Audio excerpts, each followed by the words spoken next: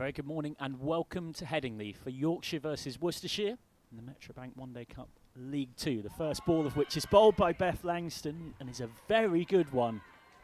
The kind of delivery that you love to see when you've won the toss and chosen to bowl. Fantastic to have your company wherever you are across the world for this one.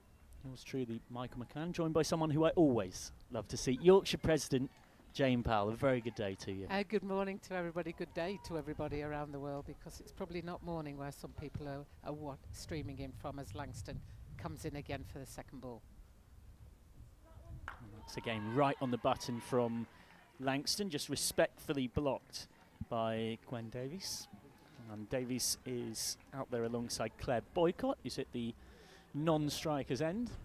No relation to that famous lineage that runs through Yorkshire cricket as well, of course. And Langston is coming in from in front of us, from the pavilion end, or the Kirkstall Lane end, with a 6-3 offside field.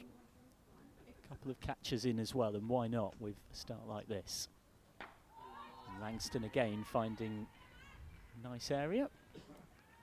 It is chilly, but it is not raining. And given the forecast we've seen all week, that is something to be celebrated. That's definitely something to celebrate. The fact that we're out there and playing, and to have somebody with the experience of Beth Langston opening the bowling for Yorkshire is a real fillip for the team. So good start from Beth Langston. One-time England international. In comes Langston. So, well, I was going to say a bumper. Don't think that's what she intended, and that's wide. So Worcestershire Rapids are off the mark with a little bit of charity from Langston. It signals as one for the over as well from our umpire Matt Tyes. Your umpires today, Matt Tyes and Neil Mallender.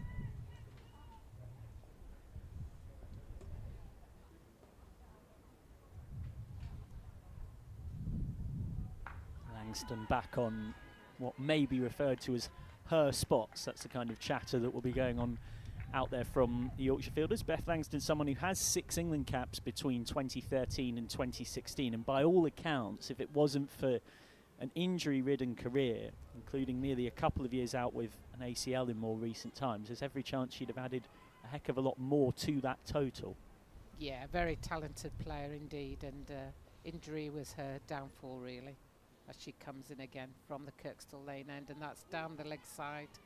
No ball signalled. Yeah, I think it was front foot no ball before we'd even got to the fact it would have been wide. A great take by Lauren Winfield-Hill, Yorkshire's captain behind the stumps, who she was telling me earlier on that she thought that these Newbury balls would swing a fair bit. There is plenty of grass out there as well for the seam bowler Langston to work with, and that was a great take by Winfield-Hill because it actually swung even further after it had passed the batter.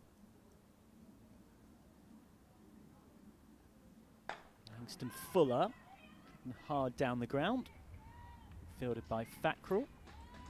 Just one ball left to complete in this first over, where just 2 extras are the score so far.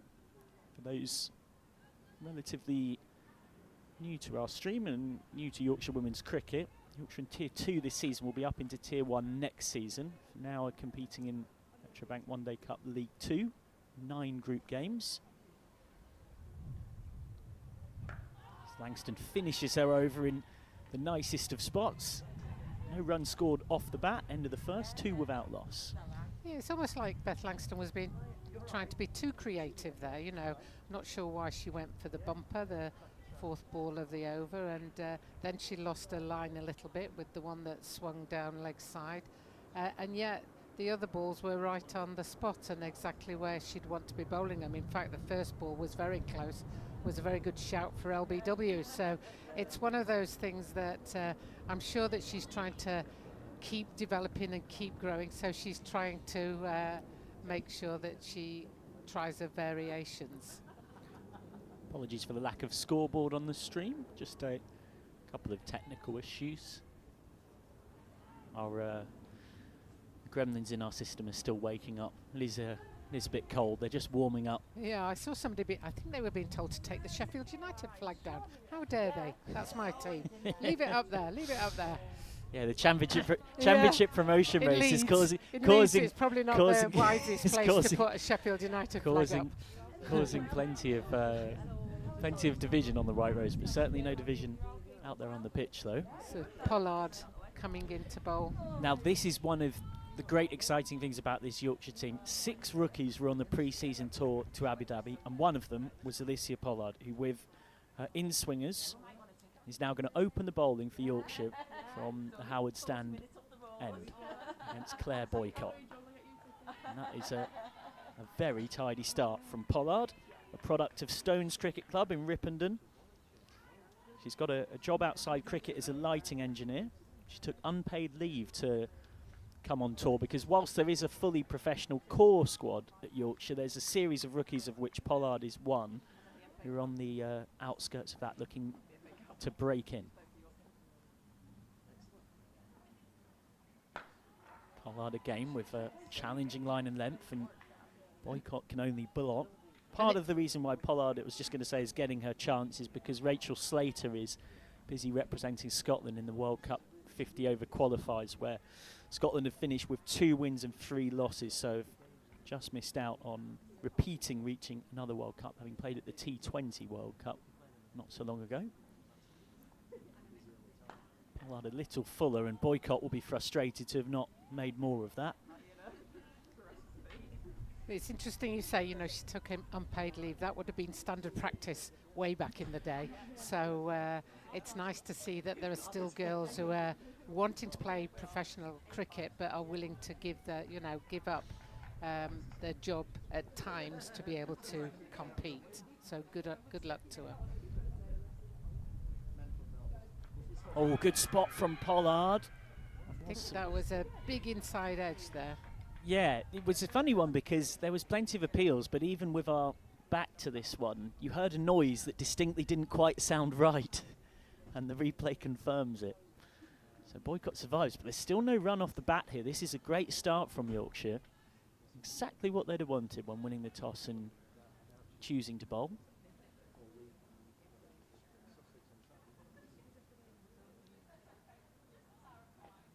That's just nudged away through square leg. Won't be a run there, though. Fielding done by Maddie Ward. Yeah, not behind the stumps. Maddie Ward is an interesting character. She does everything. She literally does everything. She's a very, very top wicket keeper. Very good bat. And I saw bowling off spin on Thursday, and she turns it. She bowls leg spin as well. So there we go. She's one of life's genuine all-rounders. Yeah, Richard Byers talked about that something of this season we'll be working out where Ward fits in. For now, 2 mid-wickets have gone in for Boycott. It's now a 5-4 offside field. And this time they will run.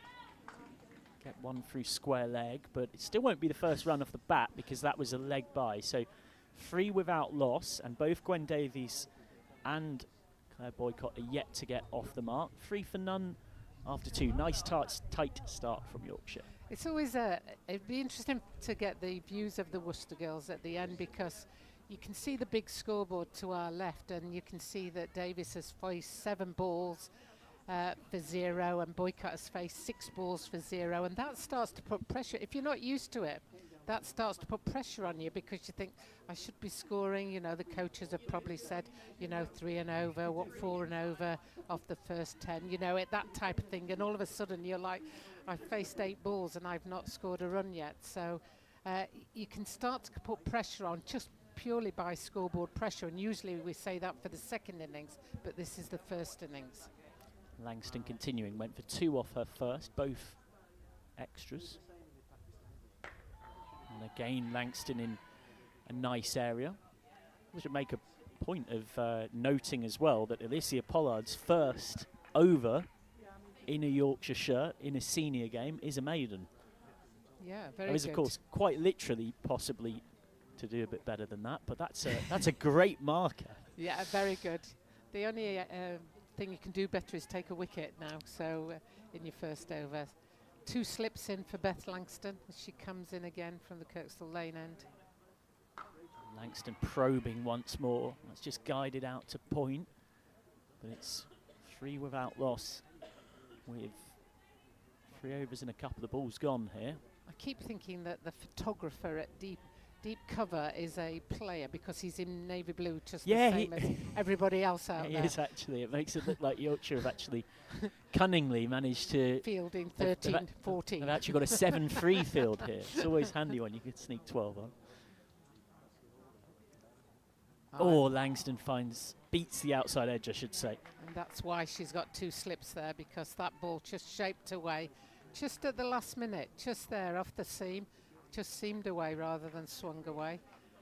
But you can see that Lauren Hill was, that was close. Yeah, not a lot of footwork from Boycott, who will be nervous. Boycott is now none off 9. We've had 16 balls. We've still not seen a run off the bat yet. And Langston again beats the outside edge, and it has Campbell in the slips having a chuckle and a giggle about how close that was.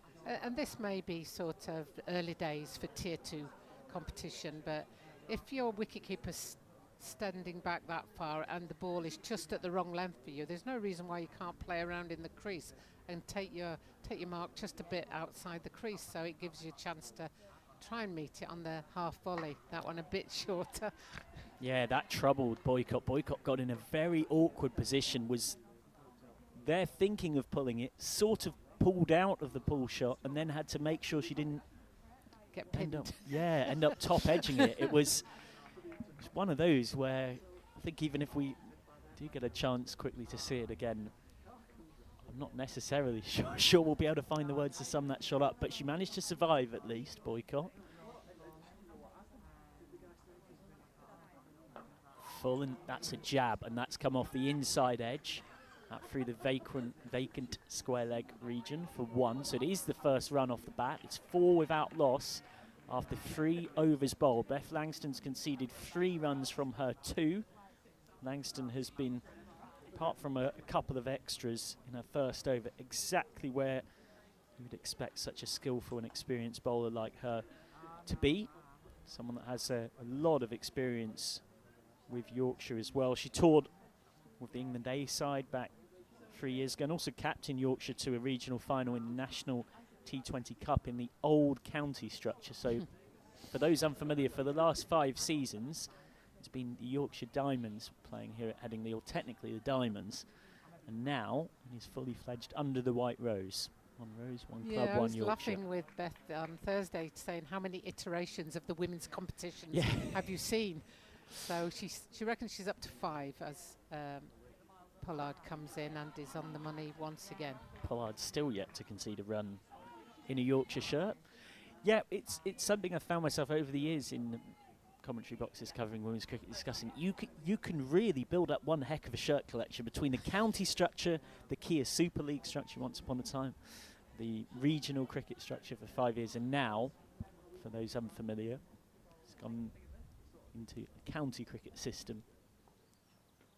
Pollard once more, and this is just blocked out to mid-on. So there's 8 counties in Tier 1, for those unfamiliar: Durham, Essex, Hampshire, Lancashire, Nottinghamshire, Somerset, Surrey and Warwickshire. Yorkshire will join next season, and then Glamorgan will join the season after. So there will be 10 in Tier 1 by 2027. Right now there's 8 in Tier 1, and there's 10 in Tier 2. Pollard again on that full length, and it's jabbed into the pad, rolls back and almost hits the stumps. That is a bit of fortune for Boycott, who scored the only run off the bat so far. 1 of 15, 4 without loss after 3.5 overs here. The scoreboard is nigh on frozen. It's Morse code out there. Although the sun's coming out, I can see some shadows out there, so it's starting to brighten up. Pollard forces a play, and well, it's a wide. It's one of those, because I tell you what, Boycott was not a million miles from nicking that through to Winfield Hill. Yeah, I was surprised that was given as a wide, but it did take off, that one. So it leapt up off. There's this little ridge. Shorter. There's this little short ridge that if you hit it in the right spot, because it's also worth saying you can't quite see it on the live stream. There's a real slope out there for the batters to contend with. Not easy. Pollard again, and that's driven a little more confidently by Boycott, but straight to mid-on for no run. Yeah, you'd have to say that, I mean, obviously they know each other very well, the Yorkshire girls, and the field has been set really well, because the only shots with intent that have been played have gone straight to the fielders at the moment. Yeah, the one change they've made, they've noticed Boycott's got a propensity just to try and work the ball off her hip when it's straight, or even from off stump a couple of times. And so there's 2 mid-wickets in. Catching mid-wickets, I would suggest, because we've taken the slips out, and there was another one where just went over the top of the stumps, that one, as Boycott is just trying to lean back almost and give herself space. It's very dangerous to do that, because if Pollard bowls a Yorker next ball, she could be in trouble. Yeah, and you're spot on that it's absolutely an attacking field set. Those 2 mid-wickets are there for that flick that Boycott likes. Pollard once more, and yeah, fine leg coming in. Just one fielder, fine leg and a third man out, so that was just the one as it was turned round the corner. it's another leg by though. So still only 1 run off the bat, 6 without loss after 4 overs bowled, and Alicia Pollard is making a great start to life in a Yorkshire shirt in senior competitive cricket. She's conceded just 1 run from 2 overs. She's bowled a maiden, and I'm sure there's plenty of people watching on our stream from Ripponden, from Stones Cricket Club, who are rightly incredibly proud. Do you know what? When you're that young, you come in with less fear. Yeah. You're just coming out to play, and you're playing at Headingley, and what a great occasion, and so I'm just going to run in and bowl. It's only as you get slightly older and people start to know who you are that you start putting pressure on yourself, as Beth Langston comes in, knowing the weight on her shoulders, and that's another play and miss, just outside off stump. Lauren Winfield-Hill can't believe that she missed that one. Yeah, and there was a moment as well where Winfield-Hill's just having a chat to her fellow experienced pro Amy Campbell in the slips, and almost just saying, I can't believe we've got to 6 without loss in the 5th over, and they still haven't nicked one. We still haven't taken a wicket. Yorkshire's captain, some of her internal thoughts, I'd imagine. Langston again. Shorter and flayed away, and this might be Worcestershire's first boundary. It is their first boundary. Just a little too short and wide, and that gave Claire Boycott a chance to throw her hands through the ball. She duly did. There was a wide third out there, but it was a little too fine to be cut off. So 10 without loss, Boycott on to 5. Welcome runs. I'm not sure that you would feel that that was a controlled shot. I'm not sure that that was a deliberate placement, but it certainly ran away down the hill for 4 runs and just evaded Love down there on the boundary. Yeah, Amelia Love not able to get there. I'm sure we'll see her big away swingers in not too long. Langston wants a response. Shorter again, it's jabbed away to point with, ironically, arguably more control than the shot that brought the boundary. Yes. But you can also understand exactly why Claire Boycott had a go at it. You've been pinned down by some really nice full swing bowling, and you get something short and wide, and you just feel like, particularly in the power play, you've got to throw your hands at it. 2 out for Yorkshire out at deep third and deep backward square leg. Still 2 catches in, and why not? 10 without loss in the 6th. Fuller, and well, that time Boycott was trying to make room and play a shot to a ball that was much shorter than that ball actually was. That was Fuller Amy from Campbell Langston. was very like, I can't believe she's missed that one. Yeah, and Campbell's sort of holding the pose of I can't believe she missed that one with the arms across the And probably thinking, I hope it evades my bat like that. Yeah, exactly. We'll see Amy Campbell with the bat later on. One of Yorkshire's most experienced players. She's talked about re-signing for Yorkshire as coming home, having gone to uni at Leeds once upon a time.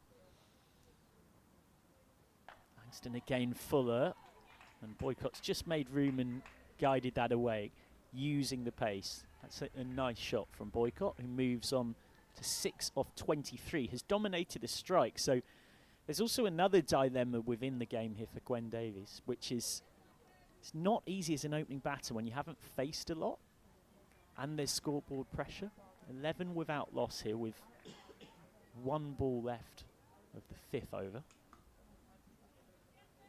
Davies still yet to get off the mark. Been watching Boycott face most of the deliveries.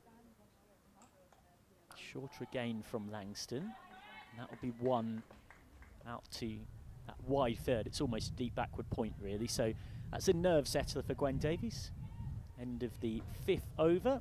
And Worcestershire Rapids, after a slow start, have started to find a bit of their life in terms of adding to the scoreboard in that over. 12 without loss. It's obviously still very windy outside, but the sun has come out now, and Yorkshire will be pleased with this. The only thing they would like at this stage is a wicket, because the runs are not necessarily flowing, but the problem is if somebody's out there for any length of time, they get more used to the pace of the wicket, the bounce of the wicket, and then they start to stroke the ball around. So they'll be looking still to get a wicket, and interestingly for the left-hander, we've got 2 slips in. Yeah, but it's Campbell at first, and then well, would you say that's a second? There is a bit of a gap between Campbell and Thomas. I think it's almost a second slash a third. I'm sure they've spaced it out appropriately. We'll call it second for Erin Thomas. Here's Pollard. And again, just turned to mid-wicket by Davies. You can see the plan here from Pollard, which is to shape the ball across Gwen Davies. Pollard bowls in swingers to the right-hander, but it will naturally swing away from left-handed Davies. The 6-3 field, the 2 out, we're at a deep, wide third, also a deep, fine leg. Pollard forcing another play and miss from Davies. It's really good areas for Alicia Pollard, the Yorkshire rookie, who's putting together an excellent spell here from the Howard Stand end. Yeah, it's interesting. She looked like she moved her feet then, but it was almost like straight up and down rather than across to the ball. So played over the top of it by the looks of it in the end. Just turned away through the onside. That's a nice controlled shot from Davies. And that'll and race it's away a fast down outfield, yeah. and it does go for 4. My goodness me. It almost seems to speed up because of the practice pitches out there. And so Gwen Davies gets her first boundary, moves on to 5 off 11. Worcestershire 16 without loss midway through the 6th. And at Headingley, the nets or the wickets, the pitches go all the way, because if it's not being used for a game, then they're being used for practice. So the ball runs away quite quickly, square of the wicket, and you'll see there it just got faster and faster. Yeah, poor old Rebecca Duckworth. As it went away from it. Oh! Back towards Pollard. Was that a bump ball?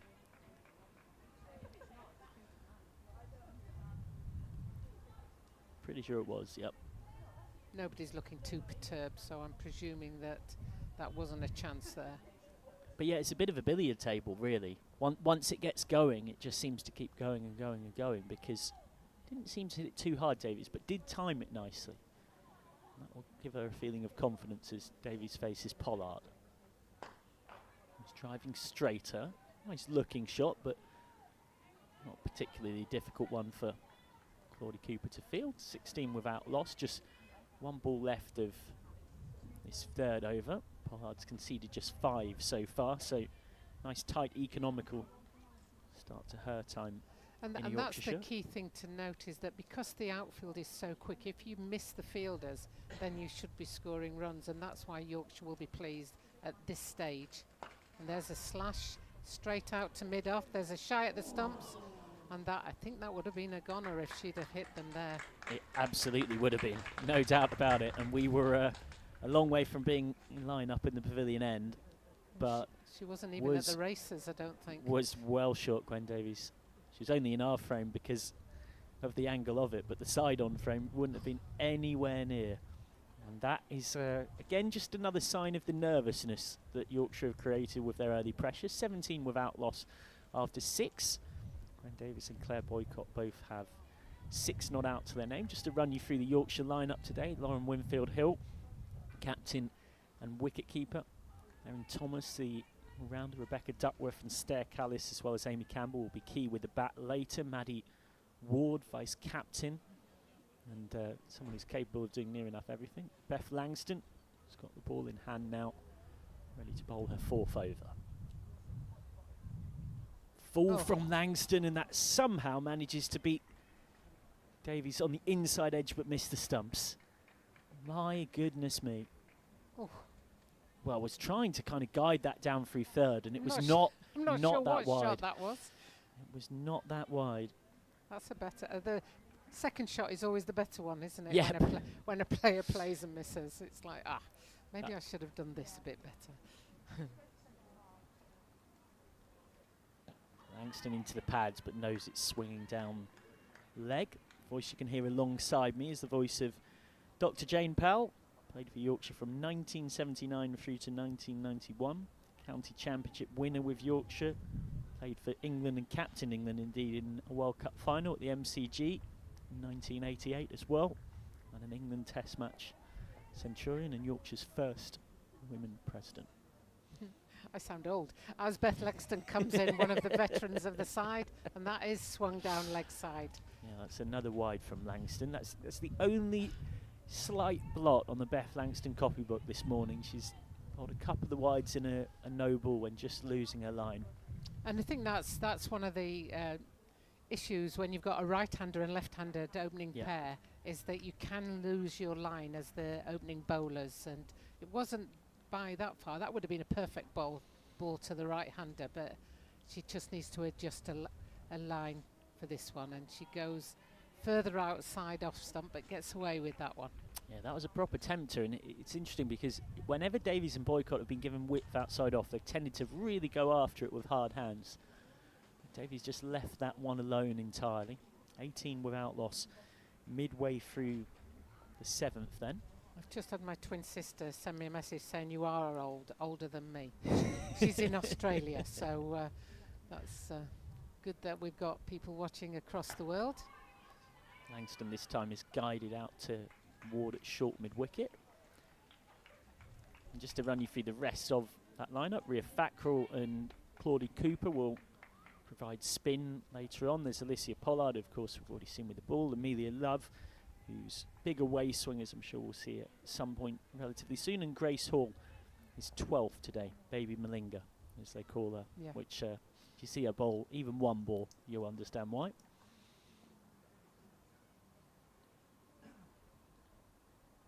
Full again from Langston, just worked to Cooper at mid-on.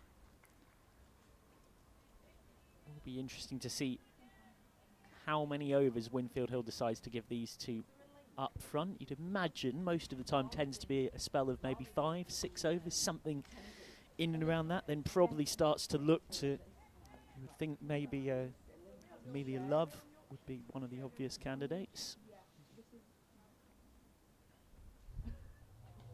Fulham just left alone again by Davies.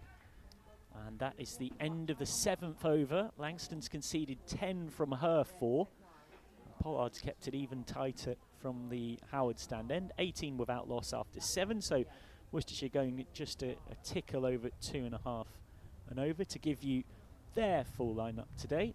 Chloe Hill, the skipper. Claire Boycott, Gwen Davies, Poppy Davis, Ruby Davis, Bryony Gilgrass, Phoebe Brett, Sophie Beach, Jess Beach, Flora Birtwhistle, Emily Cherms, and Sami Samarakun is the 12th.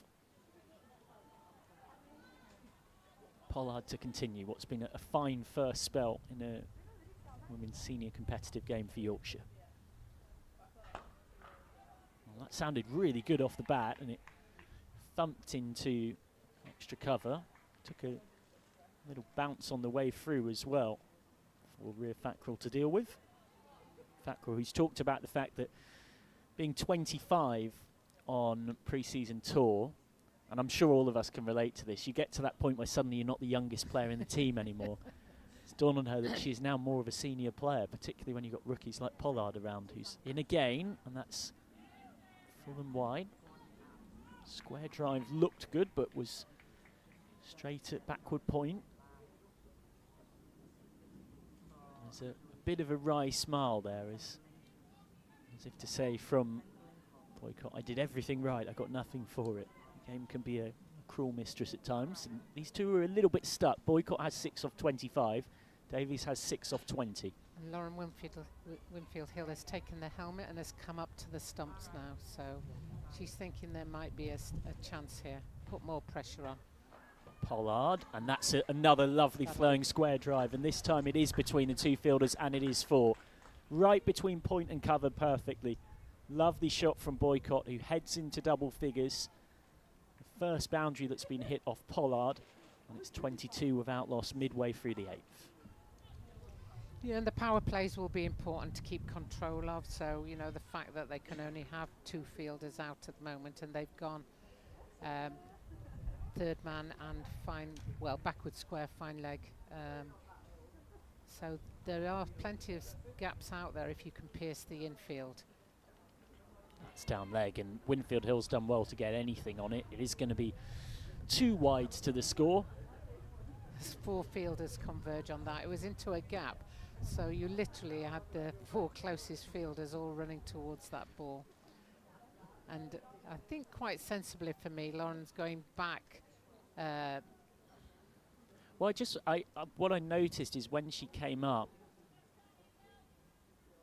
for that moment, Boycott had stood outside a crease, and it had made Winfield Hill. It's that kind of game within the game of keeper and batter. Of I'm just going to let you know that I'm here, but having had that one where she was chasing down leg Winfield Hill's gone back again. It puts more pressure on the young bowler though, because she knows that she can't stray, and unfortunately she did, because it's in her mind, don't stray. It's a full toss, and slightly got away with that, Pollard, to only concede 1 because it's whipped straight to deep fine leg by Boycott, who moves on to 11. In fact, Davies, beg your pardon, takes that single. So Davies has 7 off 21. Worcestershire 25 without loss. And of course, the other thing is when you come up as a keeper, particularly with this new ball that's swinging a lot, it's every chance you get a nick, and it's much harder to take, even for a keeper of Winfield Hill's excellent quality. That significant snick is going to be really tough if you're up there. But Winfield Hill is back up to the stumps for Boycott. And that one's just blocked by Boycott. It's on 10 off 27. The first half an hour or so here for Yorkshire in the first ever game here at Headingley under the White Rose banner as a fully professional outfit. It's been one characterised by economical bowling, as Worcestershire struggling to build a platform. Pollard. No danger of it being LBW.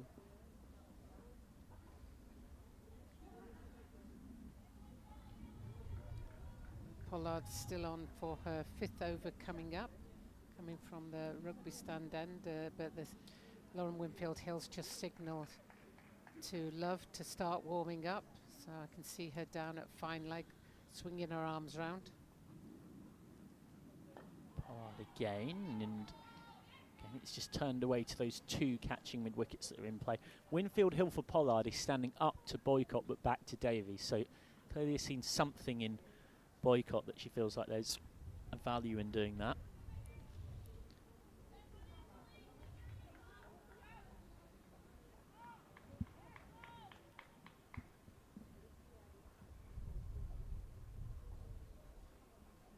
Pollard full, and that's come off the bottom of the bat and just squirted through 3rd for 1.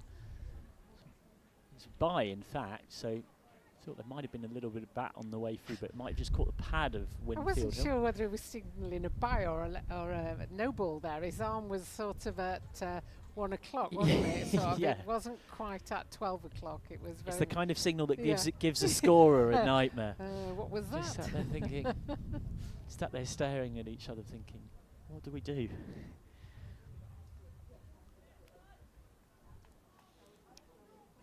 Slips come in now, Campbell. Shorter, and that just seemed to pop a little bit from Pollard. Don't know if she was tempted to hit that or not, you know, it was one of those, shall I? No, and I just hold back, and Lauren Winfield Hill rose nicely with that one, and while she didn't take it cleanly, she did stop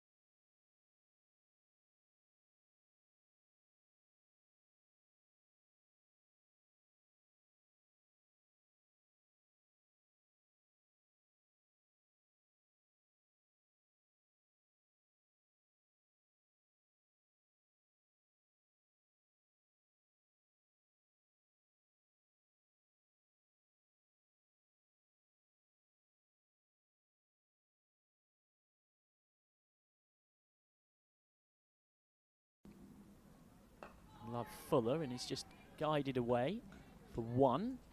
So 54 for 1. That brings the new batter Hill onto strike. Boycott has 18 off 37.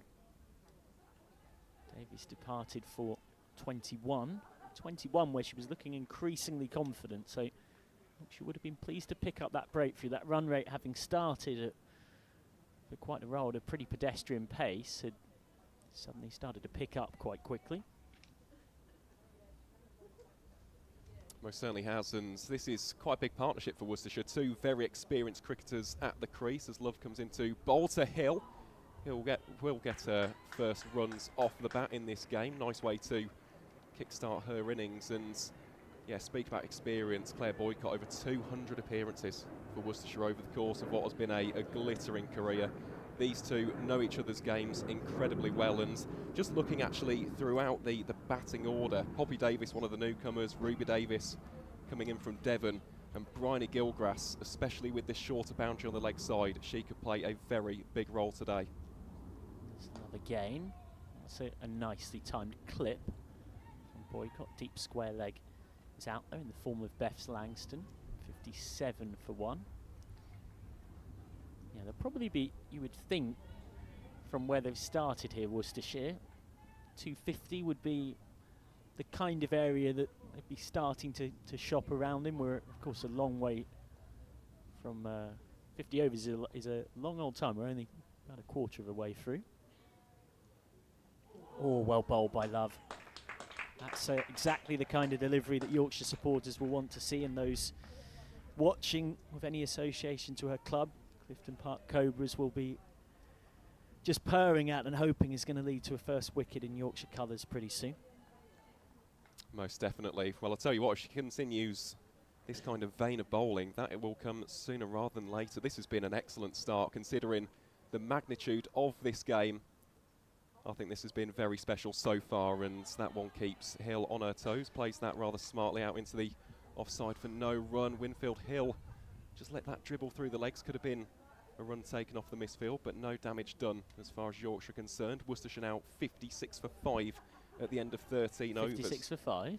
56 for 1. I was going to say that would be a very impressive collapse, wouldn't it? 56 for 1, of course, after 13, but no, I think they definitely have found a bit of a footing. You could see in those opening overs, maybe it was the nerves of the occasion, maybe got to Davis and Boycott, but ever since then, I know that Davis has since departed, but you can see with Boycott's game, she's starting to get into a little bit more of a rhythm, a groove. There's a little bit more tempo to her batting, per se. And this right now is the only cricket going on. No play so far at Cardiff between Glamorgan and Sussex, or Bristol between Gloucestershire and Derbyshire. Cooper to continue.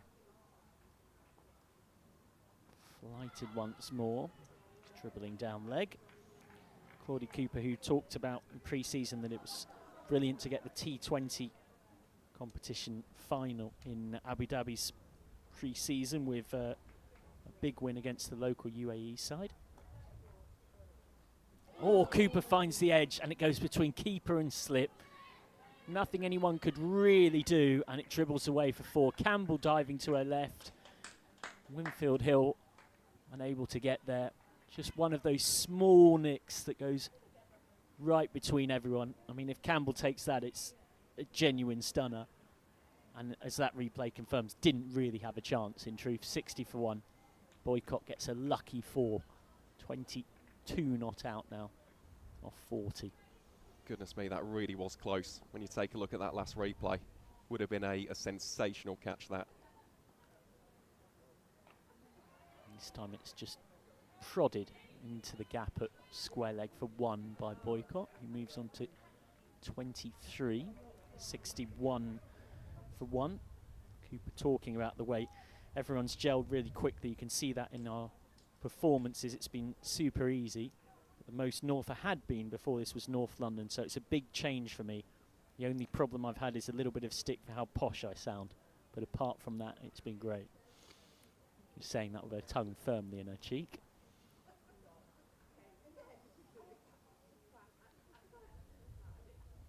Plenty of flight on that one, and Hill was prodding at it with a real sense of uncertainty. It's It's nice courage from Cooper as a spinner to give the ball plenty of air, plenty of temptation for the new batter, Hill, who has just one. This time Hill is playing with a little more control to mid-on. On the other side of that ledger, speaking to her captain, Lauren Winfield-Hill, Lauren Winfield-Hill said, "It's a nice easy £2 every time we do the fine system for Claudie sounding posh."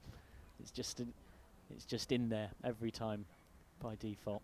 Cooper again, just prodded away, 61 for 1, 14 overs bowled, so Cooper's conceded just 6 from her 2 so far, and of course has got the breakthrough. And that is the breakthrough. Gwen Davies gone for 21. You could see what it meant to Cooper with Winfield-Hill charging at it from behind the stumps. Tell you the other aspect to touch upon there, Mike, of course, is the backing of the captain. The fact that they've set such an aggressive field. You've got Campbell in there in the slips. That, to me, already is a testament to Winfield-Hill's captaincy, her leadership style. As a spin bowler, that gives you so much extra confidence when your captain allows you the freedom to do that. Love to continue. Swipe and a miss from Boycott, who's on 23 off 42, has anchored the innings, has lived a little dangerously outside the off stump at times. Yeah, it was described by Richard Byra, Yorkshire head coach, as a pretty easy decision to make Lauren Winfield-Hill Yorkshire captain, and indeed she's been a captain in pretty much every season of her professional career. It's off the inside edge, out to mid-wicket for no run. I was having a chat with her earlier this week. We were trying to establish how long she's been Yorkshire captain, but of course there's been so many different iterations of women's county and regional cricket. But she essentially concluded by saying to me, well, I've been a captain for a team in every year, for somebody somewhere. Wow. So that is a heck of a bank of leadership experience when you end up being 34 years old. You've played 104 games for England in that time as well. Holly Armitage captained the Diamonds, the regional side here a fair bit when Winfield-Hill was away. Full. Sounded good off the bat. Boycott will get should have got no reward for it in truth. And that's a misfield that will bring 4. So Boycott gets a bit of fortune there. A moment to forget for Claudie Cooper. 65 for 1. You have to feel for Love, who deserved a dot ball and got something else. Yeah, it's unfortunate that for the bowler. But then again, she's got the next delivery, come back strong. Hopefully, of course, from a Yorkshire perspective, if she can get the big wicket of Boycott, just getting into the middle order then, aren't you? With some newer faces in this Worcestershire lineup. Here is Love again, looking to do exactly that. Pitches it just outside that off stump yet again, where Boycott is just flirting with the shot on that particular length. It's been a curious innings this from Boycott. So if you add that in, it's 5 boundaries. So 20 of her 27 runs have been scored in boundaries, but the dot ball percentage has been incredibly high. 27 off 44.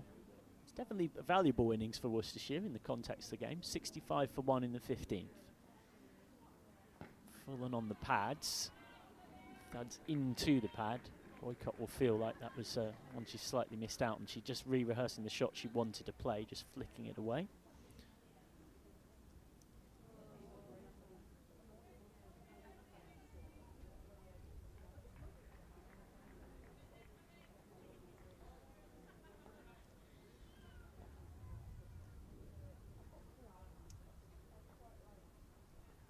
Short and wide from Love. We'll have to re-bowl that one. It's just a classic case of overcorrecting there, isn't it? Straight down a little bit leg side on the last one, looking to pin the pads of Boycott, and then overcorrect on the radar, pitched it a little bit too far outside of off. But I'll tell you what, I'm so impressed by this so far from the Yorkshire youngster. Worcestershire at the moment still 66 for 1, having lost the sole wicket of Gwen Davies, and this is now the last ball of the over from Amelia Love. It's met with a flowing cover drive out to deep cover for 1, so Boycott will keep the strike and move on to 28 off 47. 67 for 1 at the end of the 15th, going at almost exactly 4.5 and over. It is worth reminding you all at home, Amelia Love is doing her GCSEs. She is in her GCSE year. That is, you know, that's, I don't want to make anyone feel old here, because I certainly feel old when I'm saying it. But you know, her teammates were actually unsure of her age.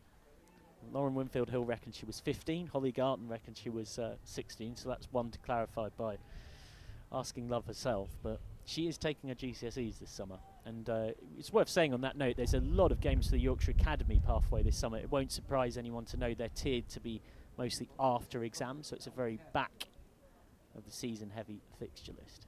It's Cooper. It's just pushed away by Boycott. Claudie Cooper's talked about the main thing is getting out there and actually playing. It's something I want to do more of, is actually playing proper games. She's getting that chance here at Headingley. Full and just drops her bat on that one, Boycott. Spent a lot of time in and around a really strong regional setup at Stars, but it's very difficult for her to force her way in with the likes of Killian Moore, Danny Gregory, and then Tilly Courtine-Coleman breaking through last season. That's a game back to Cooper. You're essentially trying to get your way in at a side that arguably had the best spin setup of anyone in the country, and a series of players there who are very good but not quite in international contention, so are consistently available. That's partly what led to Cooper making the move up north. Pushed away to mid-wicket. Is really getting through this over quickly. That's something that any good spinner should always be looking to do. It's like in the blink of an eye, we've only got 2 balls left of it.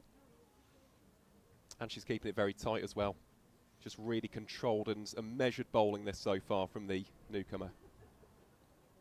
Shorter, laid away through the covers. Deep cover point is out there, so that will be just 1. 67 for 1. Boycott has 29. 1 ball left of this 16th. Chloe Hill still settling into her work. Comes down the pitch and is caught at slip. A simple catch for Amy Campbell, and it's the end of Chloe Hill, the Worcestershire captain, for just 1. And Claudie Cooper has 2 wickets in her first 3 overs of her senior competitive Yorkshire debut, having made the move from Surrey. Flight and temptation, Hill couldn't resist, and Campbell won't get many easier catches than that. Could have almost caught it with her eyes closed. Hill gone for just 1 off 7. 2 quick wickets here for Yorkshire, both from Cooper. 68 for 2. And thoroughly deserved as well. This is an outstanding start from Claudie Cooper, and we spoke about the backing of the captain, Winfield Hill, allowing for Campbell to continue to be in that slip position, and it's paid off magnificently. Well, take the credit. You spoke very specifically about it. Aaron Vowles alongside yours truly, Michael McCann. It's just good captaincy, though. Yeah, of course. It really does. It's backing your bowler, and it's being aggressive, and it's looking to take wickets, and Yorkshire have been thoroughly rewarded for it by one of the danger players, someone with a lot of regional experience at the top end of women's domestic English cricket. Has to go. So, here comes Ruby Davis, one of 4 debutantes for Worcestershire, the others being Sophie Beach, Emily Cherms and Poppy Davies. And thankfully, it's very kind of Worcestershire to ensure that Gwen Davies getting out for 21 means that by the time number 4 Ruby Davis has come to the wicket, they are not batting together.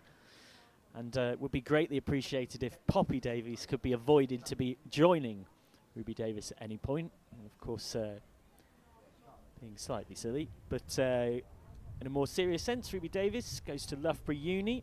He's joined Worcestershire ahead of this season, has previously played for Devon and captained them last year. He's a club cricket at North Devon. And for now, we'll get a watching brief, because again, the wicket came from the last ball of the over. So Boycott will face up on 29. Cooper has 2 for 7 off 3, and it will be Maddie Ward. She bowls off spin, she bowls leg spin, she bats, she keeps. She organises the team WhatsApp group, she does the socials. I'm sure she makes a great tea. Here is Maddie Ward, driven through the covers. Now she can bowl off spin and leg spin, so it will be interesting to see what she goes for here. She's got a 5-4 field with deep square leg and deep mid wicket out, and still a slip in Campbell, as you can see. That's thudding into the pad of Boycott, whose wicket only becomes even more important having lost those two. Really important for Worcestershire Rapids that she continues to stay there as an anchor for the innings. Driven through the covers. That was a nice flowing drive that she got no reward for. Ward, who's definitely one to keep an eye out on in this Yorkshire group. When you're made vice-captain after just one senior appearance, that tells you a lot about the regard in which you're held in. Ward again. Thuds into the pads. She's talked about the fact that I've played in games where there's been multiple keepers. When I've been fielding, I've got a bit bored. So I just thought I'd start bowling. It would bring an extra string to my bow. Turns out she bowls off spin and leg spin. A little shorter. That's jabbed away to cover. Richard Pyra has talked about let's be flexible with how she's going to play. She'll get chances with the gloves, but let's see where her game goes. Her performances on tour are a product of increased confidence, which comes from the leadership she's shown in that vice-captain's role. That's a little shorter. That's not a good delivery. And it's been given the treatment it deserves. Thumped away for 4 by Boycott. Rocked onto the back foot. Picked up the length quickly. And Ward will be really disappointed because that was a good over that was somewhat spoilt by that final delivery. And she knows it. And she sort of grabbed her jumper off the umpire with a little bit of self-loathing.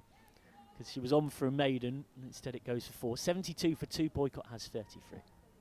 Well, it's interesting, actually, we're speaking here about the mix of off-spin and leg spin. Bryony Gilgrass, over the course of the off-season, has also been doing that for Worcestershire, so it might not be a mystery element as far as Claire Boycott is concerned. They would have faced that quite often in the nets. Whether or not we see that today remains to be seen. She hasn't really bowled her leg spin in a competitive match as of yet, but definitely that mix of off-spin and leg spin will be something that Worcestershire will be used to, and here is Cooper to continue her spell from the Howard stand end.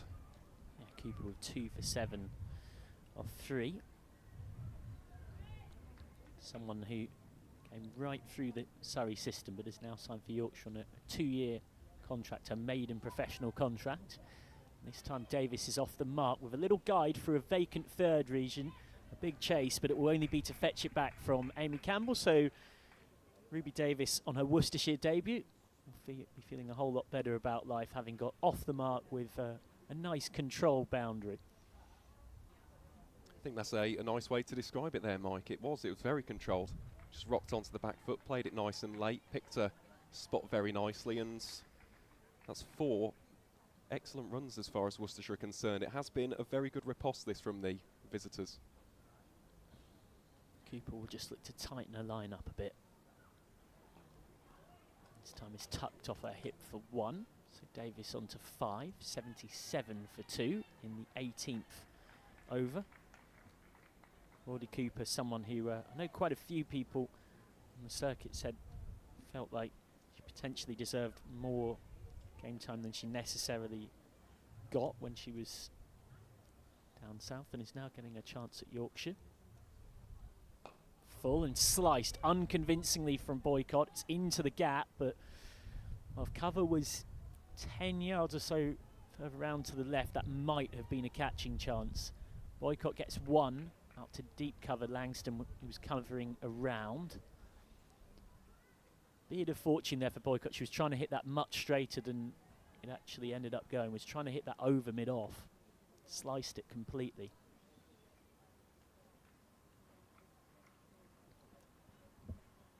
Deep mid wickets come up for new batter Davis. He's just blocking that one resolutely. Claudie Cooper, who was spotted by now captain Lauren Winfield-Hill when being a net bowler for the Oval Invincibles in the 100, and then was signed for the Oval Invincibles. Quicker one to finish the over from Cooper. 18 gone, 78 for 2. Cooper was part of the Oval Invincibles squad with 100 a couple of years ago, but didn't actually play a game. But it was that classic situation you think of, on the Yorkshire men's side, Jaffa Tran and Joe Root bowl well at Winfield-Hill. It's stuck in her memory. And last season, when Winfield-Hill was effectively starting to recruit for Yorkshire next season, tapped Cooper on the shoulder. Cooper at that point with the Oval Invincibles was just acting back as a netballer, was not in the Invincibles squad, and said, hey, how are you looking for next season? One of the interesting things about this Yorkshire squad is Winfield Hill has put together a lot of it herself with the board. Here's Ward. That's a great shot. Wide of mid-off, right in the gap between cover and mid-off for 4 from Boycott. Really classy strike. It was over-pitched from Ward. It was a bit of a half volley, but it was put away in style. Really was an imperious drive, that wasn't it, from Boycott, who's shifting through the gears now after a slightly inconsistent start. And that really is a great way to add another 4 to the tally. How can Ward respond? Well, she responds well. There's an appeal here. There's more than an appeal. It's given LBW. Maddie Ward has her first wickets for Yorkshire County Cricket Club. And Claire Boycott, the Worcestershire opener, has to depart for a very well-made 38. Rapids losing a few wickets in succession here at Headingley. Worcestershire now 82 for 3. Yeah, it looked pretty adjacent. And Maddie Ward, we've been talking about the fact that she can bat, she can keep, she can bowl offies and leggies. And her bowling, which was something of an unknown quantity to even the Yorkshire coaching staff themselves at one point this winter, is now coming into good effect here at Headingley. Boycott gone for a well put together 38 off 61. Bryony Gilgrass is now out to join Ruby Davis. It's funny with Ward, so the only reason Yorkshire even knew about her bowling, been working on scenarios through the winter. Basically sort of playing with different leadership scenarios, you know, batting and bowling, and this is the game state. And essentially Maddie Ward was captaining her team as a leader. She didn't think she was even going to captain on anything like tour, but this was just something kind of working through in the indoor school. She said, well, my team's struggling, I'm just going to bowl. Suddenly starts bowling, and it was a surprise to even the coach stuff. Oh, hang on a minute, we've got a genuine bona fide spinner on our hands. This isn't the wicket keeper and captain thinking, I'm just going to have a bowl for the sake of it. Here's Ward again. It's just tickled away. Bit of running for Campbell to do coming around from slip, so that will be 183 for 3. So Gilgrass is immediately off the mark. Easy to spot of the two because she's got the black gloves that very colour coordinated with the sleeves and the pads and the trousers. Davis with the more traditional white gloves facing up on 5. Just blocking that one back. Middle of the 19th. So yeah, basically Maddie Ward just looked at her bowlers in this indoor scenario that they were sort of playing around with and said, I'll have a go, and took a few wickets. There was a moment where it dawned on everyone that they had something quite special here. Tries to paddle, and that's a clever shot from Davis. Good manipulation of the field. It's a big chase needed for Campbell coming around. It will be at least 2, and 2 is all that they will get. Davis knowing that there was plenty of margin for error there. Gets down and just uses the pace on the ball. There wasn't quite enough to go for 4.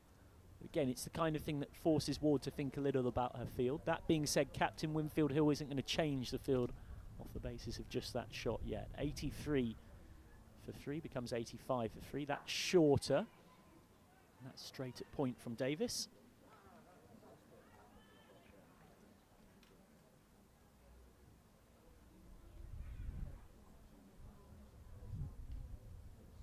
End of the 19th over then.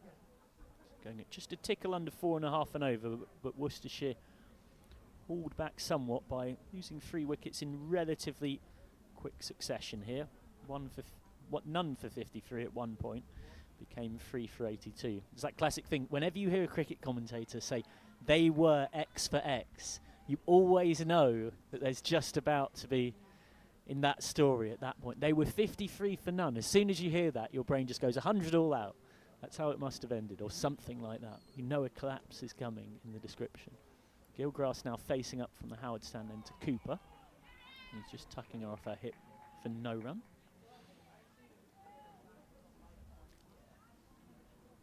Spin combination on here for Yorkshire. Cooper in her 5th over, 2 for 13 so far.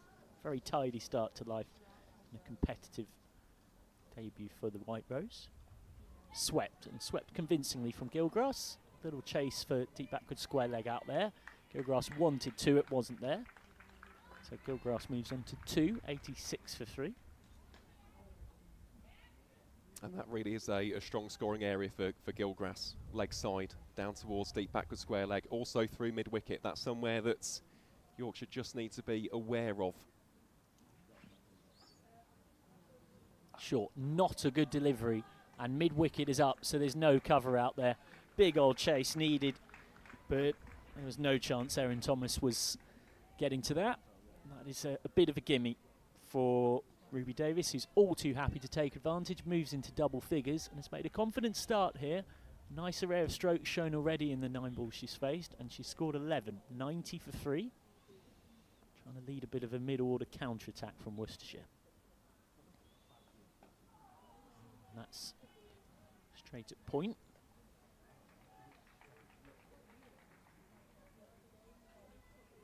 This still, as things stand, the only Tier 2 cricket that is ongoing in Metrobank One Day Cup Women's League 2. Yet to get underway at Bristol between Gloucestershire and Derbyshire, or at Cardiff between Glamorgan and Sussex. Full, plenty of flight, sliced up, catching chance, and shelled, dropped going back. Couldn't quite hold on, and it is a life for Davis on 11, 91 for 3. You have to feel for Claudie Cooper, who, when she induced a shot like that, must have thought she was just about to have her 3rd wicket. Not quite. No, could be a big moment in this game as well, as Cooper looks to respond here to Gilgrass. That's a really nice shot, met it on the full. Swept down towards Erin Thomas at deep backward square leg, and that's gone for 4, just to rub salt into the wounds for the White Rose. Moves Worcestershire on to 95 for 3. Oh, Cooper will be absolutely gutted with how that over has ended, so we'll have a quick change in the commentary position. Michael McCann will depart us for the next 10 overs, and in his place will be Dr. Jane Powell. So you'll hear my voice for the next few minutes, and then you'll hear the dulcet tones of Dr. Powell alongside me. But yeah, that was a slightly frustrating passage of play, that, for the home side, as they look to get this 4th wicket. Dr. Powell, what have you made of that passage of play? Interesting, isn't it? They bowled quite well at the start with the seamers, but it seems to be that Worcestershire are struggling against the spin bowling of Cooper and Ward, as Ward comes in again from the Kirkstall Lane end, and there's a swept round. And you just think, you need to have a think about the placing of the outfielders at this stage, because the ball's been quite aerial and quite catchable. Some poor outfielding at the moment from Yorkshire. There's been 2 or 3 misfields that have gone for 4 runs, and that really can irritate you as a captain and as a bowler, as that is just played, bowled outside off stump, and no stroke offered, as they say. No, it's been a nice start, this, hasn't it, from Maddie Ward. Crazy to think that she hadn't really bowled before this off-season. She bowls in again now to the aforementioned Gilgrass, who plays that on the offside for no run. Yeah, I think she's probably one of the most genuine all-rounders I've ever come across. She's a very, very talented wicket-keeper as well, you know, and you just think, God, this girl can do everything. She certainly can. Here is Ward, lap scoop there from Gilgrass, goes very fine. Should be a couple on here for Worcestershire as they inch ever closer to 3 figures. Indeed it is, just cut down to 2 runs. Rapids move on to a score of 98 for 3. I think all of us know someone like that, though, don't we? Someone who can naturally pick up an ability and is just good at everything. It's quite frustrating for us as mere mortals. Yeah, no, she's very, very talented. As she comes in again from the Kirkstall Lane end. And that one is a lot fuller. It's flashed outside. It's racing down to the deep 3rd boundary. Chase on there for the fielder. And the ball wins that one. Worcestershire gets to 3 figures. The Rapids now 102 for 3 as we head towards the penultimate delivery of this 21st over. And it's not the only thing that's rapid out there. This outfield is rapid, and it's shown a few times now that if you can get it past the infield, it just races away, and it doesn't matter how hard you chase it, it's going to beat you to that boundary line. Here is Ward to close out the over. That one is a nice delivery, played back to the bowler for no run. I did notice that actually earlier on, especially in the first 10 overs, off the wickets out towards the Western Terrace. It's lightning quick, isn't it? Yeah, I think I said earlier that, you know, the pitches go all the way across, because if it's not used for a game, then it's used for practice strips. So you literally have a strip of wickets from the Western Terrace right up to the long room and the members area here at Headingley. And so if it gets on there, it just picks up speed and it just races along. It is actually incredible just looking at that now. It's very noticeable, isn't it? Yes. Just how far it actually stretches. Here is Cooper to continue her spell. That's a good delivery. Has Davis questioning or second guessing what shot to play on that occasion. Really has been an excellent start this for the former Stars spin bowler. As Michael was alluding to earlier, definitely one of the most highly touted prospects here in League 2 of the Metrobank One Day Cup. And here she is to bowl again. That one just carved away out towards backward point for no run. What have you made of this display so far from Claudie Jane? Because coming to a new club, hadn't really experienced the north of England, hadn't played here at Headingley before. It's been a very, very strong start this, and she bowls that one in with a bit more zip and venom, played out towards deep point for one run. Yeah, she looks like she's settling in very well, and it also looks like she's got a few variations. She's certainly got a top spinner, which gets a lot of lift, and that will cause trouble, especially for the shorter players in each team. And, you know, she shows good talent. She's got a nice high action, and she gives it some flight. And there is that flight. That one played on its merits back to the bowler by Bryony Gilgrass. And I'll tell you what, for anyone who hasn't seen Gilgrass play yet, she really can go from 0 to 100 incredibly quickly. I'll touch upon that point in a few seconds' time. Here is Cooper again. Flights that one a little bit too far outside the off stump. That will be given as a wide by the umpire. But there was a game against Warwickshire last season where she scored a blistering 151. Completely changed the game, and so many of those runs coming through the mid-wicket region as she attempts to lap that one away. Dot ball for Cooper. Rapids 104 for 3 as we head towards this second, or in fact it will be the last delivery of the 22nd over. But she's very innovative, she's very enterprising, and in terms of the scoop shot, these lap shots, that is a real strength of hers. It's something which I believe comes from her background in hockey. Yeah, she looks to play it quite comfortably, so it doesn't look like it's a challenge to her. It looks like it's part of her armoury.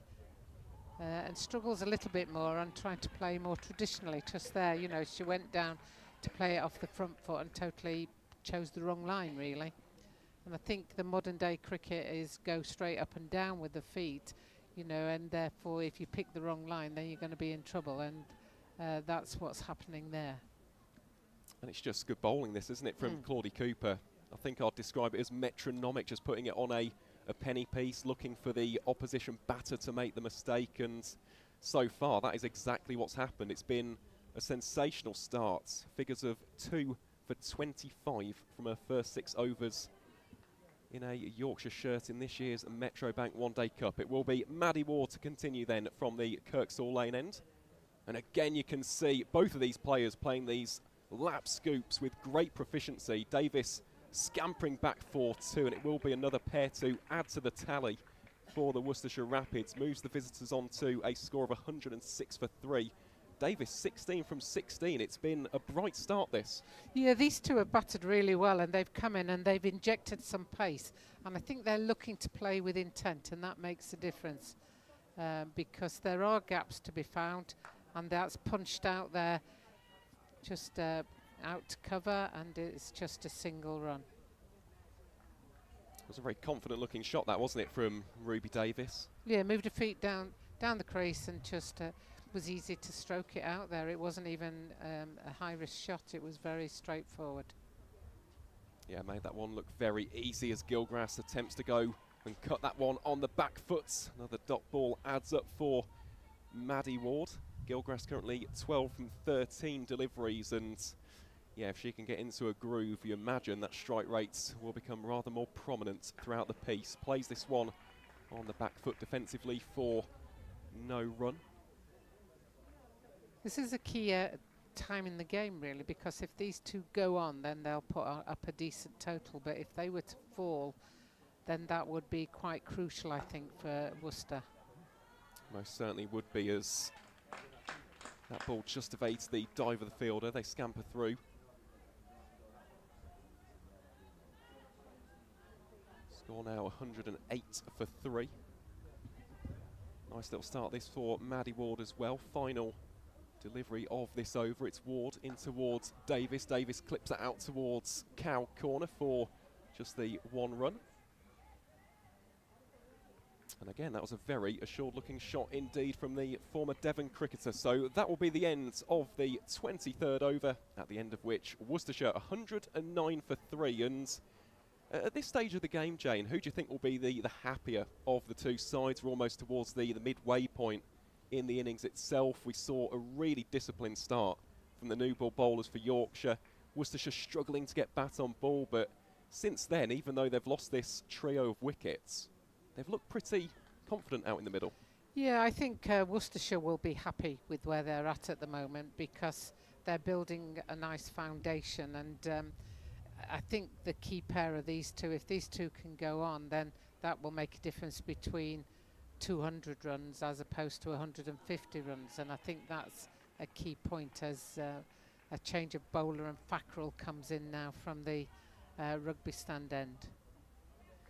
And one of my favourite sights in cricket, this, a bowler wearing a cap coming into bowl. We saw it with Erin Burns a couple of years ago as Davis looks to advance down the track, tries to dispatch that out towards mid-wicket, instead finds the diving fielder Amy Campbell. Yeah, got away with a poor full toss there, did Rhea Fackrell, but well fielded, and that's what teamwork's about. That's what you look for in your fielders when you're bowling. Most certainly is.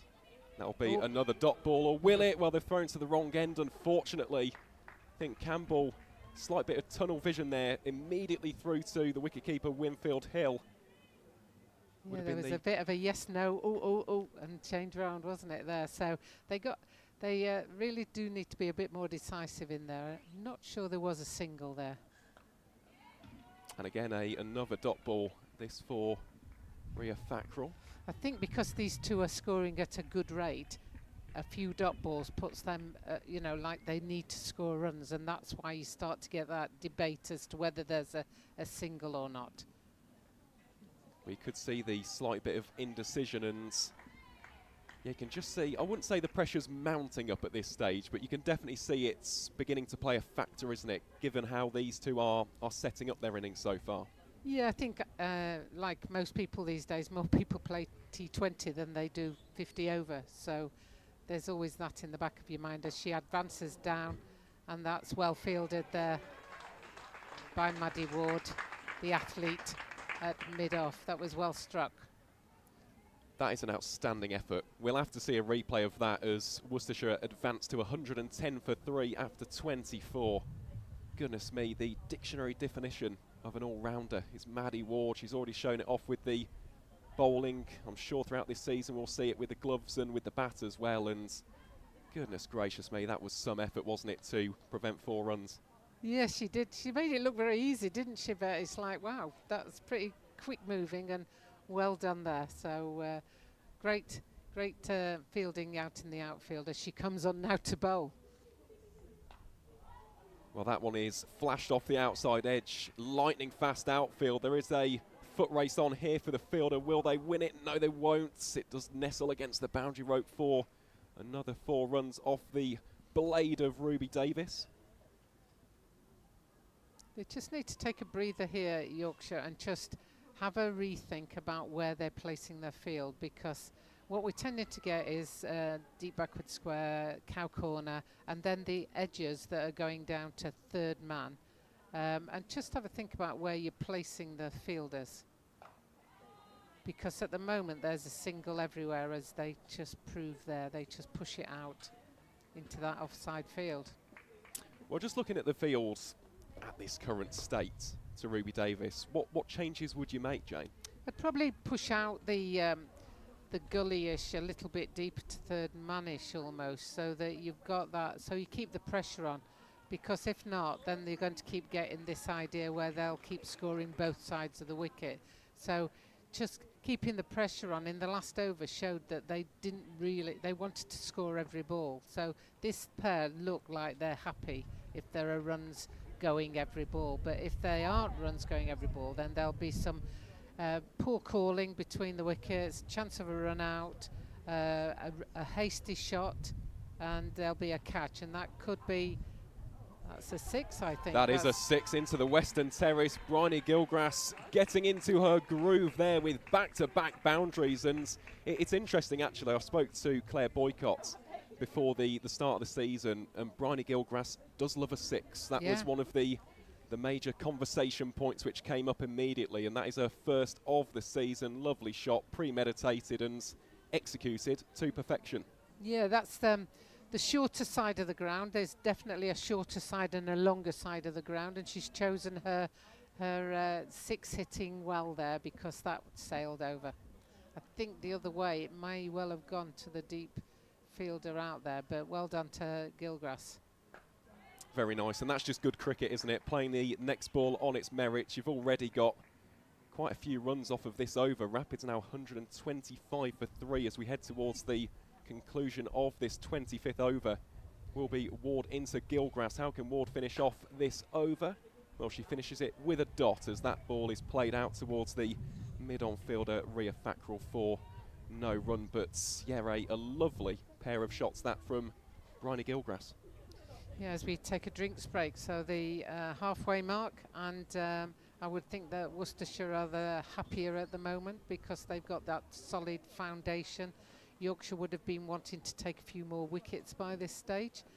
They've bowled reasonably well. Extras have accounted for 18 runs, so they could tighten up on the wides. I think there's been a few leg byes, which you can't do much about leg byes, but certainly the wides can be tightened up.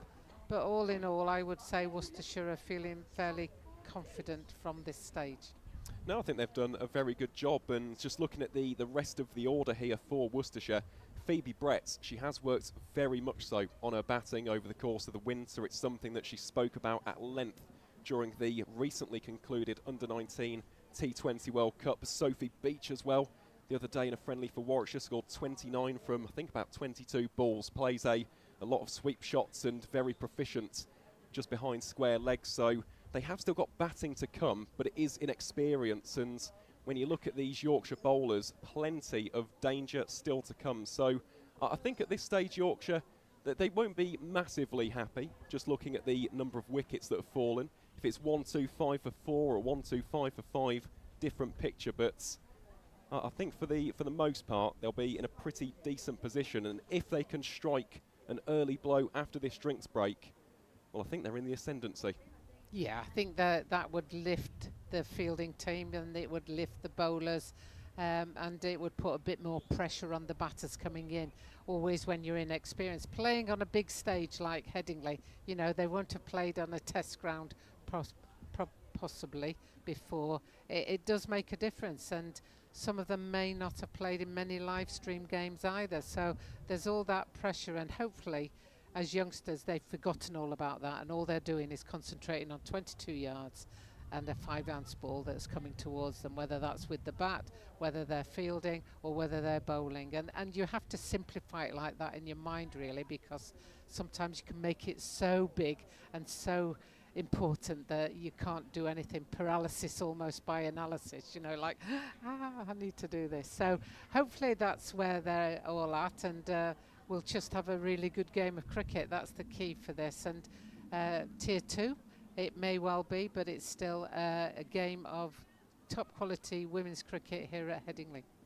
It really is, and I was speaking to quite a few people actually over the course of the pre-season, and a lot of people view these two sides as the front runners for both competitions, both the One Day Cup and the T20 Blast, as well as Fackrell continues her spell from the Howard Stand end.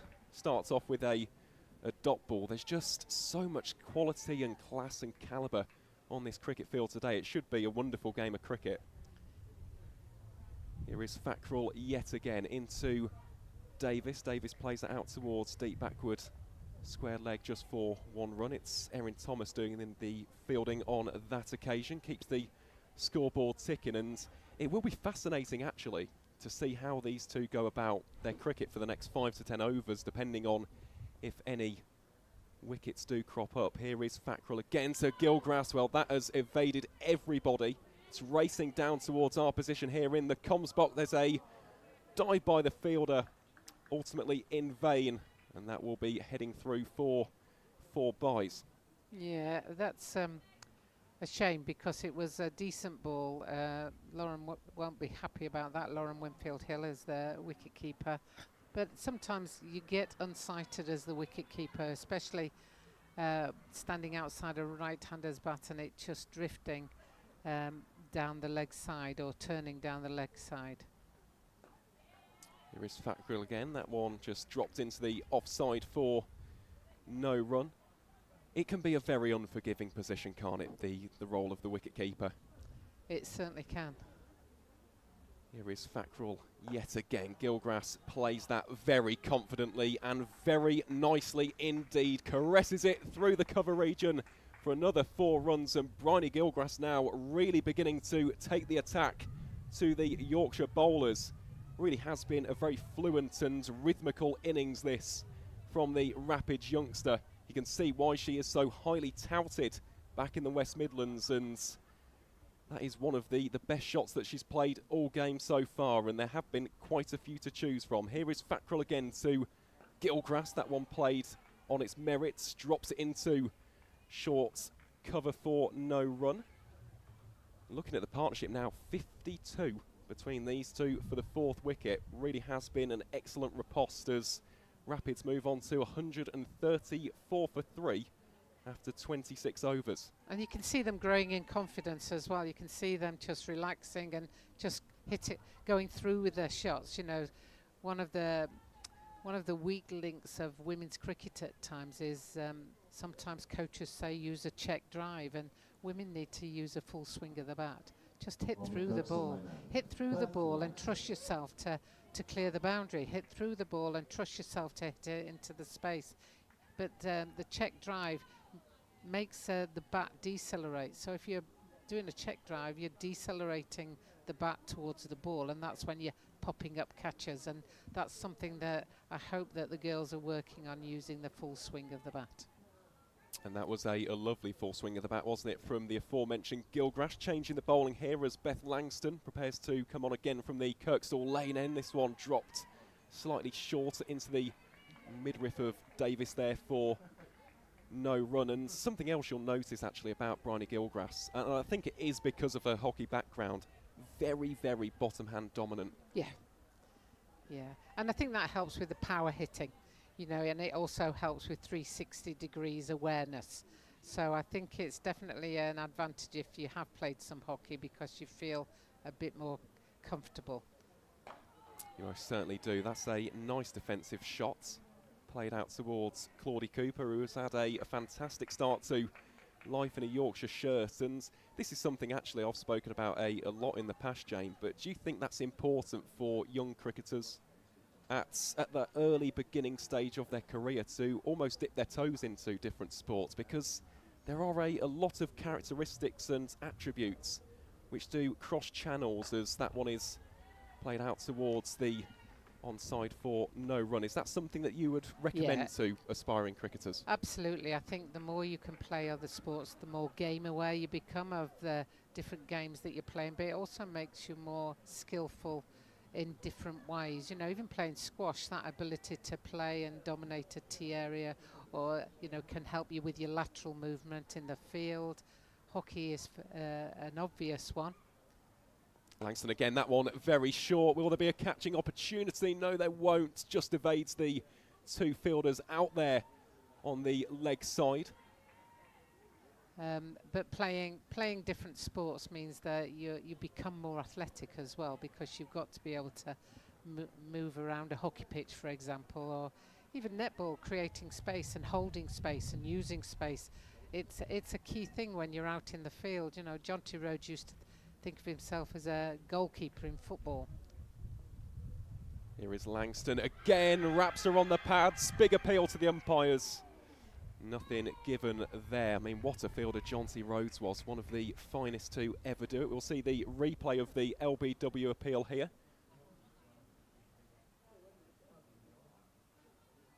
Yeah, going down leg. Good decision, ump. Certainly is, but nice bowling this, isn't it, from Langston so far. Really set the tempo early doors as well. She comes into bowl to Gilgrass. Gilgrass rocks onto the back foot, plays that out towards backward point for no run. Yeah, and going back to Jonty Rhodes. Jonty Rhodes played hockey for South Africa, and Trevor Penny, you'll remember Trevor Penny from Warwickshire, also played international hockey. They were regarded as two of the best fielders in the world. And I think the point being that when you're in a hockey position, you're in a strong position, a fielding position for cricket. So you're developing your leg muscles to be able to move in that crouch position almost, that's a power position, to be able to accelerate and go left or right and be able to pick up the ball. So there's a lot of correlation across that. There certainly is, and it is a fascinating topic of discussion as Fackrell continues from the Howard stand ends, and that is played on the up from Ruby Davis. Cracks it through the covers, and that is another boundary to add to the ever-growing tally for the Worcestershire Rapids. That was an identical place to the place she hit the last one. So by now, you know, this is where you just got to get your angles right with the fielding placings, and you know, it could always be worth just moving Amy Campbell to her right and pushing Maddie Ward out to the left deeper, just so that you've got that catching person in as that one evades the bat there. Good retaliation there from Ria Fackrell. Good response. Certainly is. It's a moral victory for the bowler, that, isn't it, when you've got the batter playing that one all ends up. Let's see how Fackrell can respond. Well, Davis dances down the track and smokes it out for 4 runs. That is a wonderful shot from Ruby Davis. Partnership now reaches, well, 60 plus. It really has been an excellent stand this after those, well, quick wickets in succession of Hill, Boycott, Davis. A lot of pressure, a lot of onus, a lot of responsibility on these two just to reset the foundation. And I tell you what, they have done a magnificent job of this so far, as we've just seen a little bit of movement out in the field. Let's see what Fackrell can concoct on this one. So it will be Fackrell to Davis. Davis thinks about playing the cut shot on the back foot, thinks twice about it, instead allows it to nestle into the gloves of Lauren Winfield Hill behind the stumps.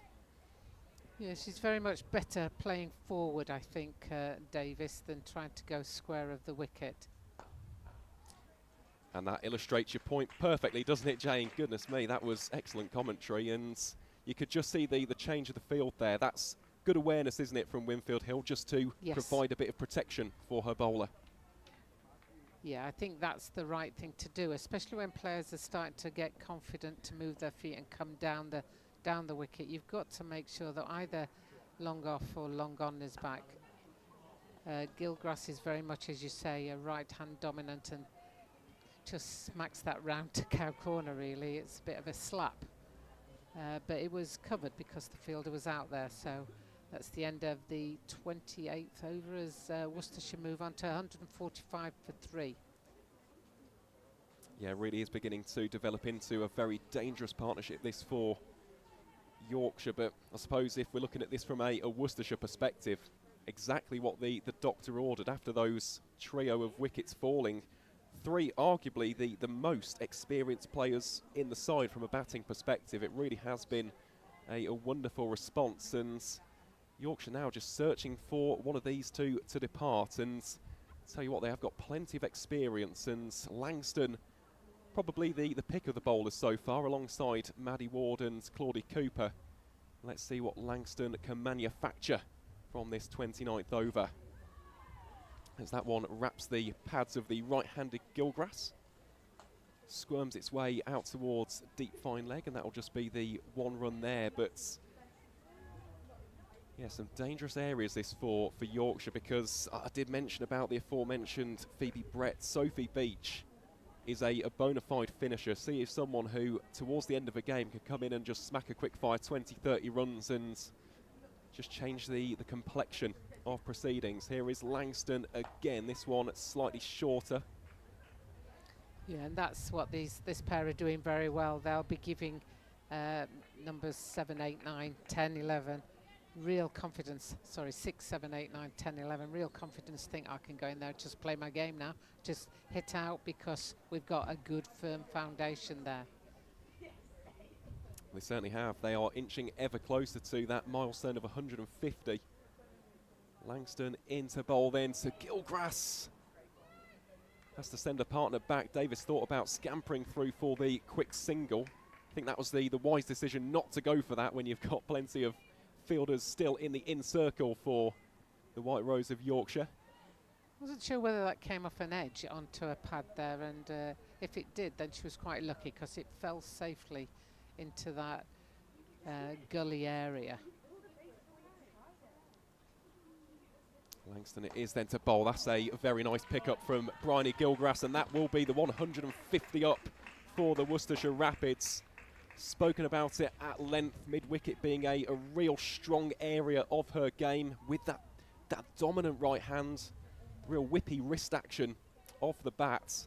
Yeah, she plays around a pad quite a lot, and so if you can bowl it as a full Yorker, then she's going to be in trouble, because she'll be playing around it and she'll either miss it and get bowled, or it'll be an LBW. So anything shorter, then she's got the room to swing there, and that she tried to hit that one through the off there with a shorter ball from Beth Langston.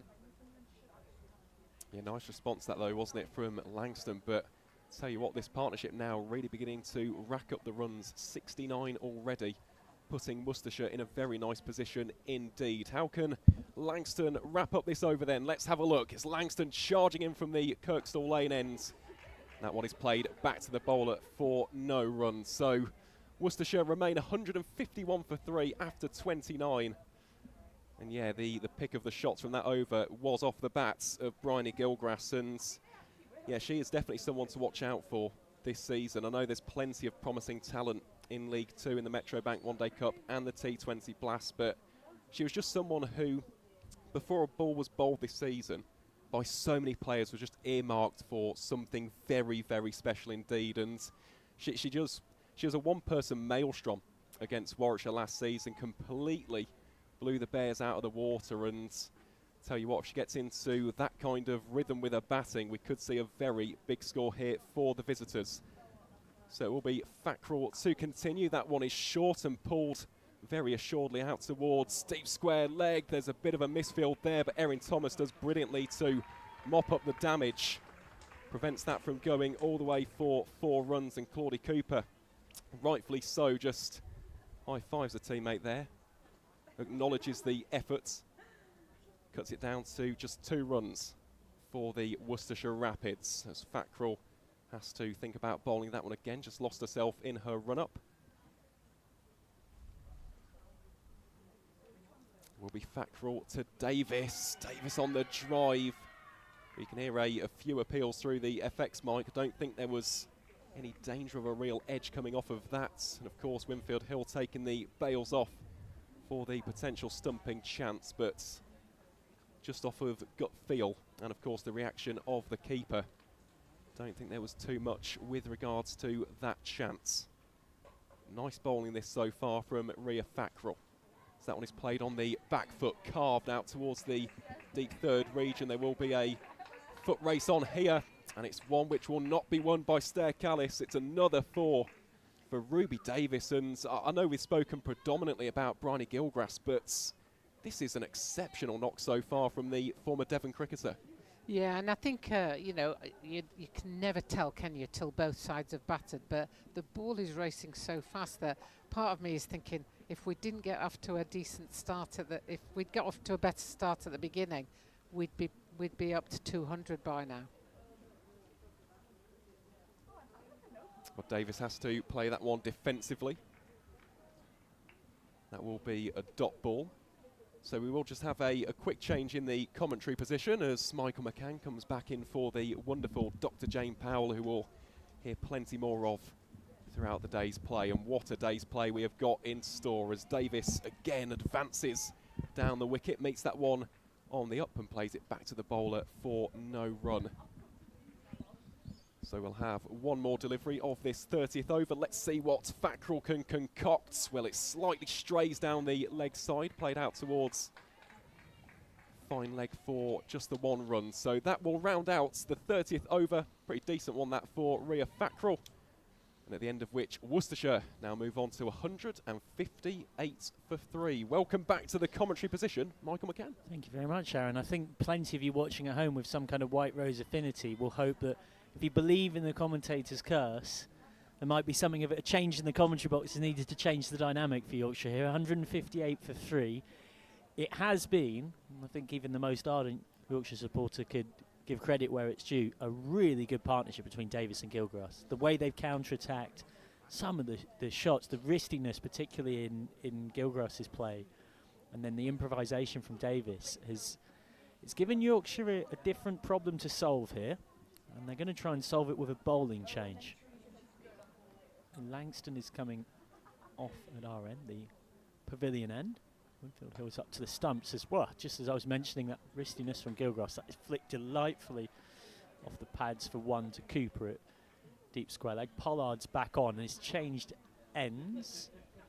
5 overs, 1 maiden, 27 from her first spell, which was from Howard Stand end. Yes, it was change of end for Alicia Pollard. And this will be an interesting battle because Gilgrass is on strike here. I've just had a look at where she's positioned. She's looking to go leg side. Well, she can't go leg side on that one because it's hung outside the off stump. But from what you've seen so far in this partnership, Mike, what have you made of the batting from Davis and Gilgrass? Yeah, two contrasting styles. You can see that Gilgrass really likes to fetch things through that onside and let that bottom hand come through. She's the kind of player, and I say this without actually knowing this bit of her background, I speculate she'd be very good at tennis or squash. Well, we'll touch upon that in a second as that one is driven full-blooded into the hands of Claudie Cooper for no run. Yeah, myself and Jane were just talking about this. It's actually a hockey background. Oh, she's won the crocky goals, as people call it. Yeah. So that explains why there is the dominant bottom hand, and yeah, she is apparently an excellent hockey player as well from what I've been told. Plays for Stourport back in Worcestershire. Goodness me, this really has been an excellent start in this year's one-day cup. Well, that one has flashed outside the outside edge. Goes down to deep third for just the one run. Moves Worcestershire up to 160 for 3.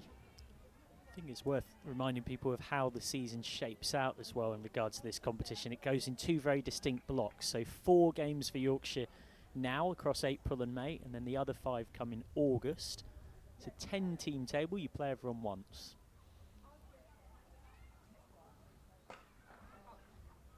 Oh, that's out. Well, a bit of luck for Love, who will not care how. She's got her first wicket in Yorkshire senior competitive cricket. It is with a full toss, and that is the partnership breaker that Yorkshire so desperately needed. A stand of 78 for the 4th wicket is ended. Amy Campbell takes her 2nd catch of the day. Davis has to go for 44, 160 for 4. A bit of luck and some wry smiles in the huddle, but Yorkshire won't care how. The partnership's broken.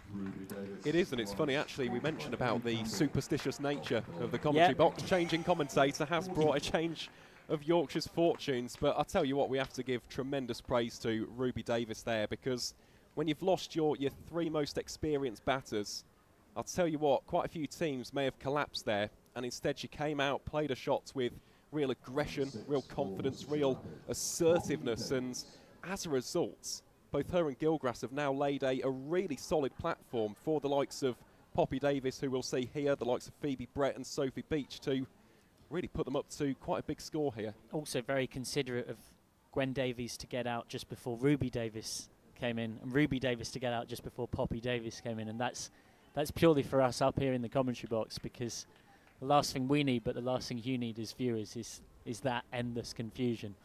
I remember commentating on Lancashire Thunder, which is an interesting omission to make when you're making your debut commentating for Yorkshire Cricket TV, but we'll move on.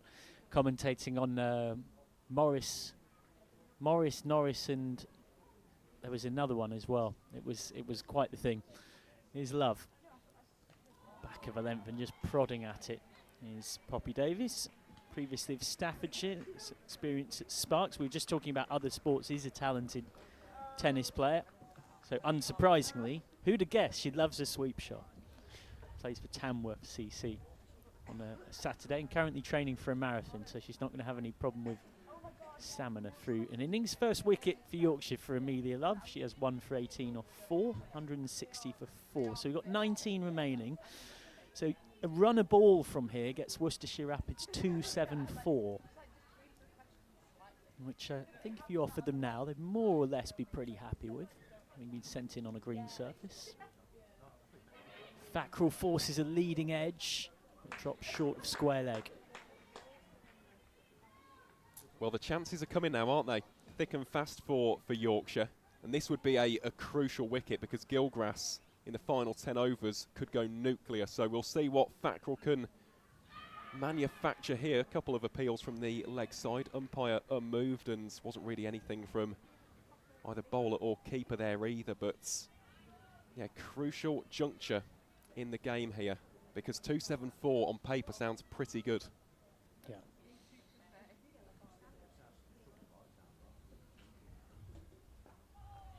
Just blocked by Gilgrass, who has become increasingly key after that departure of Davis. A lot to enjoy about that innings. 44 off 46 with 6 boundaries. Really changed the momentum of the game as well, and that partnership almost doubled Worcestershire's score from when they got together.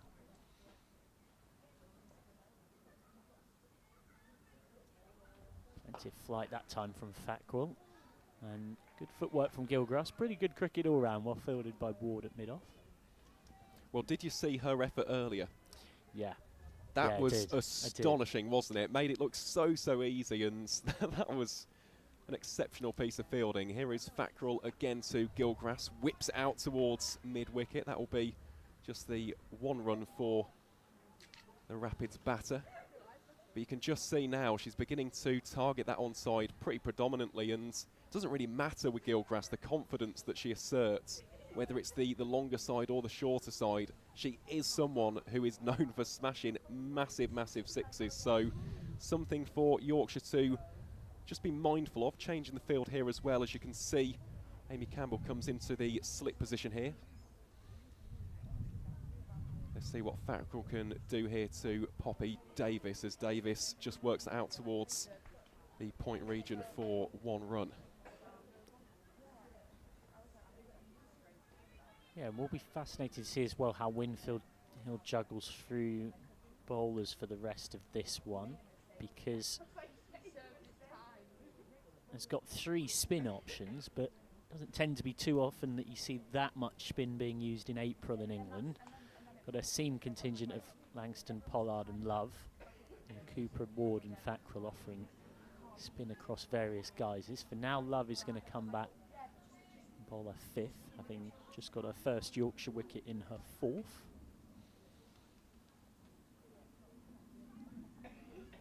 That's a beautiful delivery. Winfield Hill reckons there's a nick on it, but the umpire does not. So Poppy Davies survives. Well, Winfield Hill's reaction was as if there was certainly something on the ball. I mean, we haven't got hotspot or ultra edge, so there's only so much we're going to be able to tell you from the 4th tier of the pavilion commentary box with that replay. But what is for sure is that is a fine bit of glove work. And again, in a nice spot from Love. You'd expect nothing less of Lauren Winfield Hill. Just the 264 catches and stumpings. Senior cricket, which Pai was saying it was an easy decision with the way she is around the group, the way she speaks and her experience to make her captain. What impressed me most was the way she took 6 academy girls under her wing in pre-season, had them feeling comfortable. That's a sign of a good leader.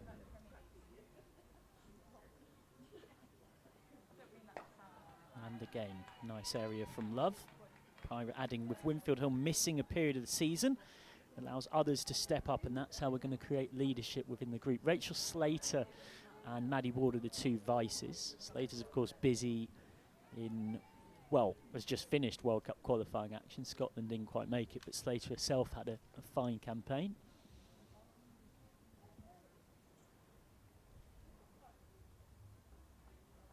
It's again a good spot, but Davies responds with a slightly mistimed drive. She was trying to get that straighter than went, skewed slightly off the outside edge, but the power and conviction of the shotman got through the cover region for a single, slightly unconvincingly. This is a good over from Love.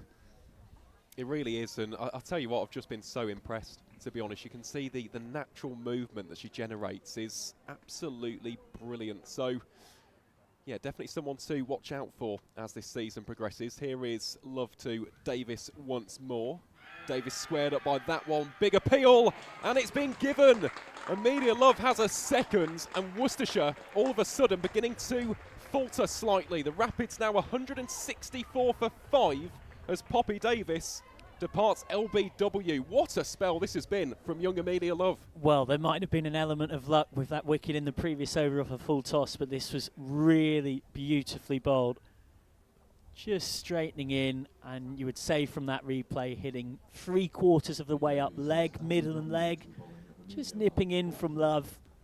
There's a lot to enjoy about that kind of delivery from the Yorkshire rookie, who has wickets in back-to-back overs. Poppy Davis's debut, certainly with the bat for Worcestershire, is shorter than she might have liked. She's gone for 3 off just 7. It is the dictionary definition of the old 1 brings 2, because from 160 for 3, it is now 164 for 5.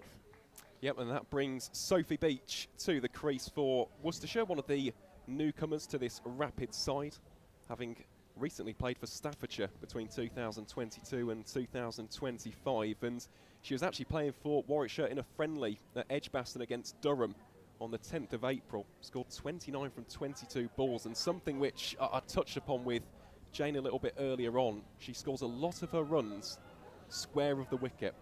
So that's something to watch out for in terms of playing those cut shots out towards points, the little scoop shots as well, the sweeps. She is someone who can come in and really inject some life into the business end of an innings. Player that's more about using the pace that is on the ball rather than necessarily generating it through the, her own power. Absolutely. Is a good manipulator into gaps.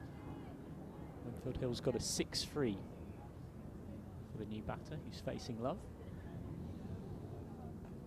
It's just nibbled away down to deep third. You would imagine, while she's got those natural attacking tendencies for a period of time at least, she'll keep the strike, having just gone off the mark nicely there. 164 for 5 off 33. Wicket taking over for Love, who has 2 for 20 off 5. Run rate's just a tickle below 5. The first job for her will be just get Gilgrass on strike as much as possible. That's what Worcestershire need here for a period of time. Gilgrass was batting beautifully and still is, and is there on 34 off 39. Just needs some steady company for a period of time. 17 overs left, and a runner ball gets up into that sort of 270 type area, but you sense Gilgrass is pretty key to that. Fackrell's going to continue. 25 conceded off 5 thus far. Played straight to mid-on. Fackrell has talked about the fact that at 25, suddenly on this tour with a whole load of rookies who are doing their GCSEs, it dawned on her that she was a senior player. Just pushed out into the covers.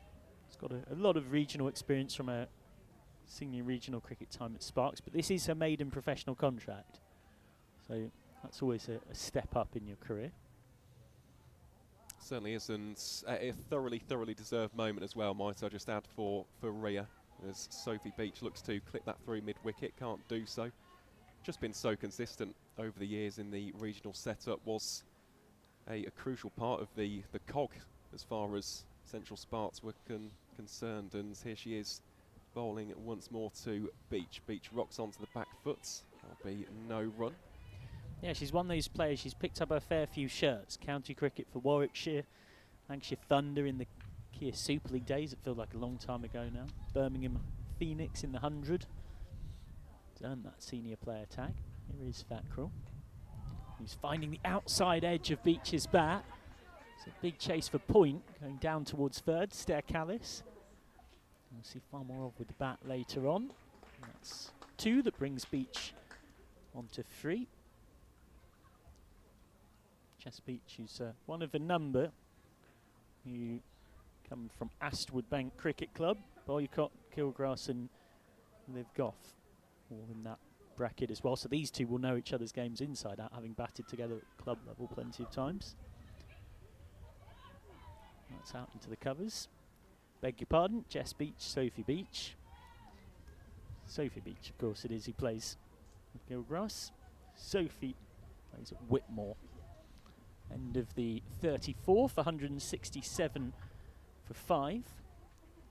Beach is another debutant as well. That's of course the other thing this reshuffle's providing. So 4 debutants for Worcestershire and a fair few for Yorkshire as well.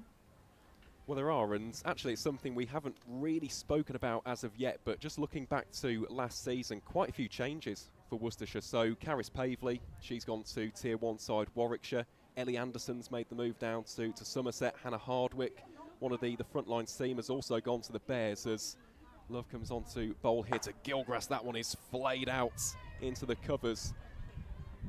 Just seeing there the movement of the 2 Worcestershire batters. They thought for a split second about coming back for 2 runs. Some good fielding though from Erin Thomas, cuts it down to just a single.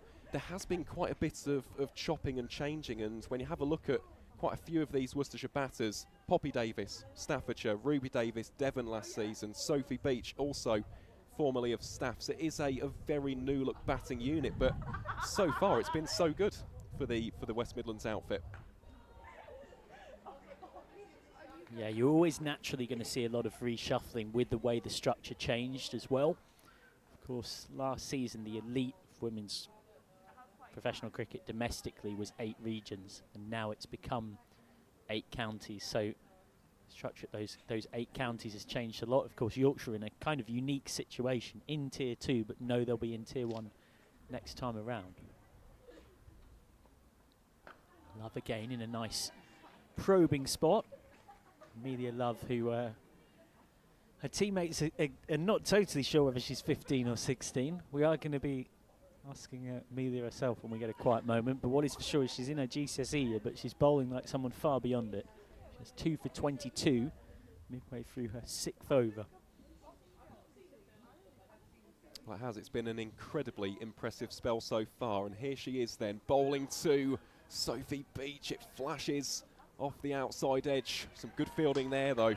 Really good fielding coming across from deep third. Cuts it down to just a pair of runs, and I don't want to say this in the commentary position because there is the element of the commentator's curse, but you're so just about to go exactly, and say it. Absolutely, that's the cliche. We're going to, but she hasn't bowled a bad ball so far. It's not just been... Well, the irony is probably the worst ball she's bowled was the one she took her first wicket with, the full toss that was hit to Campbell at mid-wicket.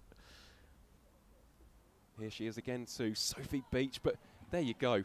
Carbon copy. It's the lovely lateral movement, and we also have to say a few words about Lauren Winfield Hill's keeping here, because it is not easy at all to stand up to the stumps and against pace. The other thing you can't fully appreciate, although the live stream slightly shows it, is that she's keeping on a slope, and batting on a slope is awkward, but as is keeping, you know, particularly when you think of your weight and how that transfers, just trying to adjust at such short notice.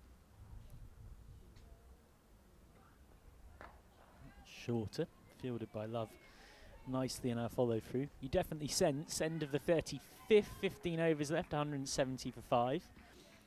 So Yorkshire will feel a little better for picking up those 2 wickets. Run rate's 4.86. You definitely sense one of the arcs of the story of this season for Yorkshire is these youngsters bursting through. You know, Holly Garton with her leggies got Sophia Dunkley out in a pre-season game against Surrey. Fran Lonsdale, Lucy Randall-Bissell, Olivia Thomas, the leggy who was at Lancashire, who's now across the Pennines. Amelia Love, Alicia Pollard, who we're watching here. They'll get plenty of opportunities this season as Fackrell continues. Straight to mid-on. Well, just touching upon that point, Michael, I mean, this is one of the big questions, isn't it, heading into any season? But from your perspective, what do you think the expectations of Yorkshire should be, both in this competition and, of course, in the other two in the T20s? So, good question. Here's Fackrell once more. Gilgrass playing confidently down the ground for one. And there is a game within a game here that Yorkshire will want to starve Gilgrass with a bit of strike. Get a good go at the U-batter beach. So, I mean, not that I speak for them, but I think there would be an expectation to be strongly competitive in Tier 2 as one of the only full-time professional outfits. But Richard Pyro, I know, has stressed a real importance on process rather than results. Fackrell again, that's short, out to deep mid-wicket. He's talked a lot about how it's about implementing a style and a way of playing and the work that's been put in and seeing where that takes the group, which it's modern parlance for we're going to work as hard as we can and we're going to hope it's going to pay off. That's broadly the way of seeing it. I know Gavin Hamilton, who's director of cricket at Yorkshire, said it's a big job, and this was a good point, it's a big job implementing a style of play and working out where people are best suited. There's lots of work to do, but there's plenty of games to work on it. That's just guided out through point for one by Gilgrass. One thing that is interesting to note, so there's 3 competitions for the women this season. There's the Metrobank One Day Cup League 2 that you're watching, but then there's 2 different T20 competitions, which have 2 very different shapes to them. One is a league and one is a knockout. But the knockout has a curious twist. This is Fackrell. Turned away straight to short mid-wicket. It's a knockout, but Yorkshire's map to the quarter-final is already planned through because the draw has been done for multiple rounds at once, which you don't always see. 36 overs gone, 173 for 5. So on the 5th of May, Yorkshire will play Derbyshire in round 1 at Harrogate, which will be live streamed on Monday the 5th of May. And then round 2 is against Cumbria and Stafford, 5 days later at Wheatwood, if Yorkshire get through round 1. Those are, so Derbyshire in Tier 2, Cumbria and Stafford are in Tier 3, and if Yorkshire were to get through those 2, they'd then have a bit of a plum tie. They'd face Essex in round 3 at home on the 17th of May, and that would be a really good chance for Yorkshire to test themselves in Tier 1 against a Tier 1 side in a competitive game. So that's how one of the cut runs works through, as love continues. So that would be a particularly intriguing prospect, to get a chance to effectively have a cup upset, if you want to call it that. And then the other competition, the Vitality Blast League 2, is more of a league format. So that starts on the 1st of June against Derbyshire. There's 8 games, and Yorkshire will aim to reach finals day, which is on the 26th of July at Northampton. Semi-finals that day and a final. Nice controlled square drive for 1. 174 for 5. Gilgrass is on 38, but has been starved of the strike a bit and has watched wickets fall at the other end. Well, she has, but still looks very accomplished at the crease. Hasn't really allowed it to dictate how she's playing, which is really impressive. And I spoke about it a little bit earlier on, but in terms of destructive players, she really is the hard hitter for Worcestershire. I don't think we'll see a tee off as of yet, as Love comes into ball to beach here.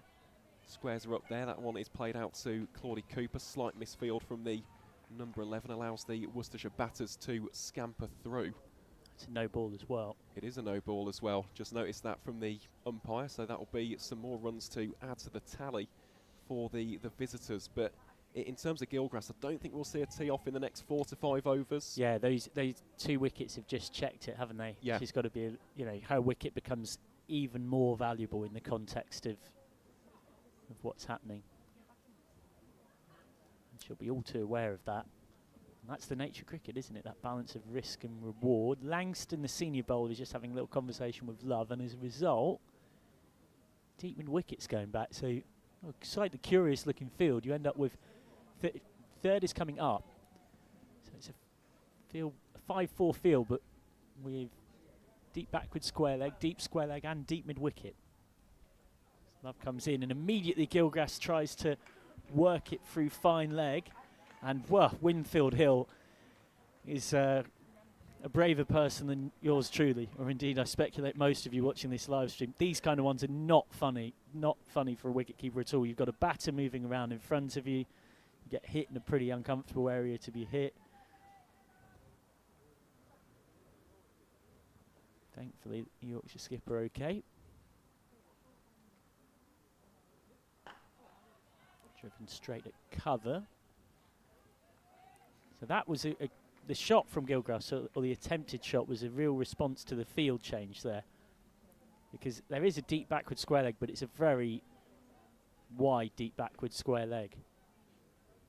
So that scoop shot is still very much in play. It is, and it's something that she does possess in the locker. So we'll see. Let's have a look what this ball has in store for us. Gilgrass looking to go big, hacking it over the onside. Plenty of appeals from the Yorkshire fielders. Umpire unmoved, nothing given there. So one more ball to go in this over. We just see the replay just on gut feel. Looked as though it was just straying down the leg side. I don't think there was too much in that appeal. But let's see how Love can round out the over. You can see already the intent from Gilgrass completely proving my point incorrect. She's teeing off already. And there you go, Gilgrass goes aerial. Shouts of catch it. Well, there's no one out there at deep mid-wicket, and that will race away for 4 more runs. Bryony Gilgrass moves on to 42 from 50 deliveries, and at the end of the 37th, Worcestershire now move on to a score of 180 for 5. Well, there was that element of trying to induce this. The in-swinging bowler on, they brought deep mid-wicket up and wanted to say, if you fancy having a go, come and have a go. And Bryony Gilgrass didn't need a second invite. And that's part of the game. Sometimes you're trying to induce a false shot or a mistake. And as it was, Gilgrass gets her boundary. Reward for being brave. 13 overs left. Run a ball from here would get 258. It's properly one of those scores. I'm not sure whether Worcestershire would take it at this stage or think if Gilgrass bats free, they might get more. Beach this time. It's getting funky, very much living up to the description given by Aaron Vars alongside. Looking to score square the wicket, misses on the reverse.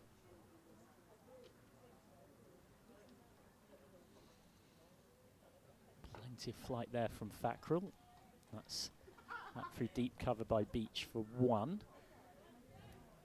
It might be a little bit of a conservative sounding comment, but I think if you're Gilgrass, you possibly prefer the second shot to the first. You possibly just think, I'd just love to have as much of the strike as possible. Just poke the ball into a gap and let me do the rest. I'm on 42 not out of 50 and going very well.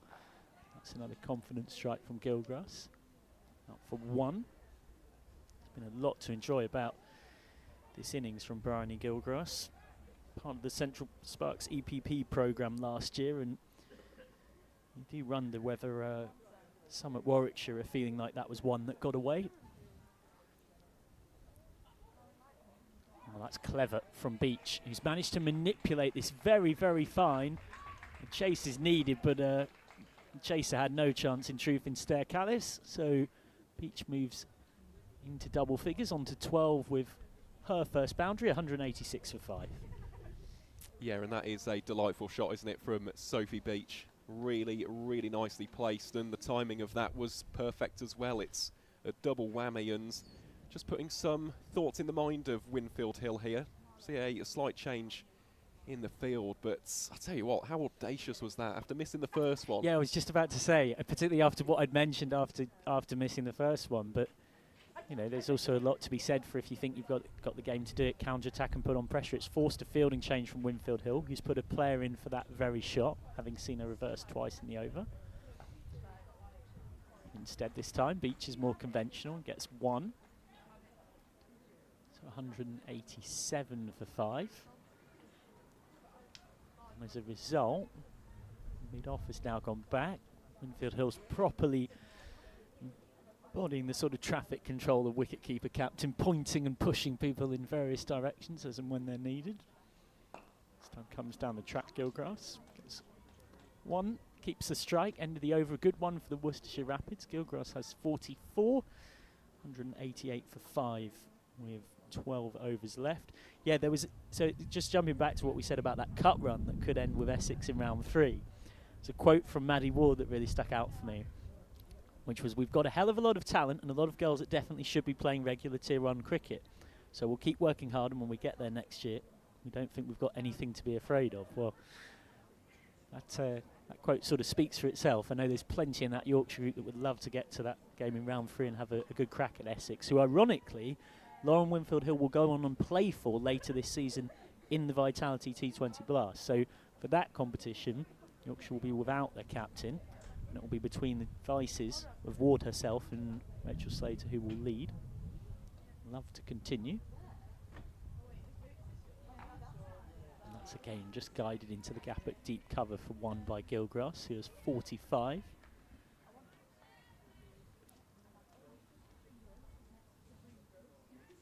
It's a rather nice shot that as well, isn't it, from Bryony Gilgrass. And the other thing as well, which is really standing out, spoke earlier about the dominance of the bottom hand, the wristiness of the shots, but also the footwork against spin has been absolutely top-notch so far.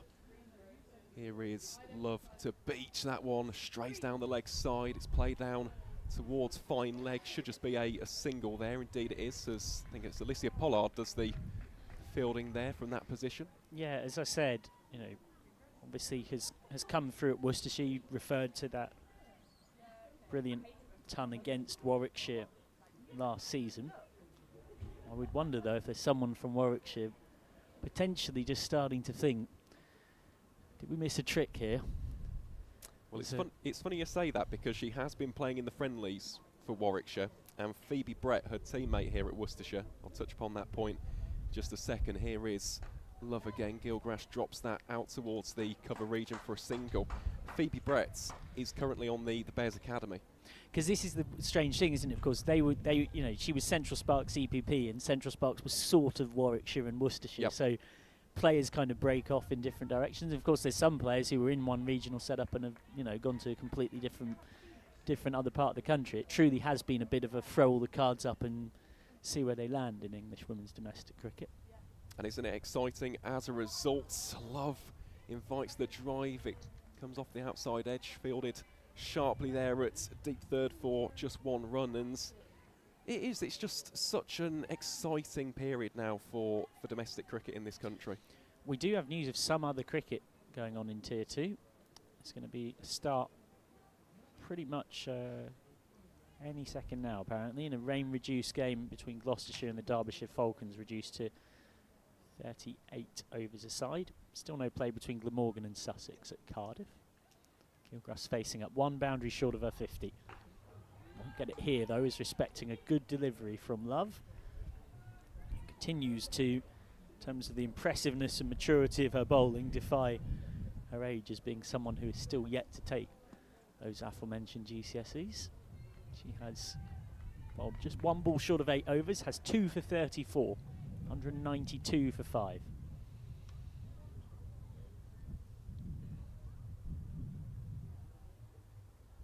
And again, a decent delivery that Gilgrass can only respect with a resolute block. So 11 to go. A run a ball from here gets Worcestershire Rapids 258. They are 192 for 5 off 39.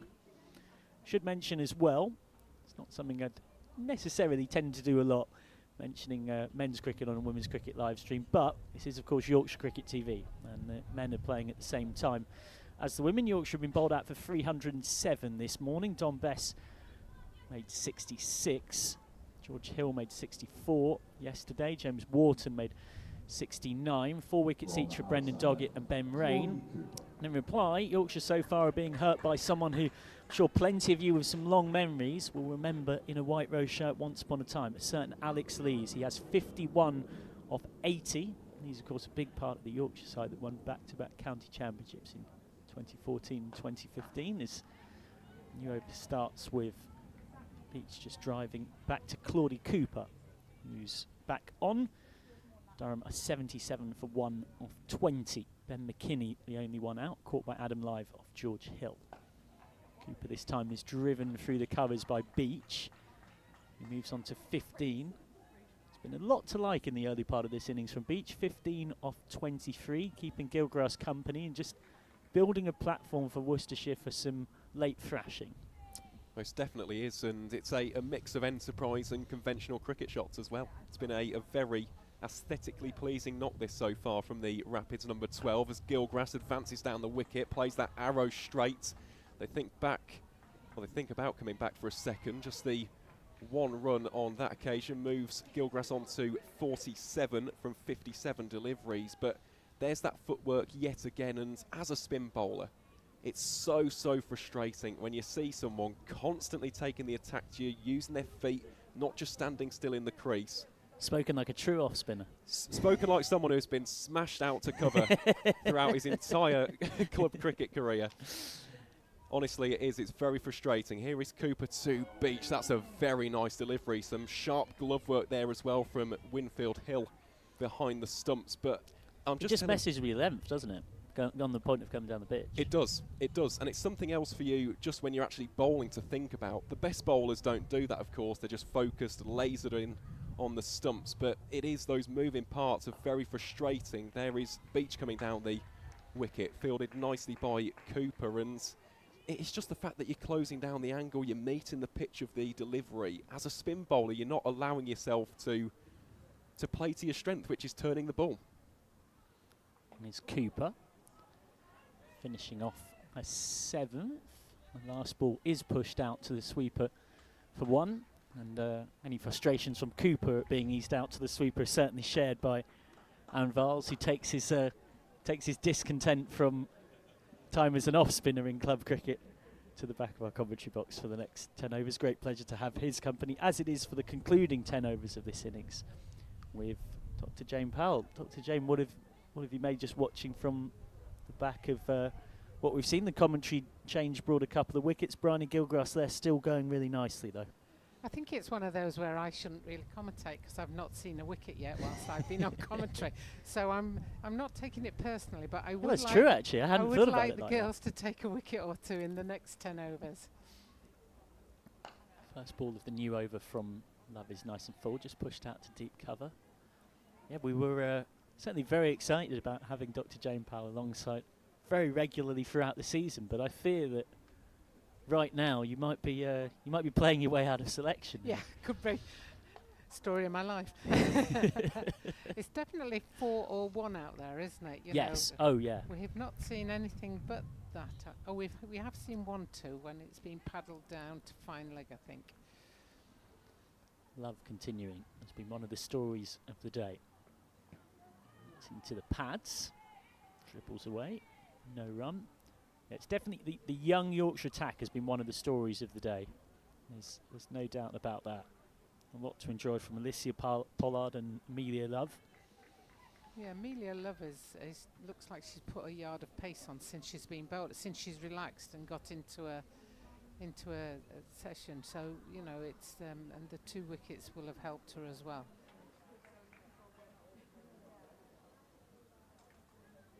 Just a change of field now as the fine leg is pulled up inside the circle and third man has moved out to the boundary. 5-4 field. Just guided away into the gap. Gilgrass on to 48, just 2 short of the milestone. Yeah, she's been effective. You know, I think I've heard Aaron saying, you know, she's a mix of power and a mix of unorthodox shots, but it doesn't matter how you get them, it's what you've got on the board that counts, and she's got 48 runs off 59 balls, which is a really impactful innings. Nice flowing drive through the covers this time from Beach. This could be a 2, but they're going for 2 as the throw comes in, and it's an easy 2. Yeah, always a long chase and throw out there for Erin Thomas. He's a product of Drax Cricket Club near Selby. Very much runs in the family. Played in the same league team a fair bit as her dad Kevin and older brother Lewis, who there's every chance they'll be watching us. Remember, if you want to get in touch, you can do so on the YouTube live chat function. It'd be lovely to hear from you. Let us know where you're watching in the world as it's turned away This time for a single by Beach. Good hustle coming round to a right to ensure there was no chance of two. Well fielded by Duckworth. 200 for 5, 200 is up, and it comes in good time for Worcestershire, having been inserted on green-looking Headingley service. Albeit Dr. Jane Powell next to me was saying pretty bullishly beforehand, it's always green at Headingley, and everyone thinks you should bowl. Just bat, it'll be fine. She's giving me a look as if to say, I told you so. Love again. That's off the outside edge, and it's caught at point. Gone. The dangerous Gilgrass is out for 48, and it is a third wicket on Yorkshire debut for the talented teenager who's still not yet done her GCSEs. Amelia Love finds the outside edge, and it's a neat tumbling catch by Callis at point, who made it look easier than it was. A key breakthrough, 200 for 6. Yeah, great catch there by Callis. You see she kept her eyes on it and just rolled as she took the ball, and that's a good wicket from Love there, you know, third wicket, and thank you very much for taking a wicket while I've been on commentary. I'll remember to say thank you to you.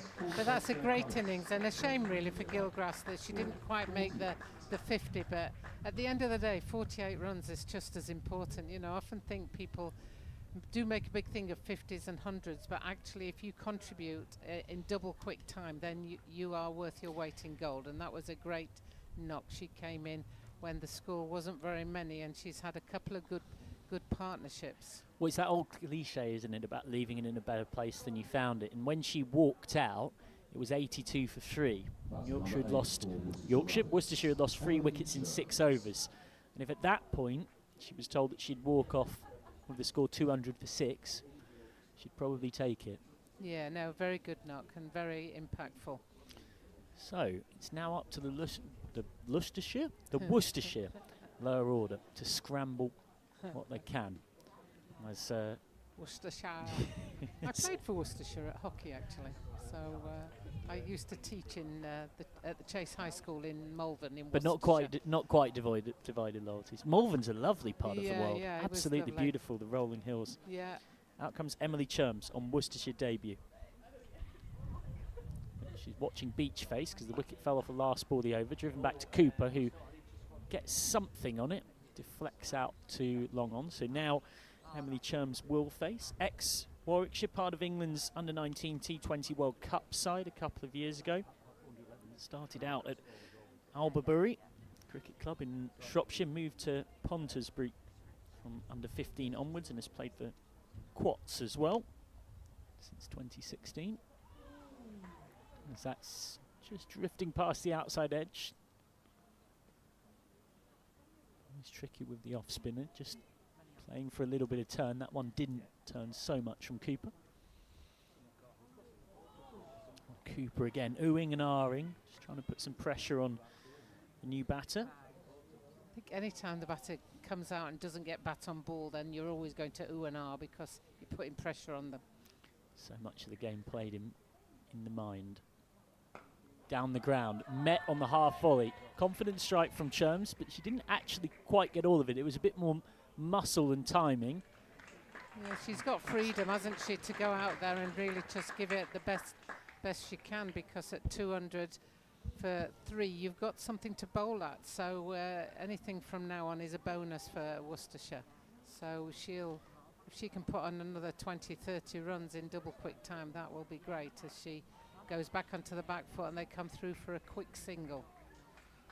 So 204 for 6. Beach gets the strike back, and Beach now becomes the key senior partner in things, in terms of the player that you look to marshal most of the rest of this innings through. Cooper again, shimmy to come down the pitch, Beach, and then was forced back. Cooper responded well to Beach's movement. A little bit of that game of cat and mouse. End of the 42nd. 204 for 6, so 8 overs left.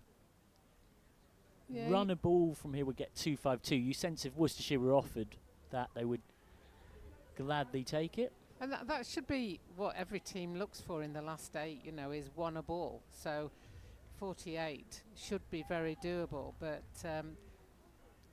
it's amazing how difficult we can make that look when we're out there batting at times. Yeah, Yorkshire will think if they can bowl Worcestershire out, they can keep that quiet a bit.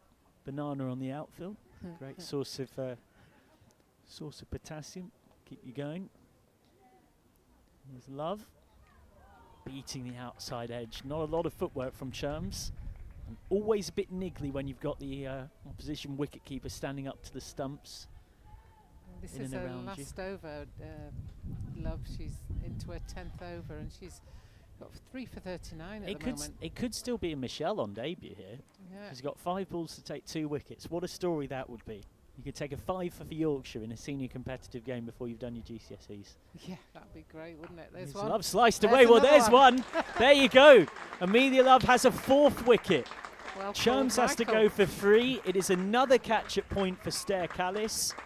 And Amelia Love, the 16-year-old, is making quite the name for herself here. Sliced off the outside edge of the bat. Totally mistimed. Simple catch for Callis. 204 for 7. Yes, that was very straightforward catch for Callis, unlike the previous one where she had to dive forward and to her right. That one just literally went straight to a great area to bowl in from Love, and as you say, 4 wickets before your GCSEs on debut. You know, that's quite something, isn't it? If she can pick up a 5-fer, wow, that would be something spectacular. And you might be wondering why we do keep mentioning the exams. It's partially because we think she's 16. We're going to get some clarification on this because we've asked 4 of her teammates and they're split 2 and 2 as to giving different answers. But you get the point. She's basically a child and she's out here putting Yorkshire in a very strong position. But here comes Phoebe Brett, product of Malvern Cricket Club. She's someone we'll see with a left arm orthodox spin later on, but for now, Worcestershire really need her with the bat. She had a standout season at New Road last time around. She was Worcestershire's Young Player of the Year, after taking 18 wickets in 7 games. Much better known for her bowling. She also won that award in 2023 as well, was part of the Central Sparks Academy before that was disbanded from the switch of regional cricket to county cricket. Love chasing her 5-fer. Oh. That's a nice looking straight drive for someone who's just got out there. And Love fields brilliantly in her follow through. So she has 4 for 39 with 2 balls left with the 33rd over, 204 for 7.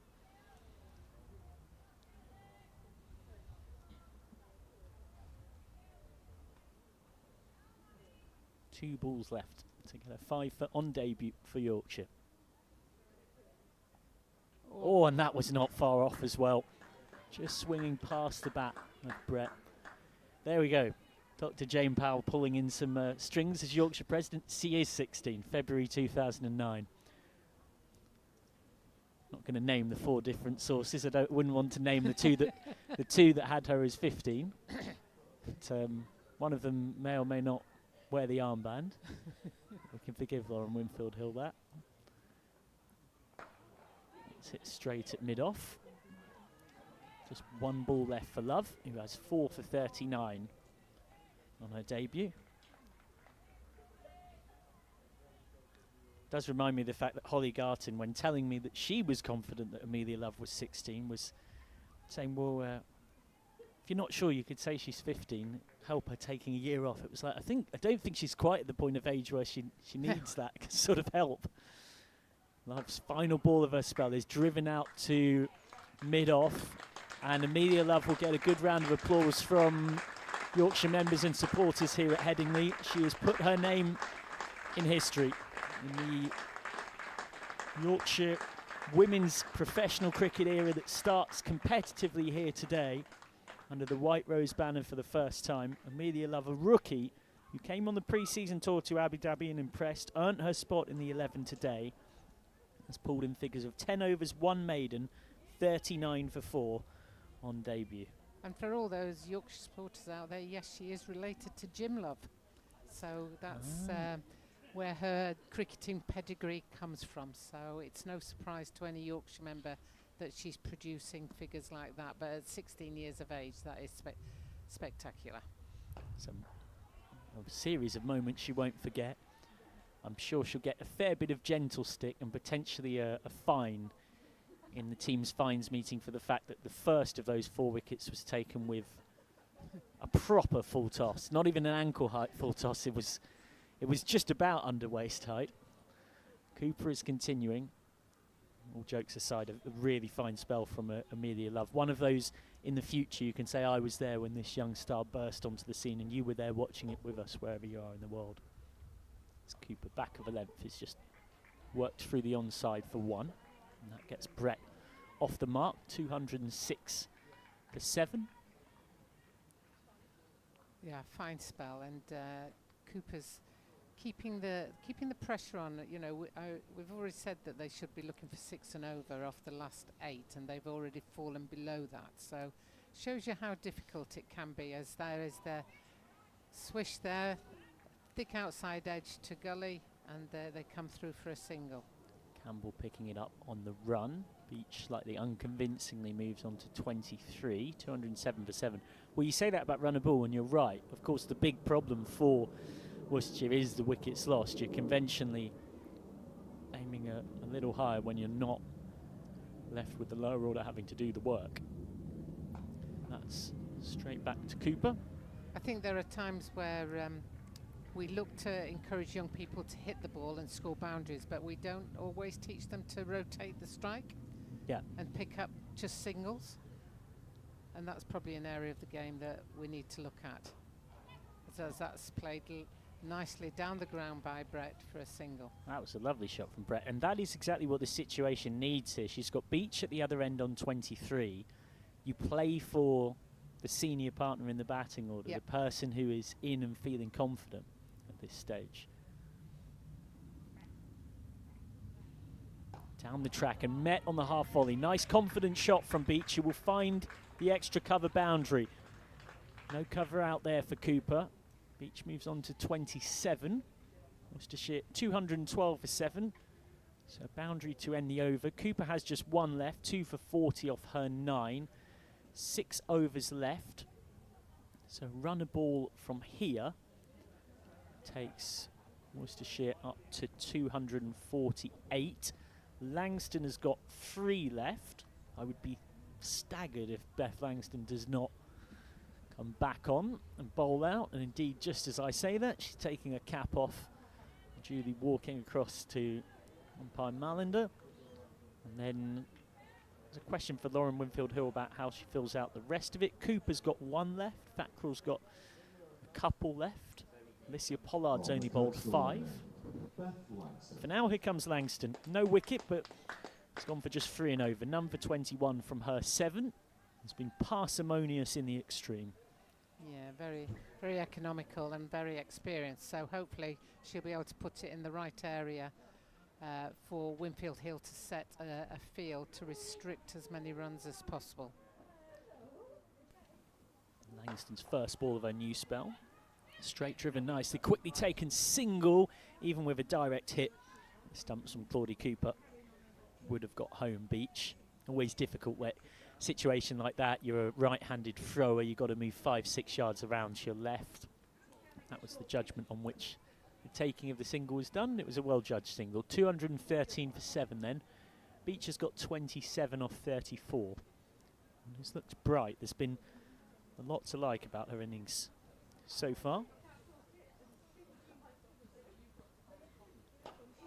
Full and turned straight to mid-wicket. I've just seen a, don't know what you call it on Blue Sky. It's not a tweet, is it? All you need is Amelia Love and a picture of the Beatles. Thanks, Raf, for that. That's Raf Nicholson. Yeah. As soon as you said Raf, there's only one Raf. Yeah. There's Langston. Off the outside edge. Beach quickly. might say she guided it. I'm not quite so sure that she necessarily did. One of those where bowler has one view, batter has the other.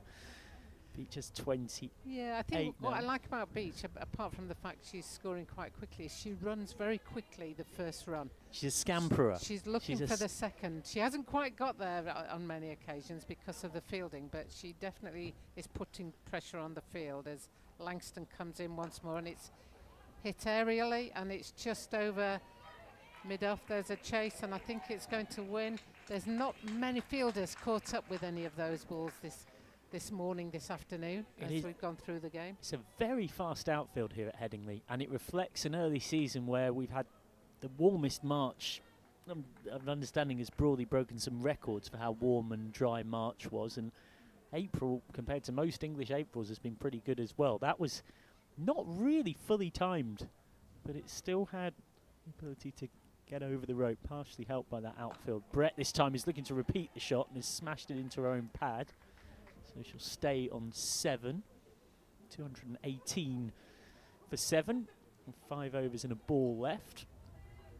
And they are underway elsewhere. Gloucestershire 49 for 3 after 10 overs against Derbyshire and Bristol. Still no play between Glamorgan and Sussex at Cardiff.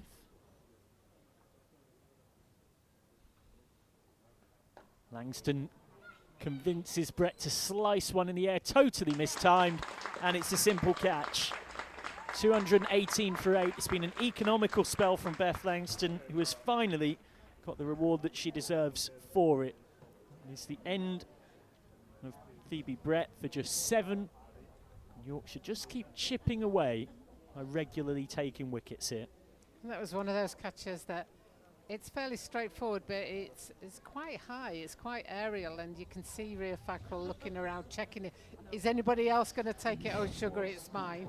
But she took it very comfortably, so there was no problem. She got everything underneath it and made sure that she hung on to that. And a great spell by Langston is rewarded with a wicket. Yeah, we're very much in a modern era where bowlers are all too aware of the analytics and the reward and the value that they're providing for a team by keeping it tight, but bowlers are still bowlers. They want to take wickets, they want to see the back of someone. They want to see them walk off knowing that it was them that did it. And that is exactly what Langston was responsible for there. So Brett goes for 7 off 11. Only boundary from her being the one struck down the ground. It's another wicket that's fallen off the last ball of the over, which a disproportionately high number of wickets do fall off the 5th and 6th balls of overs. But even that being said, today it feels like almost every wicket has been off the 6th ball of an over. It's, just not really a trend as such, but certainly an interesting series of coincidences. We've either got a commentator's pleasure or nightmare now, because we've got beaching as opposed to beach. Ah, yes. That's a beautiful shot from Beach. That is absolutely thumped through extra cover for 4. That was not a bad ball from Claudie Cooper. This was exactly what we were talking about with footwork against spin. Watch the footwork dancing down the track, and suddenly it looks like a half volley from Cooper when it absolutely was not. So striking that ball was Jess Beach, and joining her, Sophie Beach, and joining her now was Jess Beach. One is spelt B-E-E-C-H, and one is spelt beach as in we go to the beach. They're both pronounced the same. Cooper's now come right arm around the wicket, which is a very defensive tactic from an off-spinner. So Sophie Beach facing up on 32. Jess Beach has just come to the wicket. I have visions of umpire Shepherd on 1 foot at the moment because it's 2-2-2. Ah, of course. Just a little bit slower from Cooper, trying to tempt Jess Beach in. That's driven back. 222 for 8 on Yorkshire Cricket TV with 4.5 overs left.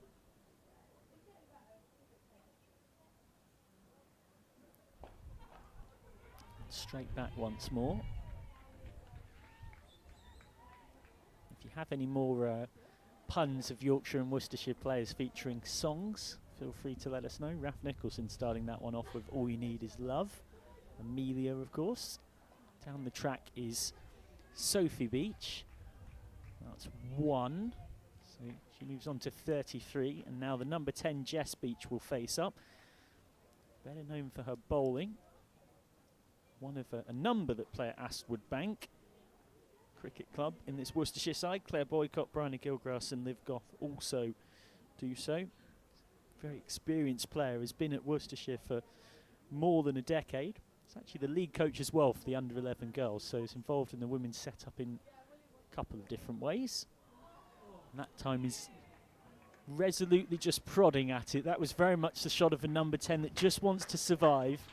and give the opportunity for the more senior partner to continue on. A good round of applause for Claudie Cooper, and well deserved. 2 for 45, including a wicket in her first over of her Yorkshire women's competitive debut. A lot to like about that spell from the 22-year-old spinner, signed from Surrey in the summer. 223 for 8 with 4 overs left. And Beth Langston coming back on at or continuing her spell from the Kirkstall Lane end. And you're in the quandary now. Do you just try and give Jess Beach a single here and then get the wickets at the other end, or what do you do at this stage? For Worcestershire it's easy, you just go for the runs. You've only got 4 overs left. You want to get as many runs as you can in those last 4 overs. Langston continuing down the track. They are going to take a quick single here, and there was a shy at the stumps from Cooper, but I think even if Cooper had hit, Sophie Beach was getting home. I think that has just answered our question about strike manipulation, because it's quite exactly as Dr. Jane Bowell was saying next to me. Sophie Beach is not primarily thinking of having her face as many balls as possible. She's quite happy to expose the number 10 to the second ball of the over, just thinking, take what you can get. Bang! Middle stump out of the ground from Langston, and that is the end of Jess Beach. A second ball duck for the number 10, and a sight that will delight any quick bowler around the world. Set of stumps that is missing the middle one. Absolutely pinpoint perfect from Langston, just shaping in a touch, crashing through the gate, and suddenly, having points built so promisingly, Worcestershire find themselves 1 wicket away from being bowled out with time to spare. 224 for 9. It's the end of Jess Beach. It is a second wicket for the impressive, experienced campaigner that is Beth Langston. And she's still got 4 balls left in this? Yep. The scoreboard's changed just as I go to say that. At the number 11 now. So, you know, it could finish very quickly, or you could hopefully hang on there as Bert Whistle comes in. Yeah, she's known for a metronomic line and length with a left arm spin, but right now Worcestershire just need her to hold on for Sophie Beach at the other end. Sophie Beach is at the non-strikers on 34, and you wouldn't blame her if she's now feeling a little bit nervous about that decision to take a quick single from the first ball of the over, which was a completely understandable decision at the time, but we were ruminating on the confidence that that showed in 10 and Jack in the batting lineup. And especially with the experienced Langston bowling. Langston's now coming right arm around to the lefty. That was a pretty good ball as well, and well kept out by Flora Birtwistle. He's known as a bit of a joker in the Worcestershire camp, known as loving a cheesy sledge and someone that's able to see the lighter side of the game. One of the great characters of the group, and their leading wicket taker for the past few seasons. For now, she's got to try and keep Langston out. Well, she's playing a beautifully confident drive. She's absolutely smashed that to cover. That's not the shot of a number 11. She'd probably be very annoyed there because she hit that very well, but sadly for her, she hit it straight to the fielder. Yeah, couldn't have picked out Amy Campbell much better had she tried. So there's 2 balls left. So we've seen a block and a bash from Birtwistle. What will we get this time? Oh, this time it's a play and a miss. So 1 ball left. You would be somewhat surprised if Sophie Beach at the non-strikers is too excited about the prospect of a single here. I would be interested to see if Sophie Beach makes the same decision to run a quick single from the first ball of the next over. Still 3 overs left after this. 2-2-4 for 9. And they survive that one. It's good work from the number 11, Birtwistle. So 3 overs left. 2-2-4 for 9 on the board. Langston, having bowled 9, has 2 for 28. It'll be interesting to see who comes on from the Howard stand end, because I think by the looks of Birtwistle, she probably would prefer a spin bowler, a slower bowler. rather than the quicker bowlers. So if that is the case, then I think Beach would be happy to take the single and let her have a good old Yahoo, as they say. And it looks like is that Fackrell who's coming on? From Alexander, Ria Fackrell. Great to see a fair few people active in the YouTube live chat. Risha Madeem, Gaurav Goyal and Rishu's Diary also letting their opinions be known at the cricket. Quite a few people very open in their praise of Amelia Love and enjoying the puns around her name. Well, it's been answered that Beach has taken the single off the first ball again. Yeah, the game looks easy from the commentary box. I caveat that by saying, but that to me feels, particularly given what she's just watched happen the previous over, feels like a brave move with just 1 wicket left. She's putting a lot of trust in her number 11. I know a lot of people talk about being ball 4 often the point where you hand the strike over. Of course, it's different because it is a limited overs contest. But whistle out to short mid-wicket, and the call was yes from Sophie Beach. There was definitely not one there, and Sophie Beach had to scurry back. It was also in front of square, so it really should have been Bert Whistle's call as well. A little bit chaotic. This time Bert Whistle will get 1. 1 is all she'll get. 226 for 9, so Bert Whistle is off the mark. There's 15 balls left.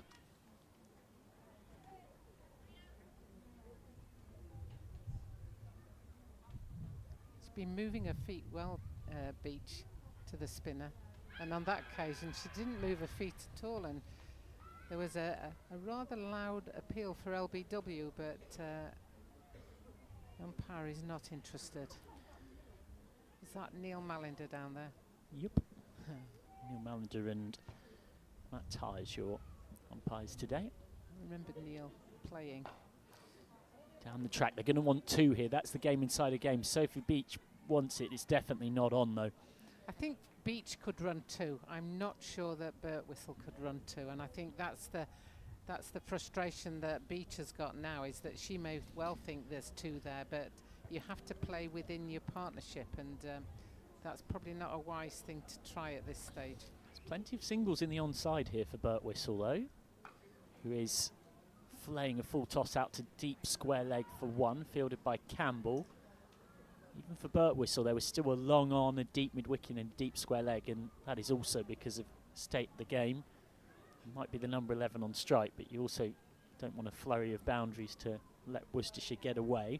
There was one point here where about 275 looked a very realistic prospect for the Rapids, and now even 250 feels quite far away, and that's a great credit to Yorkshire, who've taken regular wickets and have kept this run rate very much in check. Worcestershire have not really got away from Yorkshire at any point.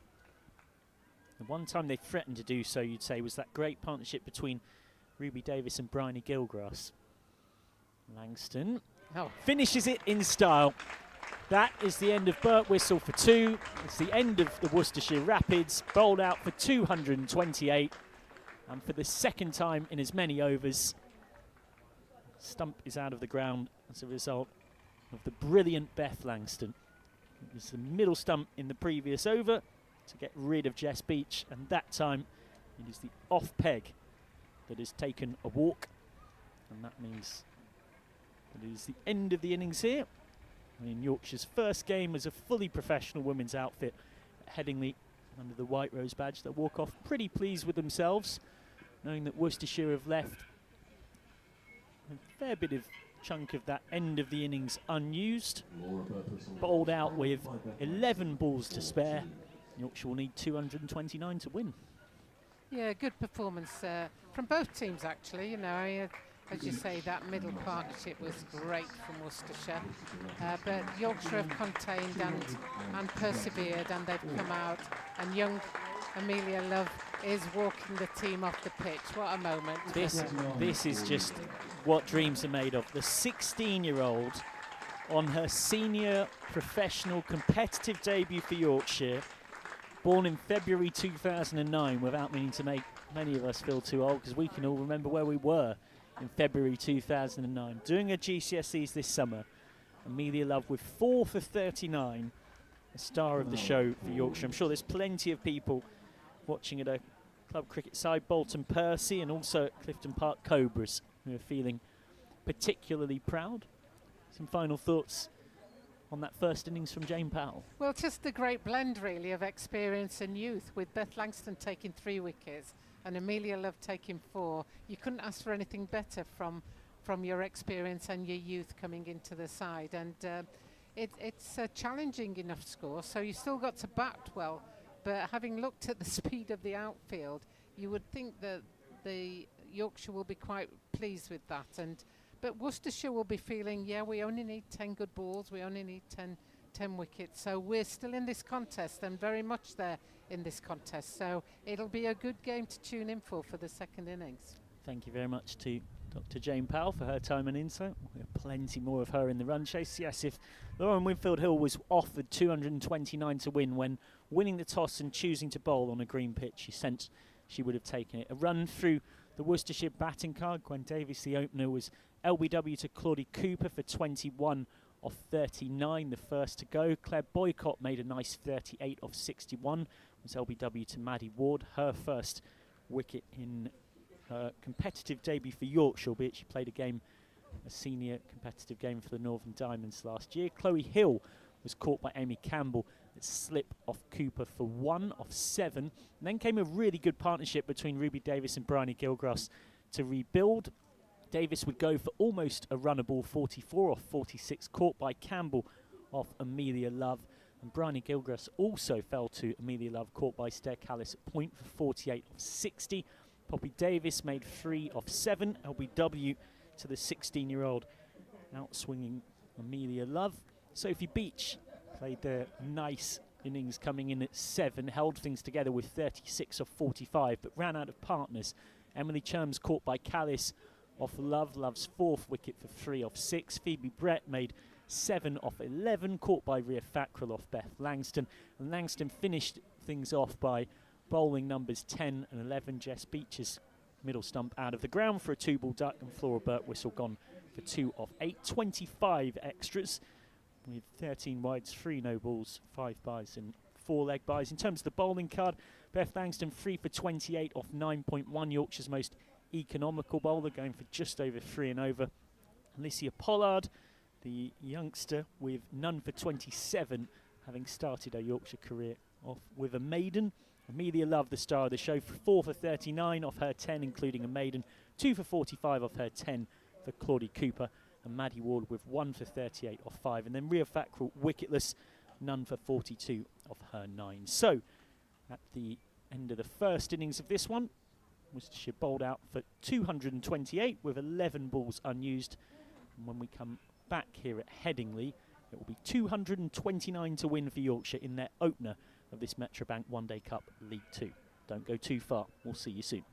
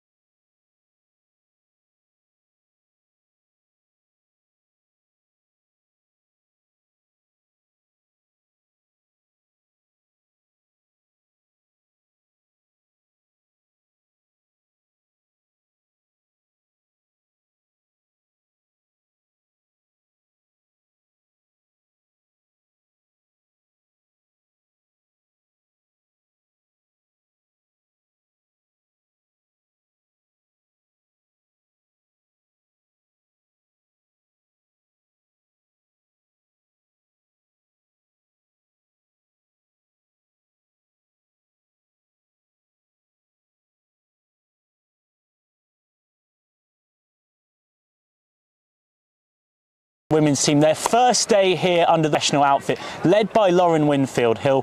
Chloe Hill leads Worcestershire in this Metrobank one-day League 2 game to start the brand new women's season. Here it is Neil Mallender and Matt Tyers who are your umpires. Lauren's got the coin in her hand. Give it a spin. Heads.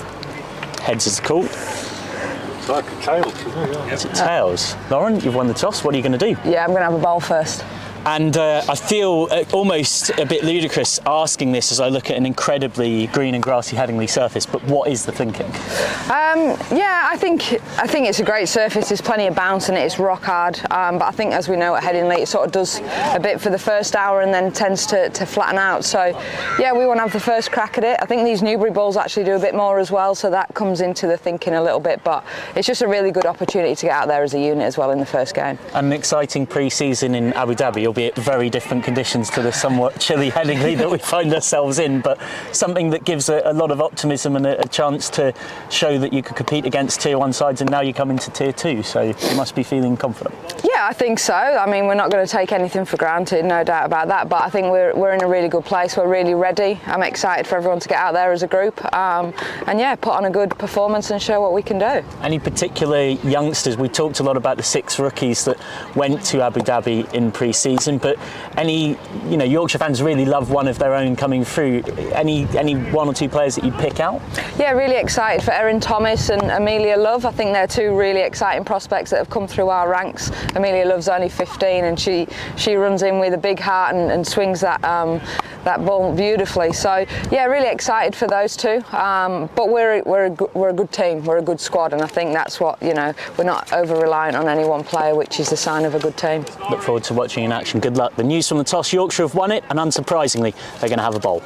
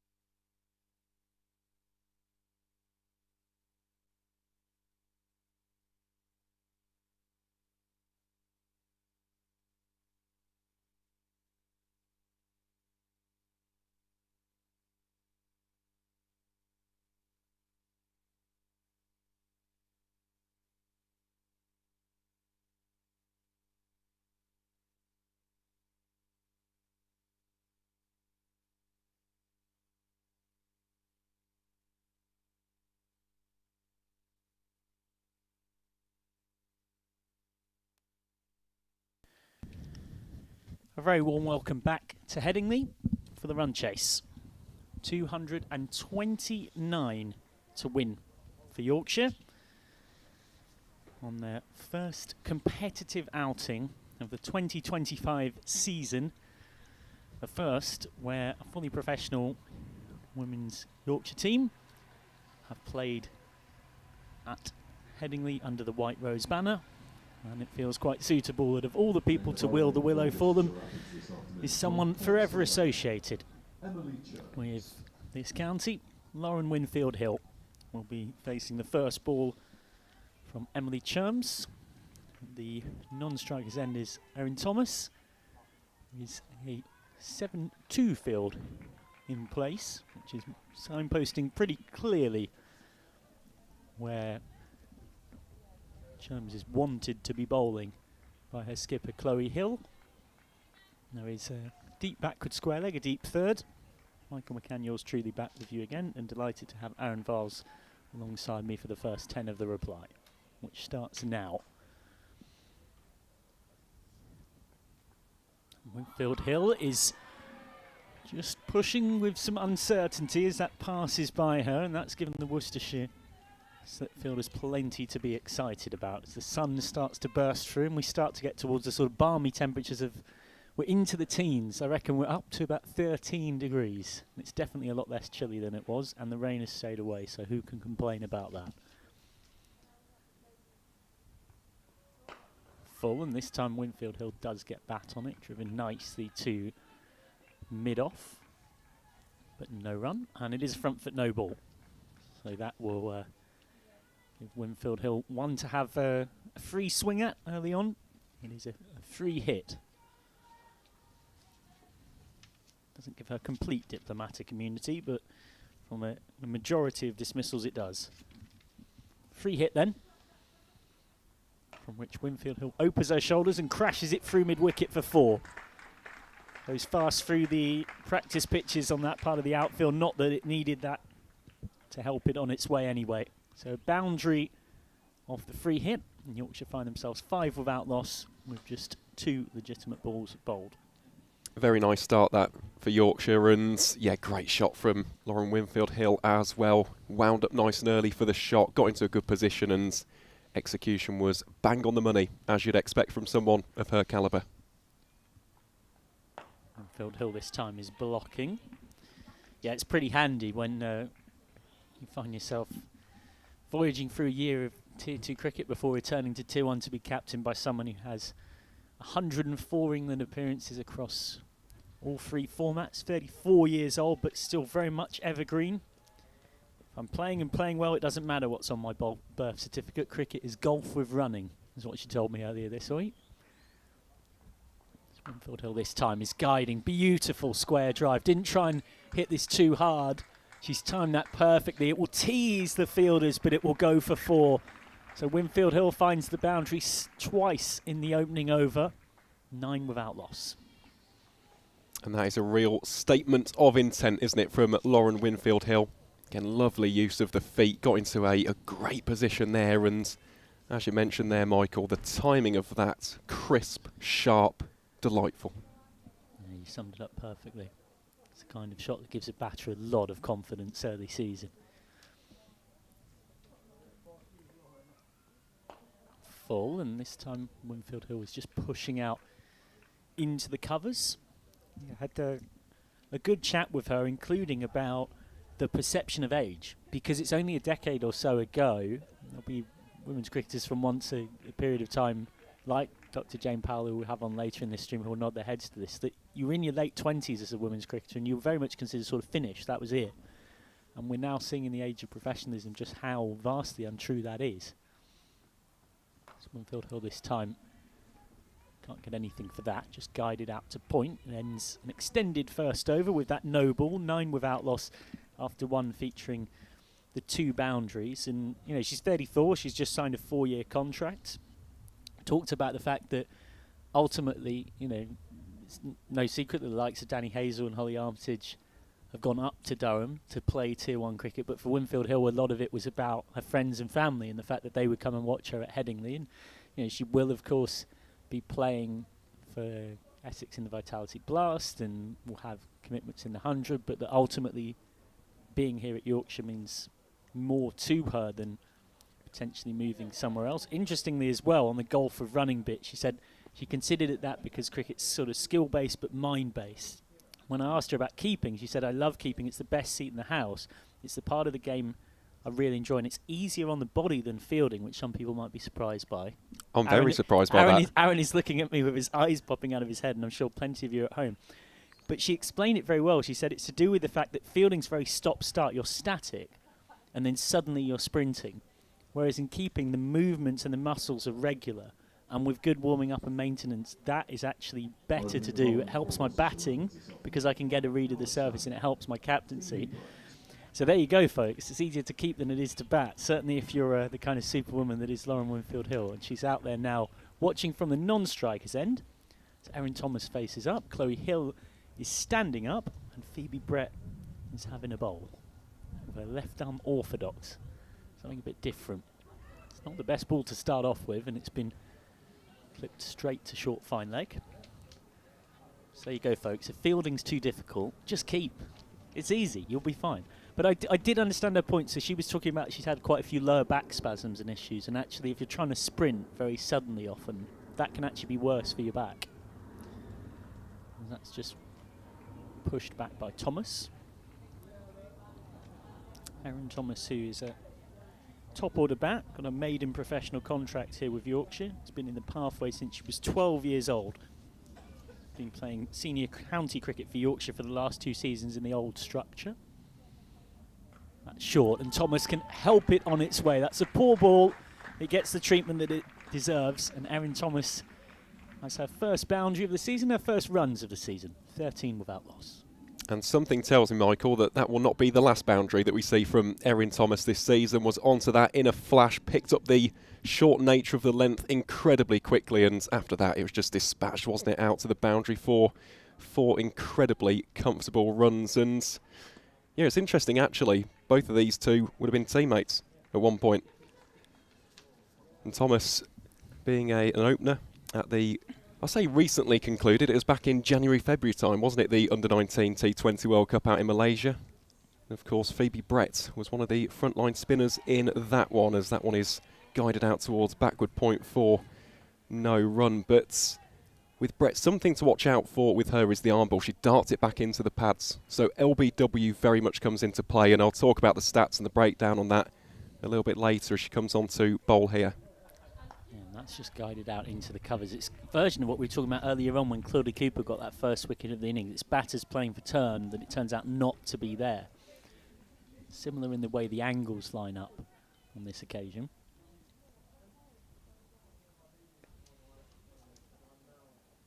Ooh, left alone, an extravagant leave from Erin Thomas, who really did over-exaggerate the movement to good effect. So an eventful over, and almost played quite traditionally by Thomas. You hit the bad ball for 4, you respect the other stuff that was all pretty good. So end of the second, 13 without loss. I'll tell you what, that is a really good leave, isn't it? Took her time, but then committed to the leave once she decided that was the option. Plenty of Yorkshire members, young and old, in. Yorkshire Women's membership is free. You can see Dr. Jane Powell on the bottom right-hand corner of your screen there. Almost 1,500 members already signed up across just a few months, which is magnificent to see. Emily Chums from our end of the ground has got Winfield-Hill caught at point. It's a big wicket for Worcestershire. The Yorkshire captain is gone. And Chums, who was hit for 4 twice by Winfield-Hill from the first over that she bowled, gets her revenge. 13 for 1. Significant early breakthrough for Worcestershire. And for Emily Chums on her Worcestershire debut. Snares one of the big fishes in this Yorkshire batting lineup. Well, could be a crucial moment in this run chase, and it's a sharp catch in the end there by the fielder at point, and great response as well, isn't it, from Emily Chums? You speak there, Michael, about the first over. The confidence might have taken a little bit of a knock, given those, well, consecutive boundaries. They were excellent shots as well, weren't they, from Winfield-Hill, and as is the case with any good bowler, you dust yourself off, you get yourself back into the mixer And she's done excellently to remove the Yorkshire captain. Big wickets, huge moment potentially in this run chase. And coming into bat at number 3 is Rebecca Duckworth. Well, Rebecca Duckworth will be feeling confident. She's had a great pre-season. She was one of, alongside Callis, Yorkshire's very best performers with the bat right throughout that campaign in 20 over and 50 over cricket. But this is a different level of pressure. It's a senior competitive game. Always carries that extra bit of bite compared to any pre-season tournament. As much as the Abu Dhabi pre-season tournament was one that was very worthwhile, got exposure against tier 1 teams such as Essex, Surrey and the Nottinghamshire-based Blaze, as well as Tasmania, the not so recent Australian champions. Yorkshire won 1 and lost 4, but were very competitive in all of those defeats. Cherms bowling to Duckworth. Game with a 7-2 field. Just a teaser outside the off stump, which Duckworth rightly decides to use as an opportunity to have a look at one.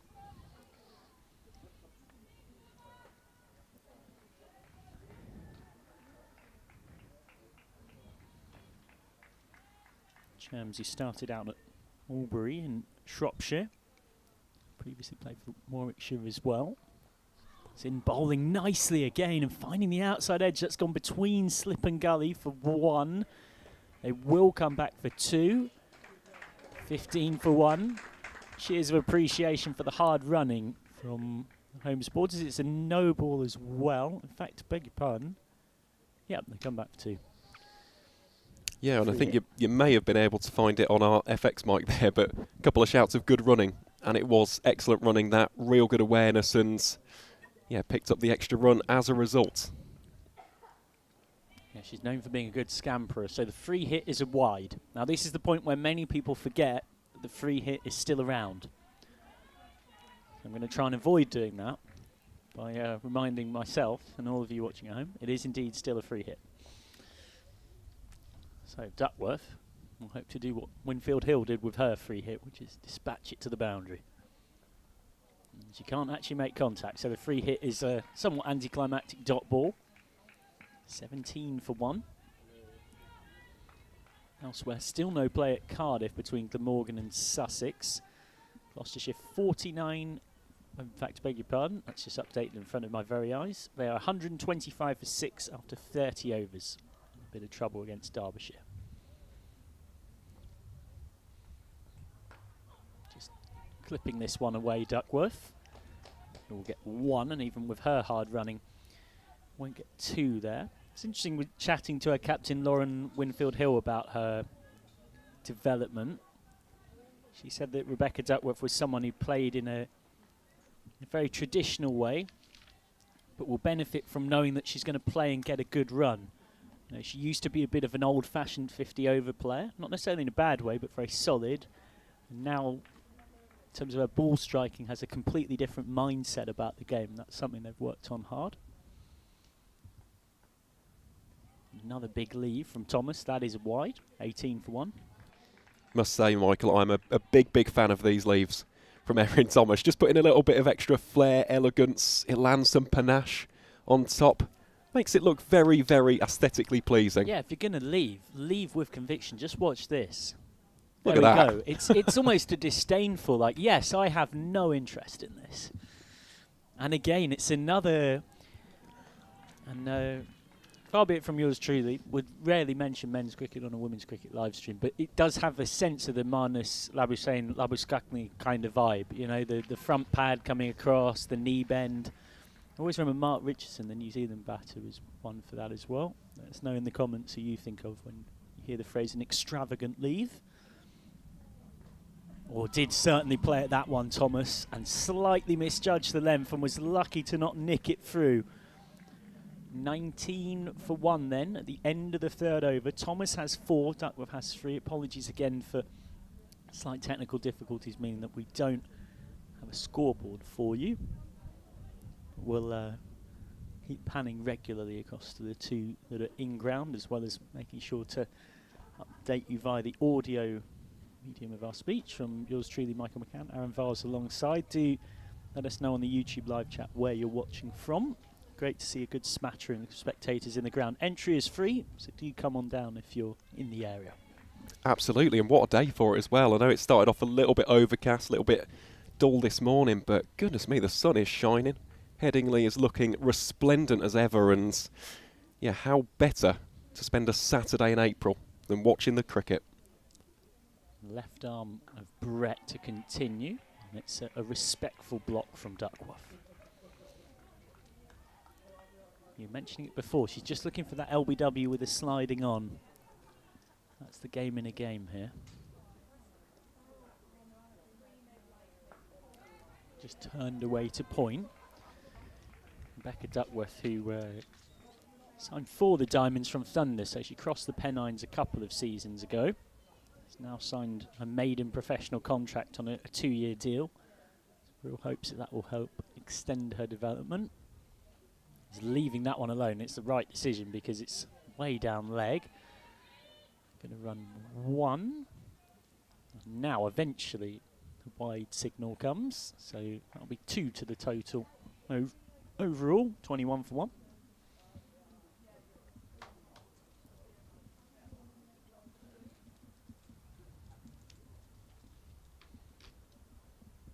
Short, and oh, it's bolder. It's gone. Well, Thomas has got herself in all sorts of a strange position there. And somehow, Brett, from delivery that definitely did spin back, I think has bowled Thomas round her legs here for 4. My goodness me, 21 for 2. This is not what Yorkshire needed. Yep, just round the legs, top of leg stump. Thomas can't believe it. It did turn significantly to come back, and Thomas kind of shuffled across the crease a little bit. And Yorkshire lose their second, so Thomas gone for 4 off 9. And Yorkshire in a bit of an early pickle here. Well, they are, and that will be the first wicket for Phoebe Brett in the 2025 season. It certainly will not be a last. I just think back to last campaign. She was Worcestershire's Young Women's Player of the Year, 2nd year in a row, might I just add. She is such a highly rated prospect in the West Midlands, and in 7 matches last season across formats, 18 wickets for the Rapids. Yeah. Like, she is someone who, to any captain, you just throw the ball to her, get us a wicket, Phoebe, and she does exactly that. And it's interesting, actually, that dismissal was bowled, because this is where the statistical breakdown comes into it. So last season, 39% of Brett's wickets were from courts, right? Pretty standard for a spin bowler. 35% of them were from bolts. Now compare that to Burt Whistle, 26%. That's quite a big jump between the two. Yeah, someone that clearly relies on that mode of dismissal a lot. I would guess not too many of them have come bowled round the legs, though. No, I mean, that was a very, very odd dismissal, wasn't it? Yeah, so Stair Callis is in, one of the Dutch maestro of this Yorkshire batting lineup, one of Yorkshire's big batting guns. But she's got to come in with a bit of pressure on. 21 for 2. Callis and Duckworth have got to rebuild. Now those two were the stars of Yorkshire's pre-season, so they are in some very good form.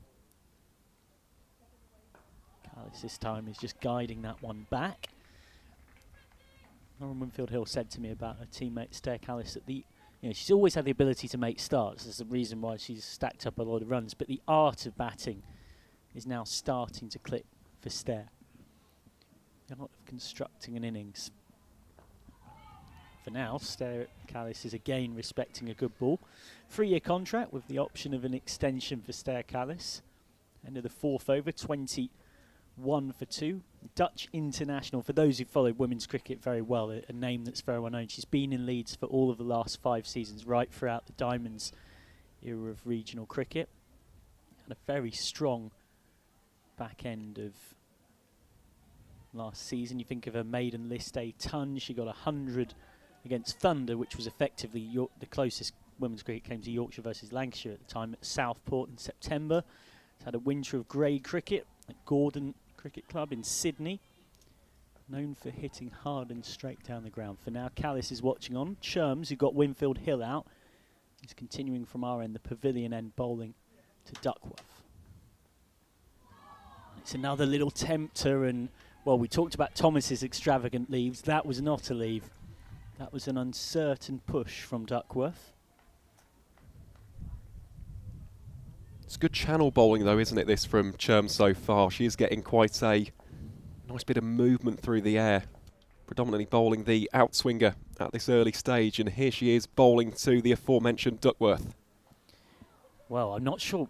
I'm not sure if Duckworth meant to leave that.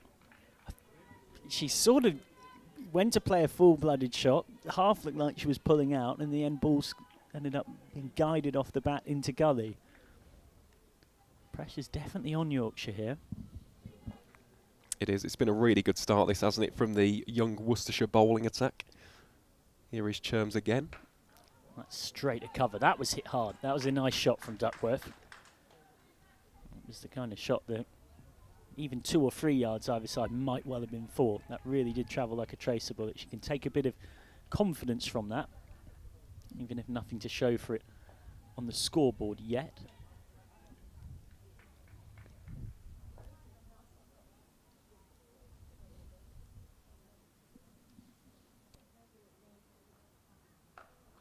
And again, Duckworth just jabbing into the offside. Cherms hunting another wicket. It's had an eventful spell, 1 for 15 off 2.4. There's been a bit of everything. There's been some extras. There's been the odd bit of loose stuff, but that's had a really important wicket in that of Lauren Winfield Hill.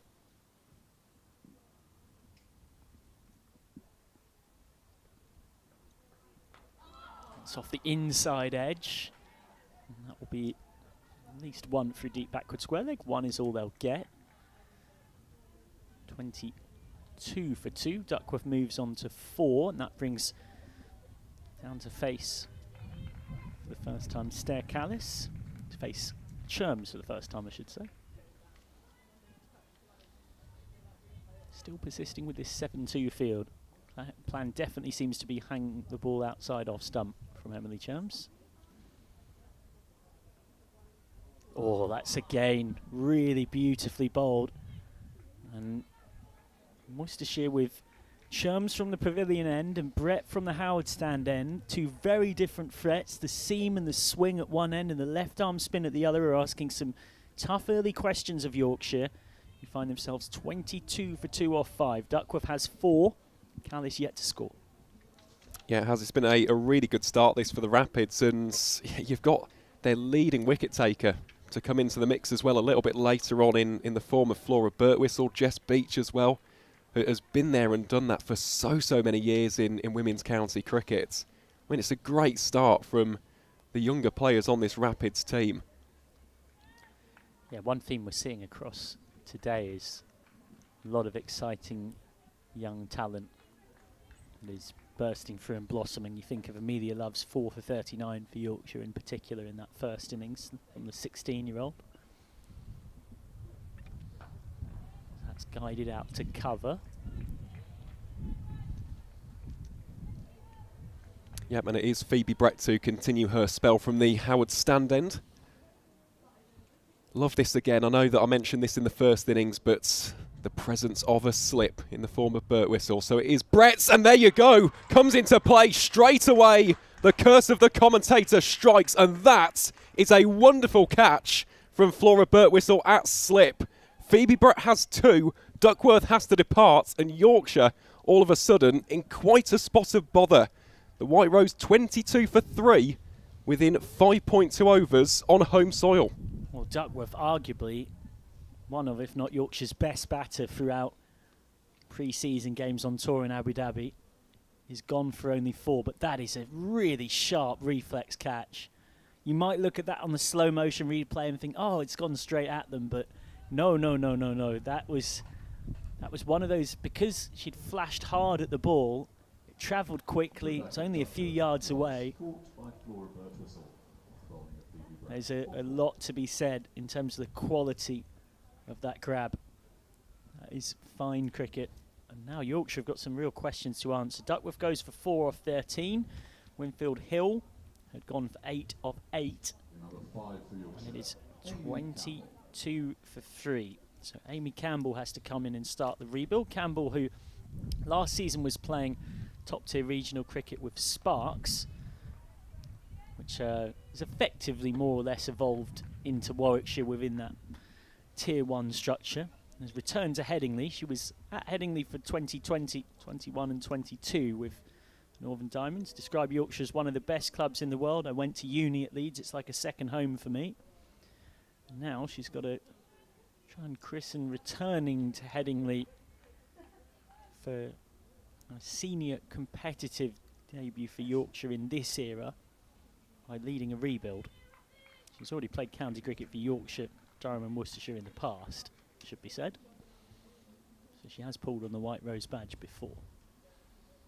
Well, let's see how she can respond here, and this is a real big partnership early on, because after this, I know that Maddie Ward, of course, very, very highly touted prospects here in the north of the country, but after that, a lot of young players in that Yorkshire batting lineup, aside from Beth Langston and Fackrell. So, yeah, this is a very, very big partnership, to say the least, and that'll be a wide bowl there by Phoebe Brett. But if we are looking at this from a Worcestershire perspective, it has been really tight, disciplined bowling so far. I know that Cherms have had a couple of wides here and there, but in terms of the actual movement that they're generating, the extra little bit of bites that's being extracted, really has been a top draw start this for the Rapids. And Brett continuing to rack up these dot balls for fun. Been an incredibly metronomic start to proceedings for the young left-arm spin bowler, and here she is to round out the 6th over. It's Brett to Campbell. That one chipped straight up in the air. Chance potentially for Hill. She has a shot at the stumps. Wayward with the efforts. And in the end, Claire Boycotts will do the mopping up. Just a single absolute chaos and carnage out there in the middle. That very, very easily could have been another wicket for Phoebe Brett.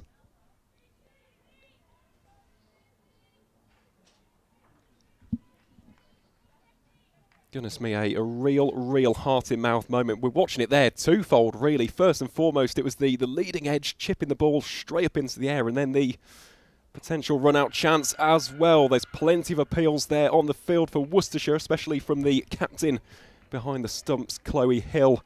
Nothing given by the umpires, and that will signal the end of a very eventful 6th over, at the end of which Yorkshire find themselves in real trouble on a score of 23 for 3.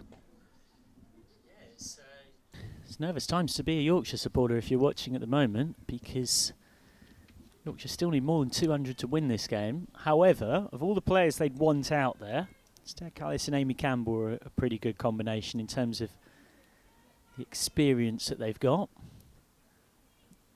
Just need to try and bring a little bit of calm to proceedings. It's almost one of those. There's a little bit of an old school element to this passage of play. It's actually kind of about just bat 10 overs without worrying about the scoreboard and looking up. The required run rate is 4.6. The required run rate is not actually Yorkshire's danger here. But if Yorkshire get bowled out, it's one of those types of totals. If Yorkshire don't get bowled out and bat the 50 overs, they'd probably win the game, because at some point someone gets into enough of a rhythm to knock the runs off. It's a very good observation, Mike. Here is Cherms then to continue her spell from the Kirkstall lane end. Starts off with a wide on that delivery. It is very old school, because let's say that these two can put together a partnership similar to the one that Gilgrass and Davis put on for Worcestershire.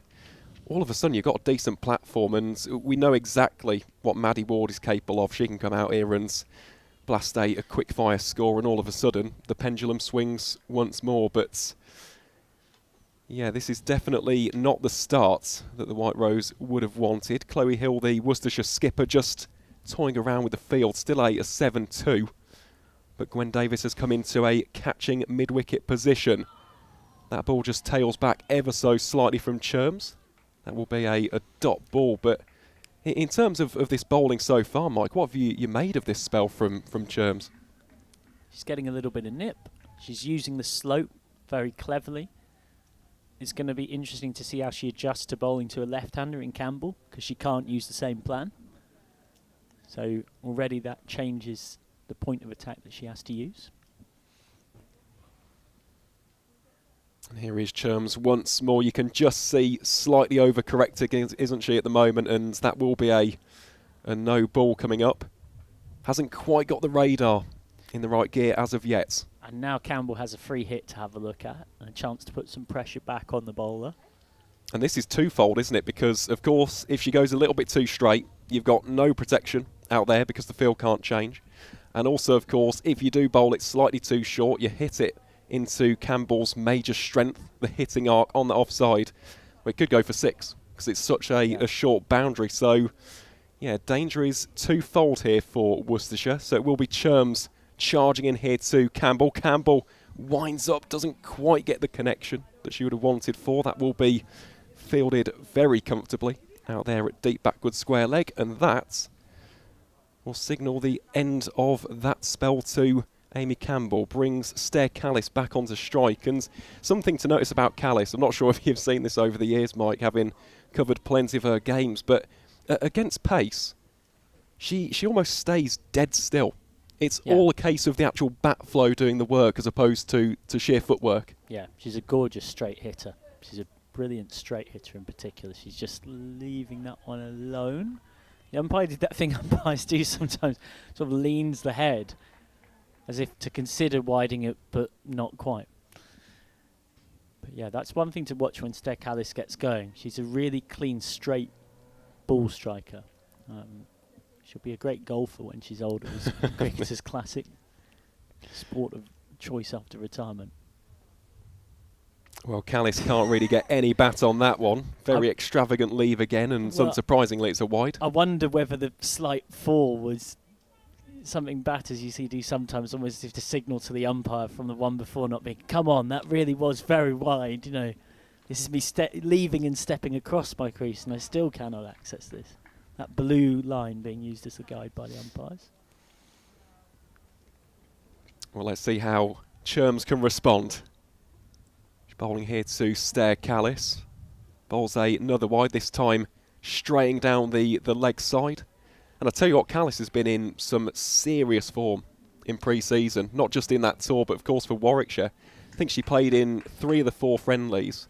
Her lowest score was, I think, about 48 or 49. Yeah. Lauren Winfield Hill described her to me on the phone earlier this week as possibly the form batter of anyone in English women's domestic cricket. Now it's about translating that into the season itself. It's a great opportunity as well in a game like this. The experienced pro, someone who can come in and potentially just change the narrative, the complexion of this game. Plenty of onus on the shoulders of the Dutch international. For those who might be relatively new to women's cricket, wondering why we've just so casually mentioned that she's playing for Warwickshire as well. So Callis will play Tier 1 cricket for Warwickshire this season, and then when there are not clashes, she'll play for Yorkshire as well, and then next season she'll return for Yorkshire Tier 1 to being just playing for Yorkshire. It's a temporary loan. Churms comes into bowl here to Callis, and Callis, well, that is wonderful timing. Excellent placements, and that is a very, very welcome boundary for Yorkshire County Cricket Club. Excellent shots, lovely execution, and that's what she does, Mike. Yeah, that's the kind of shot that gives a bowler a nightmare, and Churms is not really quick enough to bowl that short to a player of Callis' calibre. That stood up at around waist height and kind of asked to be hit, and hit it was. Rifled out towards that boundary rope, wasn't it? And there plays the lovely late cut. Worcestershire do have a bit of protection out there in the deep third region. Cuts it down to just the single on that occasion, and that will round out the 7th over of the run chase, at the end of which Yorkshire 34 for 3, very much still in the rebuild phase of this chase. But I'll tell you what, that last shot from Callis, well, that's one of real intent. Yeah, absolutely. Bit of news elsewhere. In Tier 2, update at Glamorgan. They have just got underway in a 25 over game.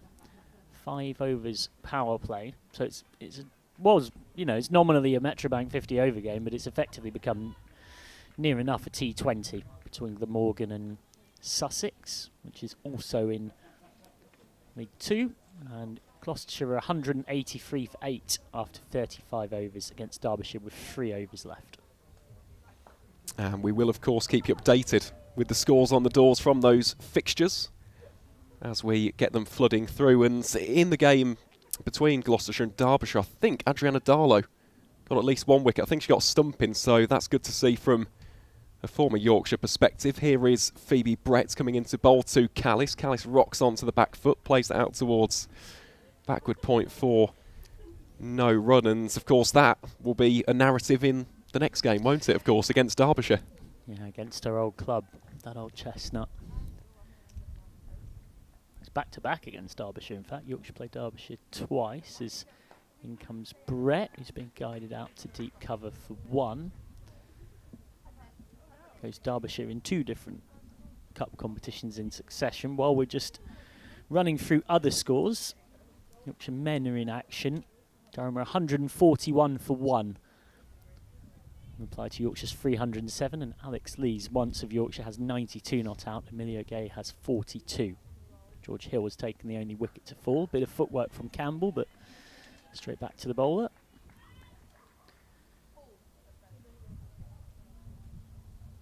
I must say I like that, though, from Campbell, because, again, it just sows the seeds of doubts into Phoebe Brett's mind. We haven't really seen too much in terms of the Yorkshire players advancing down the track as of yet.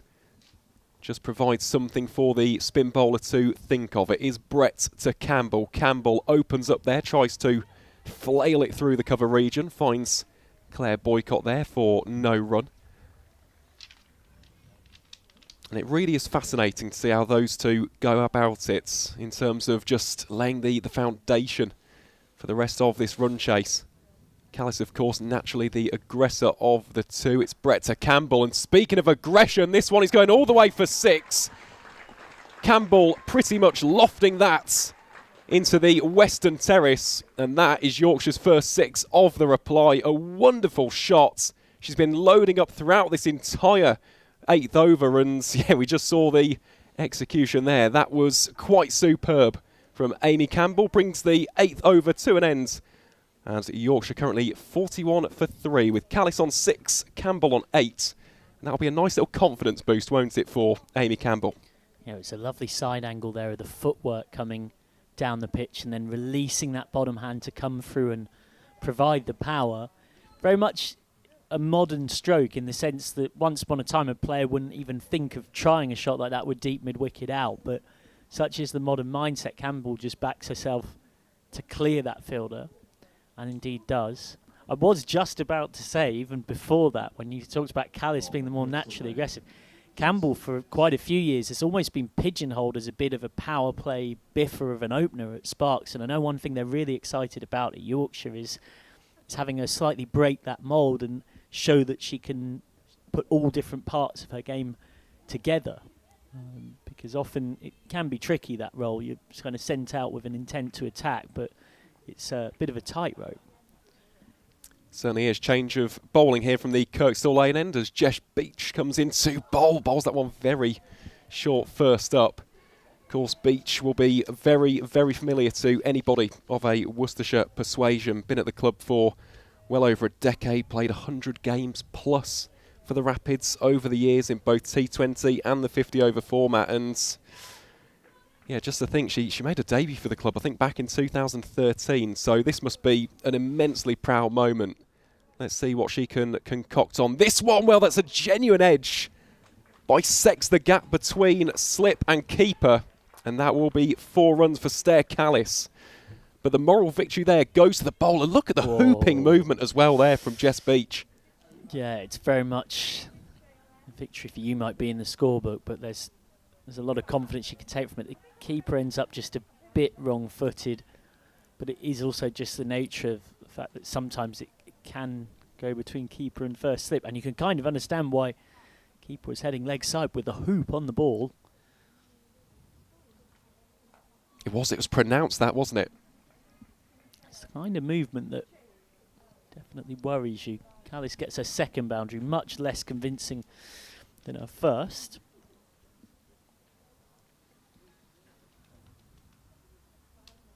Yeah, that is definitely something for Yorkshire just to be wary of.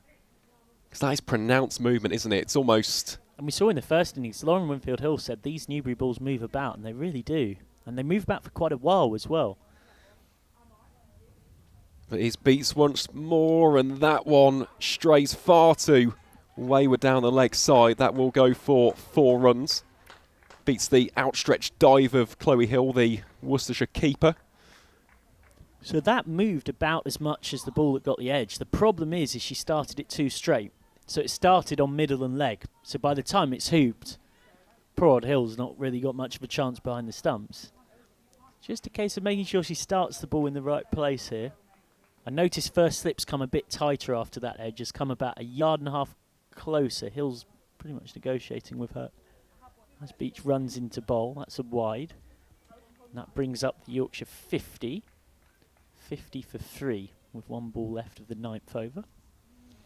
Also, of course, the addition of the second slip coming into play there. Yeah, but yeah, it's definitely not maybe a third or a gully. It's definitely a big gap there. That's not a 1 and a 2 situation. Oh, it's tightened a little now. Well, that's gone through as well. That's beaten Hill. And that's going to be 4 more. It's buys, yep. Yeah, it's really tough as a keeper in a situation like this when the ball is moving around so much. But I think for her high quality of general glove work, Hill might be a little bit disappointed by this. Yeah, just watching the replay, it just gets underneath her. Albeit the game always looks simple from up in the commentary box. If only if it was that simple to play, eh? Here is Beach then to round out the 9th over. That one clipped off the pads of Stair Callis out in towards mid-wicket for just the 1 run. And that will signal a conclusion to the end of over number 9, at the end of which Yorkshire 55 for 3. And that required run rate just hovering around about 4. It's 4.24 at the minute. I'm not sure what you make of that over if you're Chloe Hill. So Jess Beach has conceded 10. There was the 4 buys as well. The overs ended up going for 14. It's comfortably the most expensive over the innings. But I'd be very surprised if Beach gets taken off. The amount of movement that she's getting there, you want to take wickets, you want to keep pressure on the opposition. And yet, in the scorebook, it's not an overly good over, but if Jess Beach can get that line right with how much it's moving, then there's problems for Yorkshire there. There could be. It was pronounced, wasn't it? Phoebe Brett then continues from the Howard stand ends. That one carved, or I should say attempted to be carved out towards the backward point area. Some decent fielding there. Cuts it down to no runs, in fact. I think it was Ruby Davis doing the fielding there. Judging by a reaction, didn't manage to get a hand on it. More chest. Didn't seem to be enjoying getting hit there. So that's a nice bit of cricket all round. Quickly scampered single for Campbell, who now has 9, 57 for 3, with 3 balls left of the 10th over. Looks going at comfortably above the required run rate, and all of a sudden, in the blink of an eye, with the help of some extras, this partnership is already worth 34. It's funny you say that. I was just about to mention it. It really has been blink and you miss it stuff, hasn't it? 34 already between these two. Campbell, really nice shot that. Just leans back into it. Should be a couple. Indeed, it will be. Callis and Campbell communicating that early to one another. Allows them to scarp home for that second run. Moves the scoreboard on to 58 for 3. Yeah, just looking at the DLS as well. Currently at 75. Although looking at the weather around Leeds at the minute, I don't think there's too much danger that we'll need to bring that into consideration. It is absolutely glorious here in Yorkshire at the minute. I'll say rather nice clip out towards Cow Corner by Amy Campbell.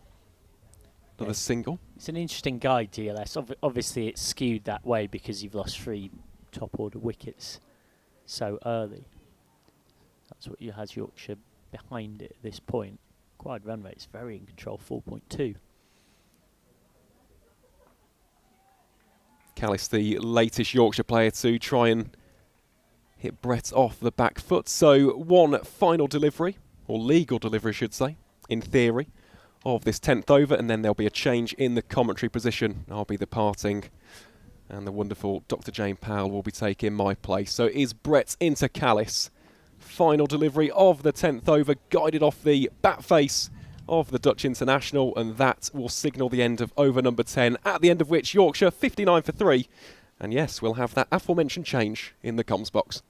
Thanks very much to Aaron Vars. Yorkshire remember next in action in a week's time for the women's team.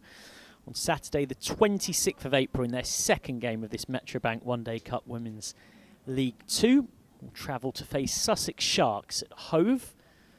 And after that it will be a back-to-back period of games against Derbyshire. Derbyshire at the County Ground in Derby on the 3rd of May in their third Metrobank One Day Cup Women's League 2. And then the Vitality T20 Women's County Cup starts, which is a straight knockout competition. In round 1, Derbyshire travel to face Yorkshire at St George's Road, Harrogate.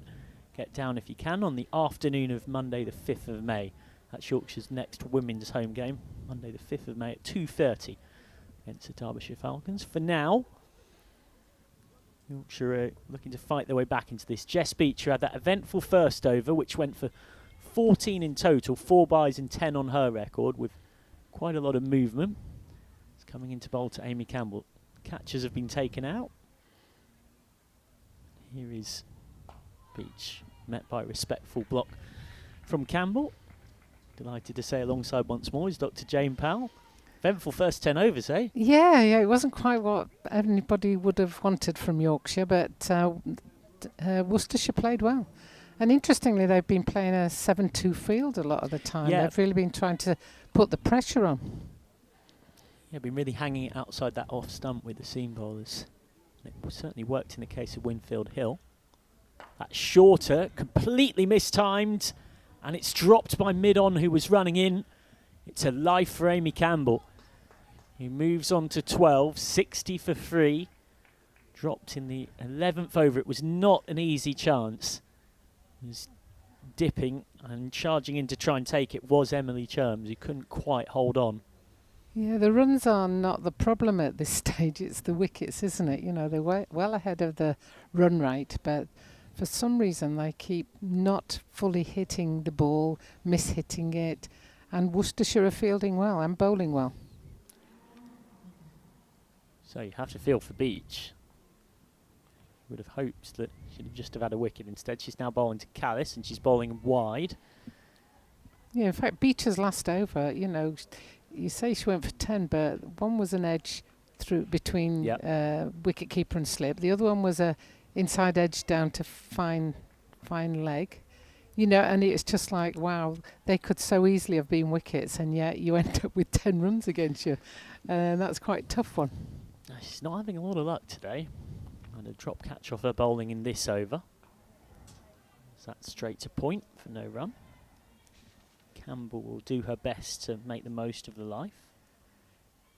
Yeah, did she have a life early on as well? I thought, didn't she just pop one up just sort of in front as like a silly mid-off or whatever? Yeah, I don't think it was a drop catch, but no. yeah, it was a bit of fortune, Yeah. certainly. Now dropped on 11 by Cherms off the bowling of Jess Beach. Who's getting a lot of movement in. That's shorter. Down the ground. Good diving stop away by Sophie Beach to her left. Yeah, and again, Esther Callis didn't quite middle that and just got the bottom end of the bat on it. And if she'd middled it, it would have been through the infield. And we all know what happens if it goes through the infield. Although I have seen them run a couple of 2s in this innings, so they are judging the runs quite well at this stage. Outside off, and Callis doesn't quite time that one. Of course, we're out of the power play, so visiting captain Chloe Hill has the option to put a few more scouts out, and has indeed done so. She's got a deep third, a deep cover, deep backward square leg, and a deep square leg in a 5-4 split field. Yeah, interesting that she's put the field back instantly, because the pressure is on Yorkshire at this stage, and another couple of wickets, and you almost say the game's just about done and dusted. But she's relieved the pressure a little bit in the field. It's a nice looking on drive. It's a tumbling stop from Sophie Beach. End of the 11th over. 61 for 3 that over from Jess Beach. Concedes just 2, and she's a bit unlucky because a tough tumbling catch running forward by Emily Chums.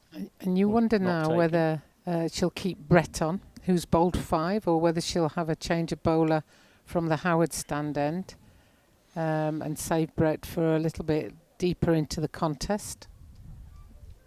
Hello to all of you wherever you're watching across the world on Yorkshire Cricket TV. Great pleasure to have your company up here in the commentary box with Dr. Jane Powell, Yorkshire's first women's president, suitable co-commentator. Couldn't have picked anybody better. You're very kind. Yorkshire's first game at Headingley under the White Rose banner as a fully professional outfit. But it feels very suitable in a way that the star performer was actually not only one of their own, but someone who was a rookie. Yeah, You know, very much a so. club that in men's and women's cricket for so long has prided itself on academy youngsters coming through. Rachel Slater, in another world, probably plays. Yes. But she's off at World Cup qualifying with Scotland. The 16-year-old Amelia Love plays, and she takes 4 for 39. Yeah, and bowled really nicely. Was a bit lucky with her first wicket, but then Yeah. after that really settled in and took some great wickets. And she'll be back at school soon after the Easter break, telling all of our friends all about it. Concentrating on her GCSEs. Well, yes, I think the technical, of course she will be. This is a nice ball from Birtwistle, who's just been brought on, another part of Worcestershire's spin army. Flora Birtwistle. Left arm spin is always an interesting addition to any squad, particularly good left arm spin as Brett was. Birtwistle replacing Brett. That's a little too short. That's smashed down baseball style by Campbell. Not too long on for 1. You definitely wouldn't blame Amelia Love, though, if she was somewhat distracted. Oh, or being not at all. urged to focus on GCSE revision with her friends saying, oh, go on, just tell me what it was like. Yeah, As no. a 16-year-old, you're out there taking a 4 for at Headingley. Yeah, and I hope she does revel in it a little bit, you know, because Yeah, you of only do course. it for a first time once. Yeah. Something you were talking about earlier, that naive exuberance of youth, that fearlessness. And it's often you see players, particularly into sort of their early and mid-20s, that's where that fear can come in, and then it's about learning to cope with that pressure. Callis on 16, Campbell has 13, 62 for 3 in the 12th over. Really flighted, trying to tempt a big shot from Callis, that's down to mid-on. Now watch Callis here in terms of looking to hit straight in the V. That's her preference. To ball of a good length. Yeah, and I think Stir in particular, having played recently for Netherlands, you know, will know that there's a long way to go in this game yet, and you can't win it here, but you can lose it. So it's just a question of just playing every ball on its merits, as she did then, just defended and pushed it into the offside. And just wait for the bad ball and make sure you punish the bad ball. Yeah, plenty of time here for Yorkshire. Required run rate is 4.3. Rocks back, plays this straight to point. So another dot for Callis, who just takes herself off to square leg to have a walk and a think. That's the end of the 12th over now, 62 for 3 then. So the partnership is worth 40. These two, with the help of quite a few extras, have rebuilt nicely from 22 for 3. A reminder of how the season looks overall. 4 Metrobank One Day Cup League 2 games across April and May. Yorkshire's Vitality T20 Women's County Cup campaign starts with Derbyshire in round 1. At home on the 5th of May. In round 2 they'd face potentially Cumbria and Stafford, and Essex would be potentially waiting Tier 1 opposition in round 3. The semi-final and final both on the 26th of May on finals day at Taunton. And Yorkshire's T20 Vitality Blast campaign starts on the 1st of June, home against Derbyshire. 8 games, aiming to reach finals date on the 26th of July at Northampton. Continuing here is Beach. And it's a swipe and a miss from Campbell, but it was a wide. Campbell had to be careful there. She was not far off nicking a wide through to the keeper, and there's no feeling worse. Off a wide, yeah. It's one of those, isn't it, that, wow, this is wide, so I can go after it, but then do I need to go after it? I don't think she did go after it, but she didn't get it, unfortunately, for Worcestershire. Campbell, who's got a lot of roots in Yorkshire, is now driving a little more convincingly out through the covers. Father Chris, born in Huddersfield, Uncle Nigel also has roots in this part of the world. Both played minor counties cricket for Northumberland. Cricket very much running in the family, and then more recently Campbell herself has played for the Northern Superchargers and the Manchester Originals in the 100. Comes a little wider of the crease this time, Beach. Campbell just guiding that one away. Time not Yorkshire's enemy here. It's wickets.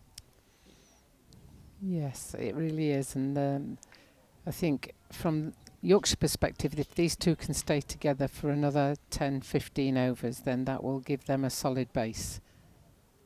Because they're not going slowly on the run rate. Oh dear. Catching chance and taken just as the partnership between Callis and Campbell was building nicely. It is Beach who gets the breakthrough, and my goodness me, won't Emily Cherms be feeling better. In the previous over she dropped Amy Campbell, but now she holds on to a crucial skyer to leave Yorkshire 63 for 4. And Campbell did not really make the most of the life she was given. She only added 2 more runs after she was dropped. Campbell goes for 13 with Yorkshire 63 for 4. And there are times where the decision making is okay, but the execution is poor. And I think it's very much early season. And whilst the girls may have been in Abu Dhabi, it's very different conditions in Abu Dhabi to Headingley in mid-April. But the execution of your skills have to be just as good, and that one just went up rather than through the ball. If she'd gone through the ball, she would have cleared that infield. And same with Lauren Winfield Hill. If she'd gone through hitting the ball, that would have gone over the top of the field as well. And I think there's a hesitancy in the stroke play almost. They sort of make a decision but then don't go through and execute it with full power. But well done to Worcester. Another good wicket for them. And they're very much in the ascendancy in this game at this moment. Well, Maddie Ward, what have you got? Yorkshire's new vice-captain. Just her second senior career appearance. She did make her senior regional debut last August for the Diamonds in a 50-over game against the Sunrisers at Chelmsford, where she kept well and made 20.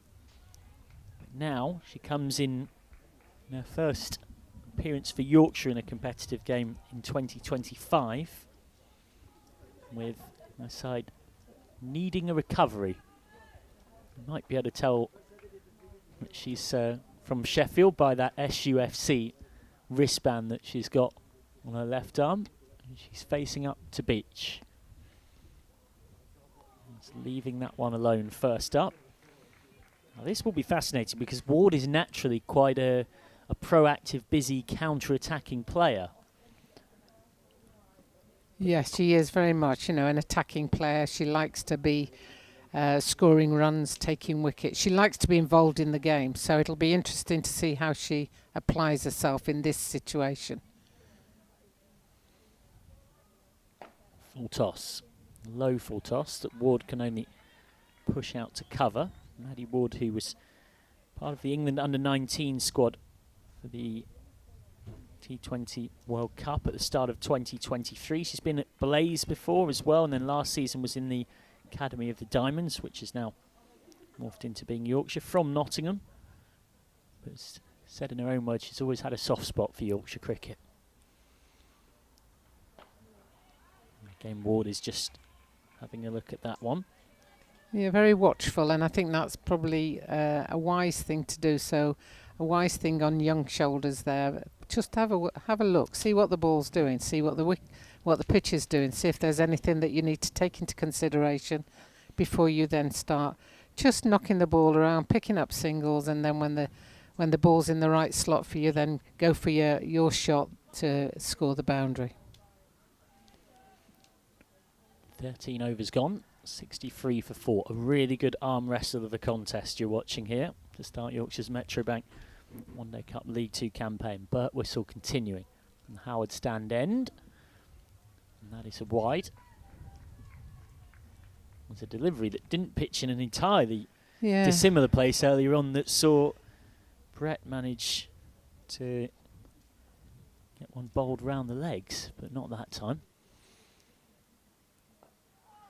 Respectful block from Callis, who's on 16 and will be all too aware that she is very much the big senior cog left in this batting lineup. Where's Beth Langston to come? I know he's worked really hard on her batting, and Yorkshire is evolving into a middle order player, but Callis is a big wicket here. That time only finds cover. Yeah, what she mustn't do is get frustrated. You can sort of read her body language a little bit that says, I'm a bit frustrated, and she doesn't need to do that. Just needs to concentrate and play each ball. Callis has stepped down and met that hard on the half volley. He's just picked cover up. It's funny, I was about to say something similar. It feels like she's just had a little run of dot balls here. She's got to let that not get in her head. The scoreboard is not a big problem for Yorkshire in terms of run rate here. Pushed through quicker. Callis finds deep cover for 1. She moves on to 17 off 34. Ward on to strike. Yet to face Maddie Ward, who, in her own words, was a nudger, but now has a different mindset. Something of a dynamic middle order bat these days. She's made 8 appearances for the England under-19s, all abroad in South Africa or Sri Lanka. Great experience to have at such a young age. That's just blocked by Ward. But exactly as you allude to, as good as a pre-season tour is, it just does not compare in the exact same way to the toughness of senior competitive game.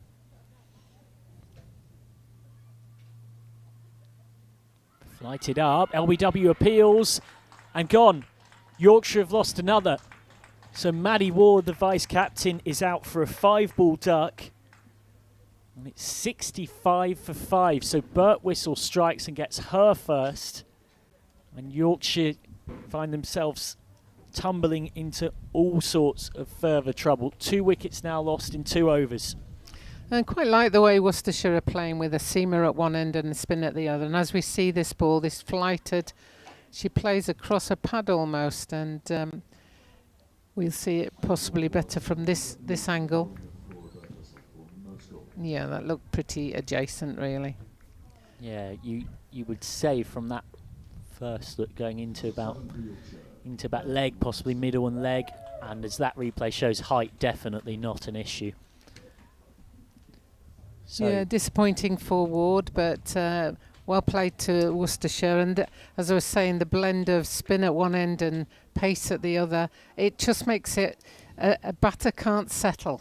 And that's the problem, I think, is that some of the batters prefer seam, some prefer spin, but you don't get that over 2 overs. You're getting a mixture, so you're really having to concentrate. And whilst the seam at times has given away quite a few wides, the ball that they pitch on the stumps that lifts and goes away is actually a very good ball. So yeah, you've got to make sure that you're concentrating every single ball. I mean, it goes without saying you should be doing that, but once a bowler gets into a rhythm, usually it's a lot easier to know that it's going in this area and I'm doing this. Where when it's wide and when it's down off, down leg, the one that then is on the stumps, you know, you're really having to think about and play it sensibly. beach bowling to Callis, who square cuts really nicely. Direct hit from point, but Beth Langston had made her ground. That is a quite magnificent bit of fielding from Gwen Davies. Yeah, and Worcestershire quite rightly are up. You can sense that in the field, you know. And that tends to happen is that once you start getting a run of wickets, then everybody in the field feels that they're going to contribute and they'll be able to pick up the next wicket, whether that's with a catch, a throw or bowling.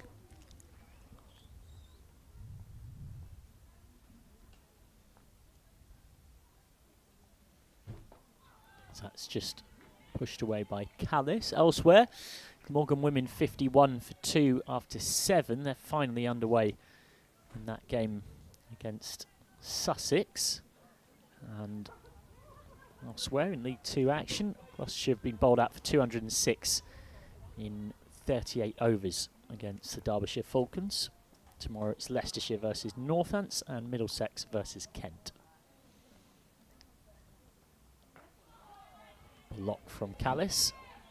And on the Yorkshire men's side of things, having a tough time of it in the field. Alex leads, of course, has his Yorkshire cap from once upon a time. Now Durham captain has 108 not out.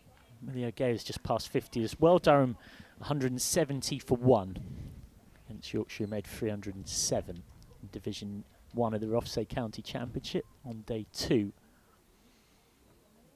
Beach again, nice bit of movement back, and it was played well by Callis. Got inside the line of the ball, just guided away for 1. 66 for 5 in the 15th over. Of course, on the Yorkshire men's side, a loss at Hampshire in round 1, and then a big win here against Worcestershire. In fact, a record county championship win for any team in terms of the margin of victory of runs. But any Yorkshire fans hoping that might be a bit of an omen for today would have been a little disappointed so far. Yorkshire in quite a scrap here. Beth Langston yet to get off the mark, facing up, and is, I think, gloved that down. Falls just short of keeper and slip. Yeah, and Beach is starting to get her line a lot better now. She's a lot more consistent in this over and causing problems. She's got height and she's got the ability to just get a little bit more lift off the ball. Yeah, there's been a lot to like about my bowling so far. Asking a lot of questions.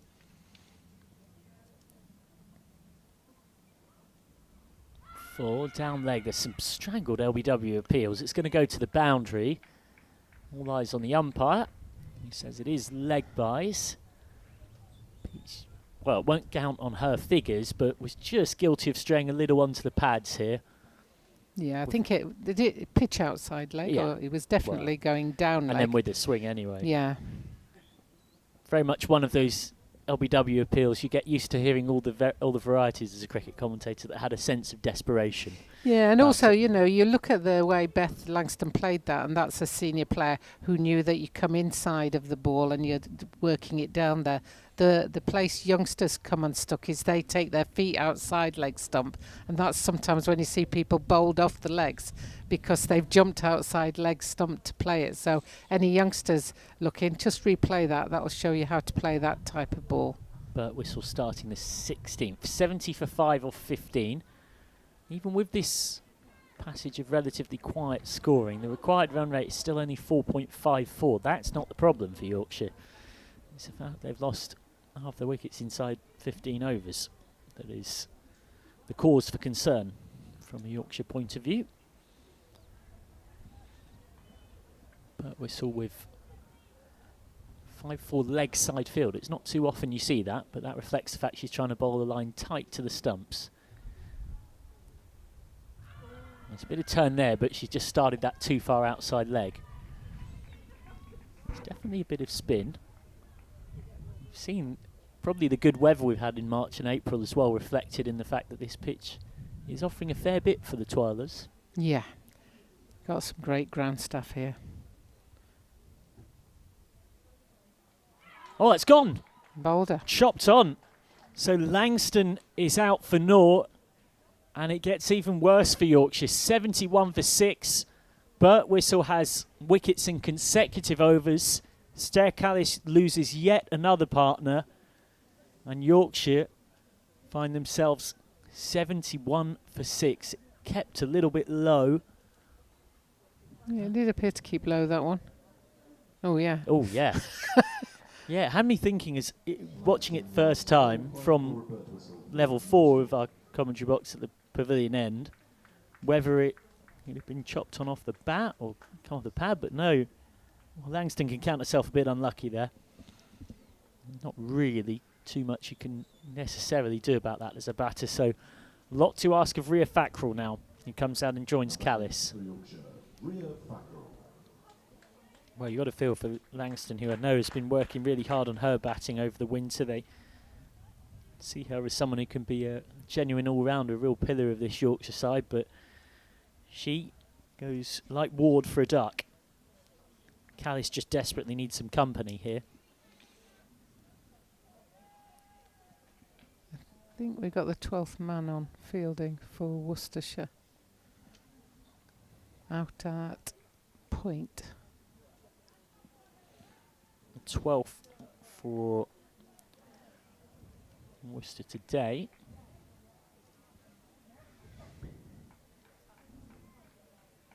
Here's Samarakun. Now it's that ID game of working out who in place of Worcestershire. We'll hope it's nobody's injured. That's just prodded away from the first ball faced by Fackrell.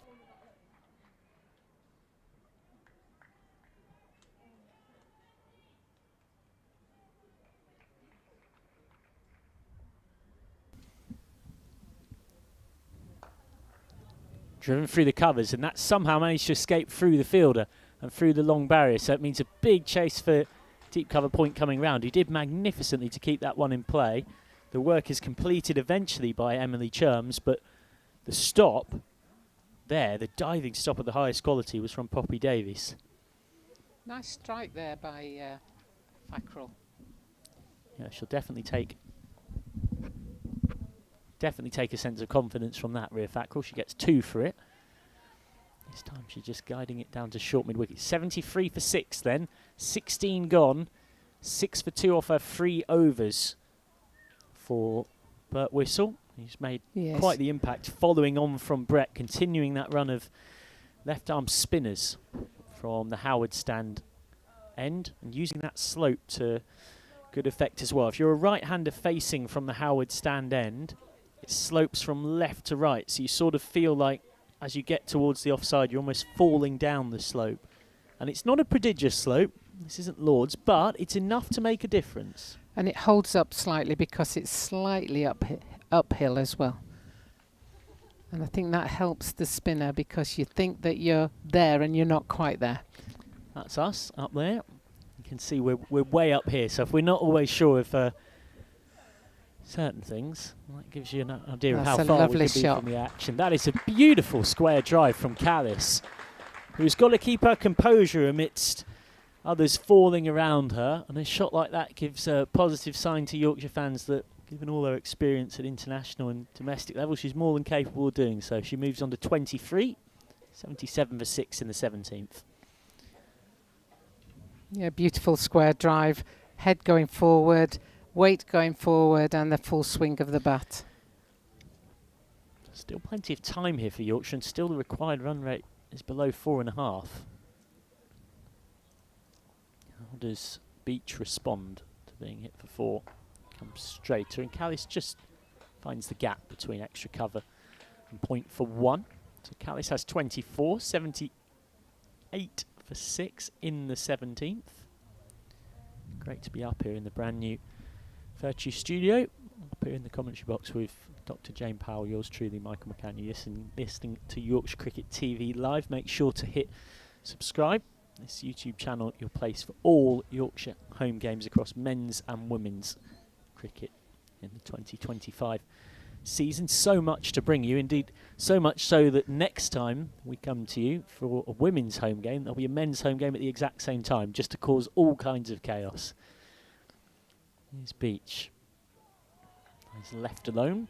And it's quite nice to play those double headers, you know, it really gives the Yorkshire members something to actually come and watch the women if you've not seen them before.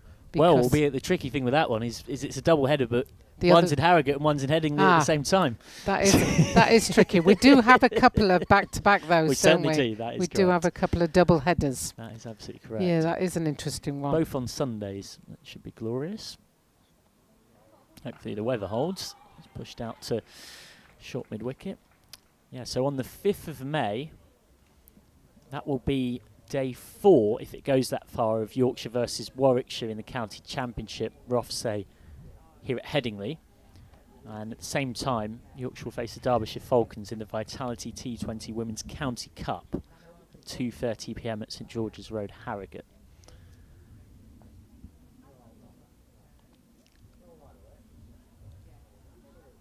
Into the pads, but again too much swing for Beach to have LBW really being prospect there.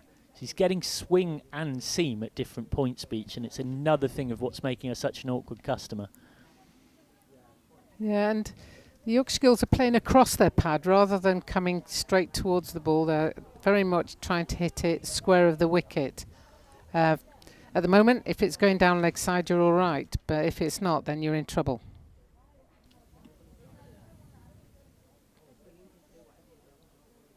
Beach again getting more nice shape. And Thackrell just keeping it out. Thackrell still has 2. She got for that shot through the covers a little while back. End of the 17th. 78 for 5. And now the 12th that we mentioned will come back off. Samari Samarakun. And back on is Claire Boycott, who made 38 with the bat earlier on. So Yorkshire going at bang on the required run rate, but are 6 down after almost exactly a third of the innings. A lot of the responsibility lies on Stair Callis on this crisp and thankfully in recent times not quite so cold April Saturday here in Easter. Steps down the track, Callis. That is classic Stair Callis. She loves to hit very straight in the V. That is the Dutch Dynamo at her brilliant best. She moves on to 28. She is the key wicket in this run chase, no doubt. But that gives Birtwistle something to consider. 82 for 6. And a great example of moving your feet and hitting through the ball. And she did that, and there was just the fielder was nowhere because it was way ahead of her. It'll be interesting to see how Chloe Hill responds to this. She's kept a long off out for Callis throughout her time out there. For now, mid-on stays up. Birtwistle again. Callis had intent to come down and then adjusts and carves this away for point through point for 4. So back-to-back boundaries for Callis, who's upping the ante here. Has seen Birtwistle take a couple of wickets, has seen partners disappear at the end, but has shown other end, but that's not going to stop her naturally aggressive tendencies. But I say aggressive, that was a touch shot. Beautifully played, 86 for 6. Yeah, great variation from Callis there. The ability to move her feet and hit down the ground and then to go onto a back foot and punch it through point. That'll be 1 this time for Callis. He's taken 9 off the first 3. I'd say more than anything, at this stage with the required run rate, all she needs Thackrell to do is just stay there, offer company, just push the odd one into a gap for a single where she can. It's a very spread field. There's plenty of gaps for Rhea Thackrell, even though she's only just got out there. She's on 2 off 7. She'll get another look at that one. That's a wide. I just wonder whether there's a bit of Hill that's tempted to bring another up into the ring here. She's got long on, deep mid-wicket, deep square leg. Plenty of teasing flight, well driven by Thackrell. Yeah, and I think, you know, the new batter at the crease, you'd tend to try and pressure a bit more, and you could bring her probably long on up into the circle. Thackrell this time is going back, playing confidently to cover. This is one of those where you say at the moment she's batting to the field, because she just hit 2 or 3 really good shots, one to the long mid-off and one to the cover fielder superbly. Thackrell signed a 3-year contract, a maiden professional contract, joining Yorkshire, Coventry born. Thackrell this time slightly unconvincingly off the inside half of the bat, just pushes to mid-wicket, but is seen off the rest of the over, so 9 off that for Yorkshire, all off the bat of Callis. 18 gone, 88 for 6. Rhea Thackrell, who played county cricket for Warwickshire, was exposed to a fair bit of senior regional cricket at Sparks. He's played 84 50 over in T20 games at senior level, so it does have a lot of experience. But often, and this is something with, you know, a lot of people, statisticians and all the people that record cricket are finding quite difficult with women's cricket, is trying to categorise all of that, because you had the Kia Super League era, you had the regional cricket era for 5 seasons, you then had county cricket continuing in that time.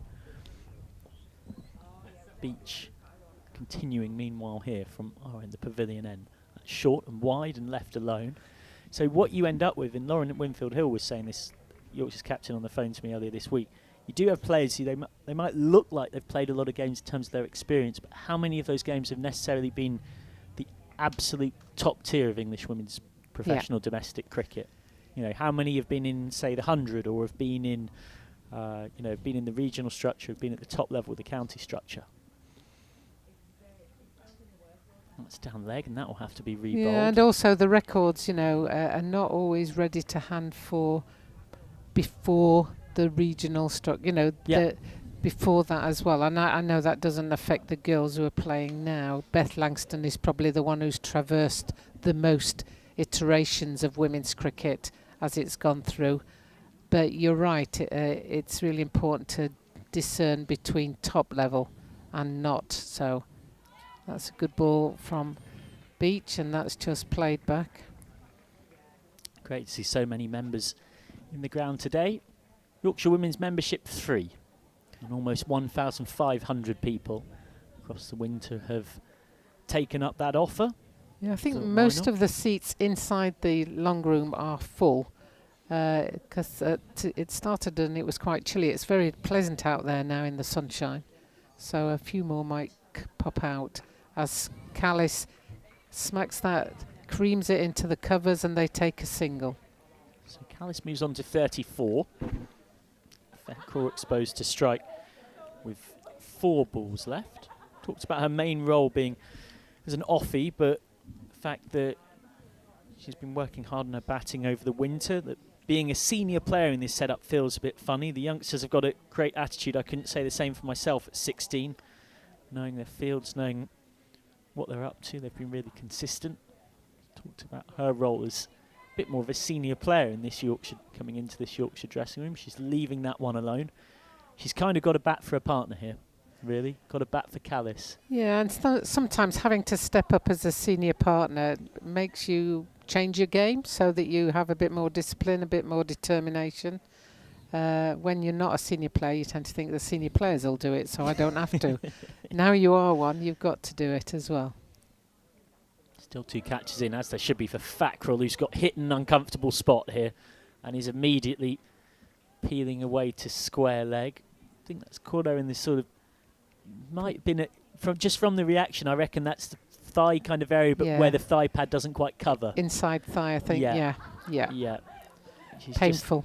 You can see she's got a wry smile on her face, and she's just taking a little bit of extra time here, which always feels like a good idea. Now we'll face up 91 for 6 Yorkshire in the 19th over, needing another 138 to win.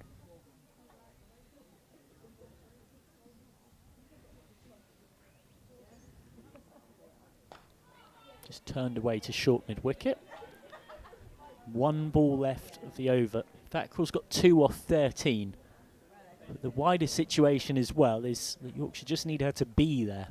Yeah, and also you look at the partnership, they've scored 20. Yeah, absolutely. So that's the key one to keep your eye on. If you're out there batting, don't worry about your own score, just keep building that partnership. Full. That's well played. That was a bit of a Yorker, but she managed to angle the bat so that it ran down to 3rd man. Yeah, cleverly done by Thackeray. Gets 1 to 3rd. So Thackeray has 3, Callis has 34, 92 for 6 after 19. Acquired rate of 4.42, which is not the problem, but it's never really been the problem for Yorkshire. It's been the loss of wickets at a pace far greater than they might have liked. Elsewhere, Glamorgan 76 for 3 after 14 overs there at Cardiff. And Derbyshire 10 without loss in the 2nd over, chasing 206 in 38 overs to beat Gloucestershire, both of those also in Metrobank One Day Cup League 2 action, where across the season Yorkshire will play 9 group stage games. They'll play everybody once, home or away. We'll hope to get in the top 4. That gets you a spot in the semi-finals, which are on the 6th of September. Win that, you get into the final, which is on the 14th of September at Worcester's picturesque New Road ground. First ball of new over from the Howard stand end is just guided to point. Fackrell on 3. Partnership just steadily building. Yorkshire on something of a tightrope here after those early wickets, rebuilding once upon a time from 22 for 3, now 92 for 6. Fackrell gone. Yorkshire lose another. It is Birtwistle who has a third. Fackrell beaten by one that clearly turned a fair bit. 92 for 7. Ria Fackrell has to go for just 3. Was a well-flighted ball, and I think she was beaten in the flight. I think she didn't fully go forward here. She just stays on the crease, and she opens the left shoulder, which means there's a gap there for the ball to go through, and the bat didn't come through straight. Yeah, Well, it's very well bowled. You summed it up perfectly. Just watch the left shoulder of Fackrell. But you also have to give great credit to Birtwistle. It's a beautiful ball. It's the kind of delivery that when you're bowling left arm around to a right-hander, you dream about. And so Yorkshire have a lot to do now. Callis is still there. That's the one consolation for Yorkshire. But she is fastly running out of partners. That's the problem.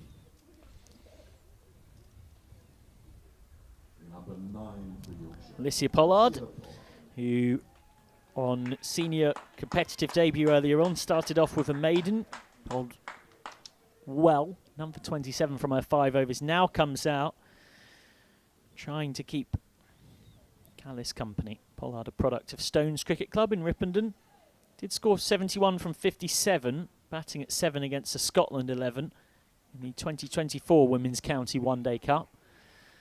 My goodness me, never mind 71. I think Yorkshire would give quite a lot for her to just make 17 here and keep Callis company for a while. Birtwistle has 3 for 16 in her 4.2 overs so far. And he's beating the outside edge of Pollard's bat. Pollard didn't do a lot wrong there, didn't chase the line of it. Just sometimes have to cover the line of the stumps and hope you don't nick it.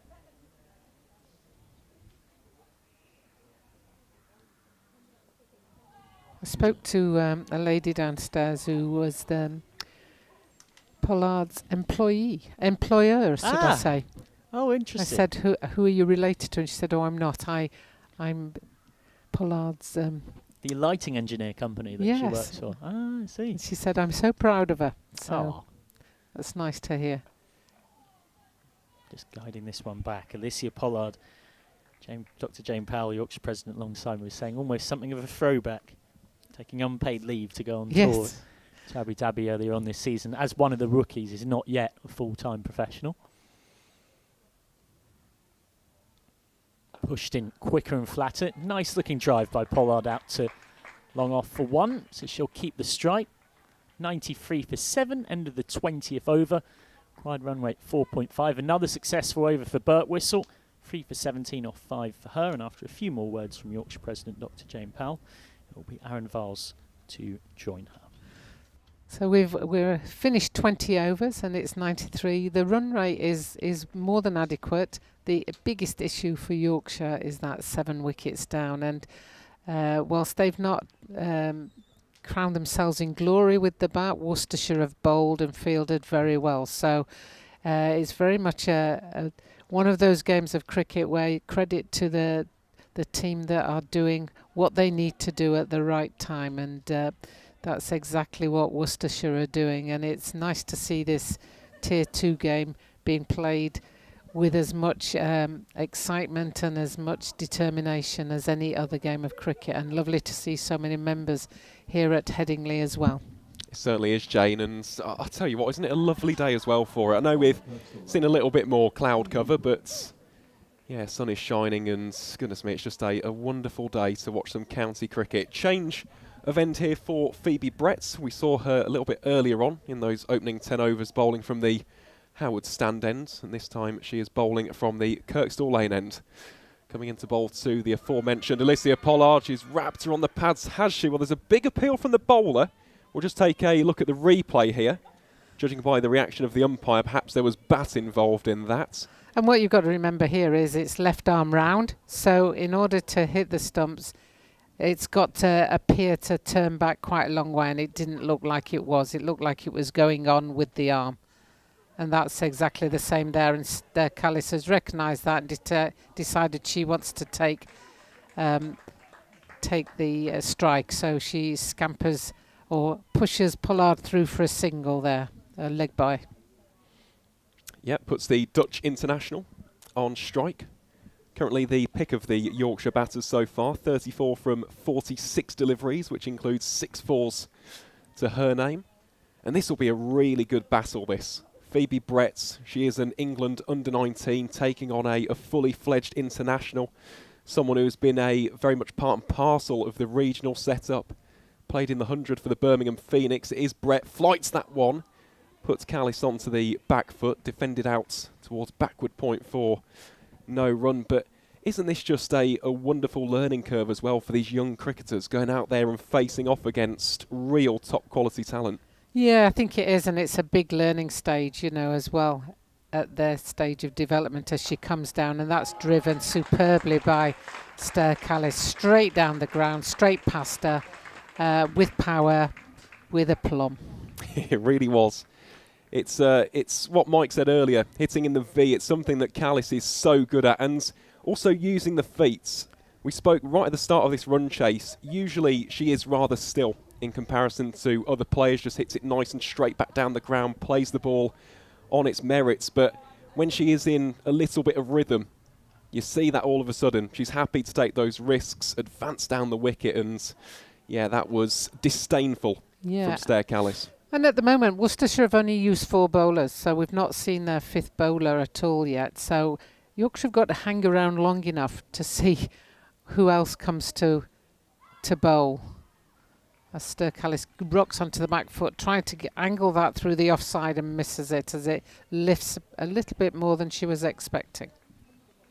Yeah, nice delivery that from Phoebe Brett, and been a really nice spell this so far. Currently has figures of 2 for 24. This will be the last delivery of her 6th over. That one attempted to be carved away. There could be a run out here, and indeed there will be. Slight miscommunication in the middle between the 2 Yorkshire batters, and Alicia Pollard is run out by a very smart piece of fielding. Yorkshire all at sea here at Headingley. They are now 98 for 8. Oh, goodness me.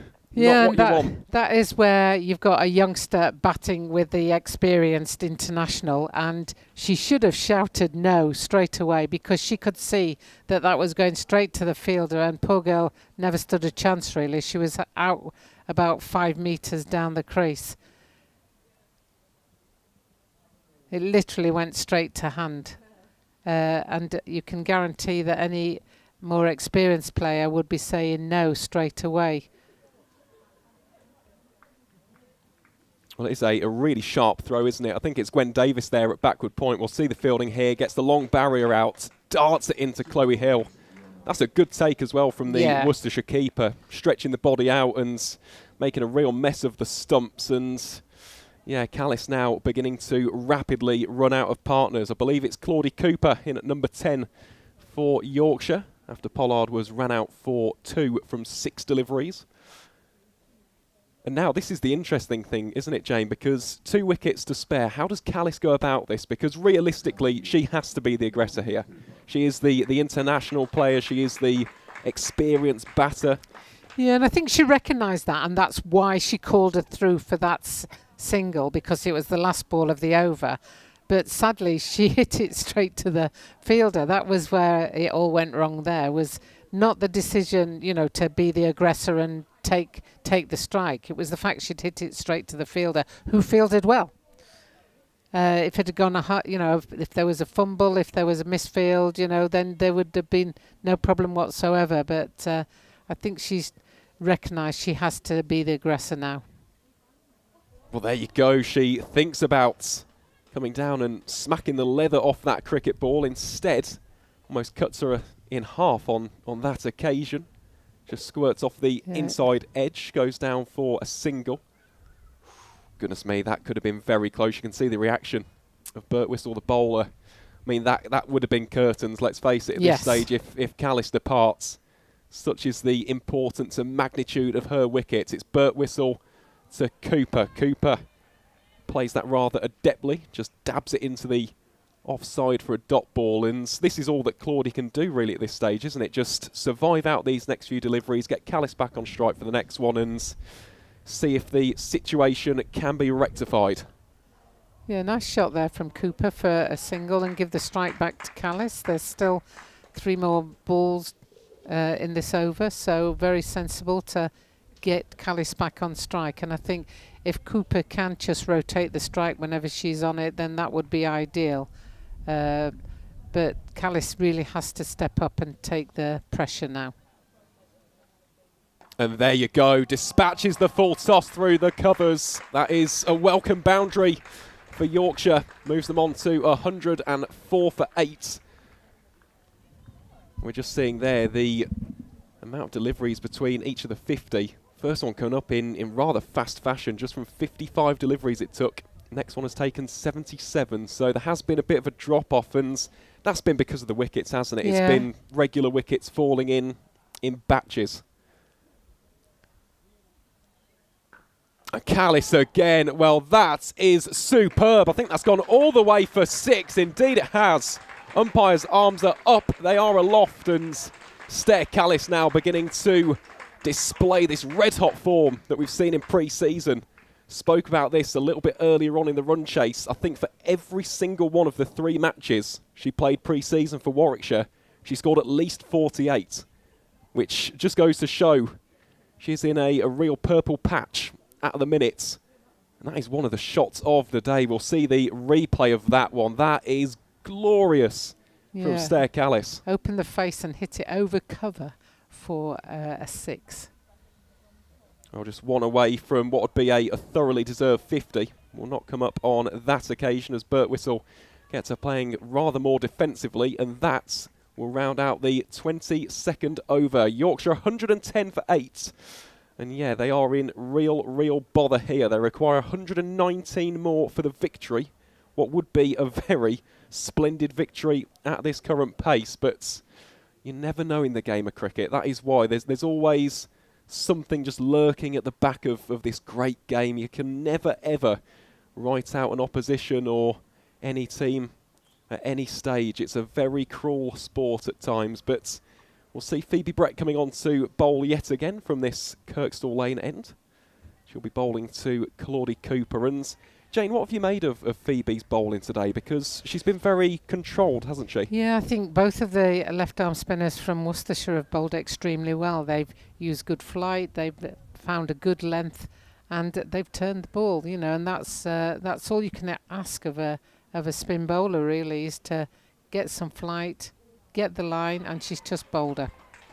And that is a very nice delivery yet again from Phoebe Brett. Her 3rd wicket of the day. It's Yorkshire's 9th to fall. The home side now 110 for 9 in the 23rd over. And Phoebe Brett is having some day here in the north of England. I mean, we know exactly what she's like as a competitor. We know the skill level, we know the quality, the calibre of Brett as a spin bowler. And I spoke about it earlier on in the broadcast, that ability to get so many of her dismissals through the medium of bolts continues to add to that tally yet again.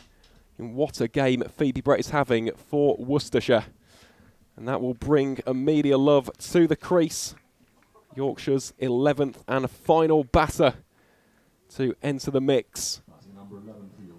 Yeah, disappointing batting display really from Yorkshire, and nobody will be more disappointed than the girls. You know, it's not through lack of effort, it's just execution today that's not been there, and they've come across a very strong Worcestershire side. Although it's interesting, I wonder who their 5th bowler would have been, because we haven't seen. They've got 2 very good spin bowlers. They've got 2 seam bowlers who can bowl a good ball but have sprayed a few wides. But when they put the ball in the right area, then obviously they're very good. So you've got to watch them. But I just wonder who their 5th bowler would have been. Well, I imagine, just given how this surface has acted, I think they would have gone with Bryony Gilgrass, just because she can bowl both offies and leggies. Of course, Claire Boycott also bowls a bit of medium pace as well. I imagine it would have been one of those 2 who would have come into the action, but we'll wait and see. At this rate, Worcestershire might not even need a 5th bowler. Such has been the clinical nature of the first four. And welcoming me back onto comms here is Michael McCann as Phoebe Brett comes into bowl here to the aforementioned Love. That is played out to mid-off for no run. I mean, Mike, what have you made of this display from, well, both Yorkshire and Worcestershire? Well, you have to give Worcestershire a huge amount of credit. It's been very, very impressive. That's just guided by Love out to cover point. I think the frustration for Yorkshire will be that no one apart from Callis has stood up with the bat. And even Amy Campbell, who was second top scorer with 13, she got dropped on 11 and she didn't make the most of the life that she was given. Well, here is Brett to Love then, looking to wrap up the game. That one is played rather confidently by the Yorkshire tail ender.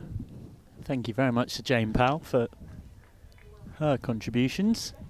She's just given me a little sign as she was on her way out of the box, and a couple of other people have said this to me, that Amelia Love, while she may have taken 4 wickets, is not known for her batting. Well, let's see. Here is Brett to Love. Didn't quite get the timing on that one. Well, Love's got one ball to see out for this over to at least give Callis the strike back at the start of the next and the opportunity to turn a 49 into a half century. Well, one legitimate ball. 111 for 9. Yorkshire's still not even halfway to the target. They need another 119 to win.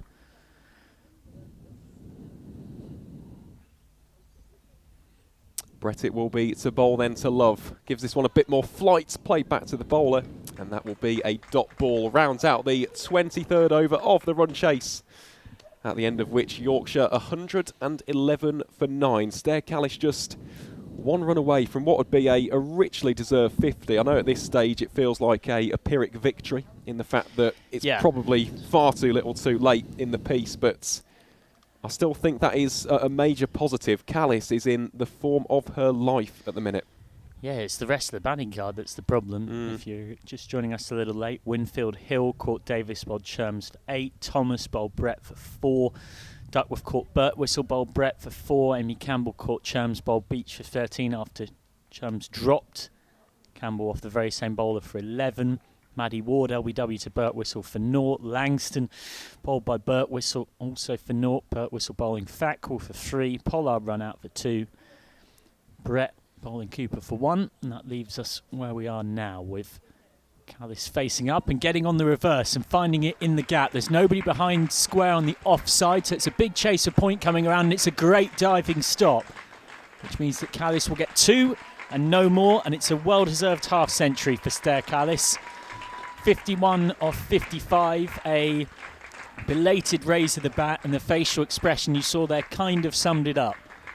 It won't mean a lot to her, someone of a competitive nature, the Dutch international, given the game state, unless you can turn it into something truly extraordinary. Callis this time swipes and misses, might be outstumped, is outstumped, gone, and that's it. Worcestershire have done it. Yorkshire are bowled out for 113, and Worcestershire have come to Headingley in the first game on this famous ground of a Yorkshire fully professional women's team playing under the banner of the White Rose. And it is the visitors who've not only won, but they have won in style by 115 runs. A massive victory confirmed by that swipe from Callis that gave the chance for Chloe Hill to complete the stumping. Stumped off a wide. So Callis is the last to go, out for 51. Amelia Love is left 0 not out. And Birtwistle finishes up with 31 for 3, much like Phoebe Brett gets a free for. In fact, Birtwistle, beg your pardon, takes 4.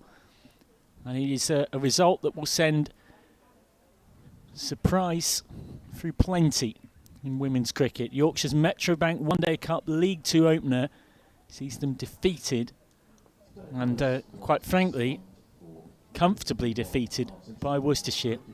The winning margin, 115 runs. Well, it is. It's emphatic that for Worcestershire. I think we have to give the Rapids a tremendous amount of credit and praise for the performance that they put together, especially the two spin bowlers, Phoebe Brett and Flora Birtwistle, who I imagine will have a big role to play throughout the campaigns of all three competitions. They were the dynamic duo for the Rapids last season, especially in T20 cricket. They've got almost this telepathic connection to pick up wickets, and you can just see there today two very different styles. Birtwistle a lot slower, a lot more methodical, a lot more metronomic in terms of her style of bowling. Gets them almost from deceiving the batters. So it's a case of stumpings, caught and bowls, catches, stuff like that.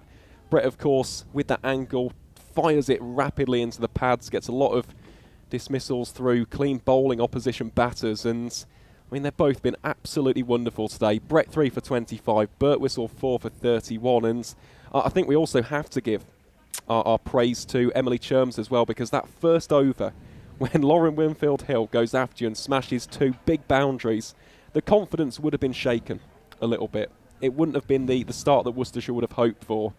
But getting the Yorkshire captain out, you could just see it had a massive impact on the body language. And I tell you what, ever since then, it has been pretty much one-way traffic.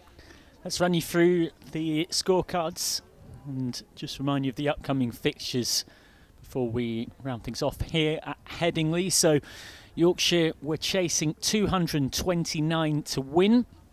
Lauren Winfield-Hill went for 8, caught by Davis off Cherms. Erin Thomas was bowled by Brett for 4. Rebecca Duckworth went for the same score, gone for 4, caught Birtwistle, bowled Brett. Stair Callis was the last to go, stumped by Chloe Hill off the bowling of Birtwistle for a very well-made 51 off 55.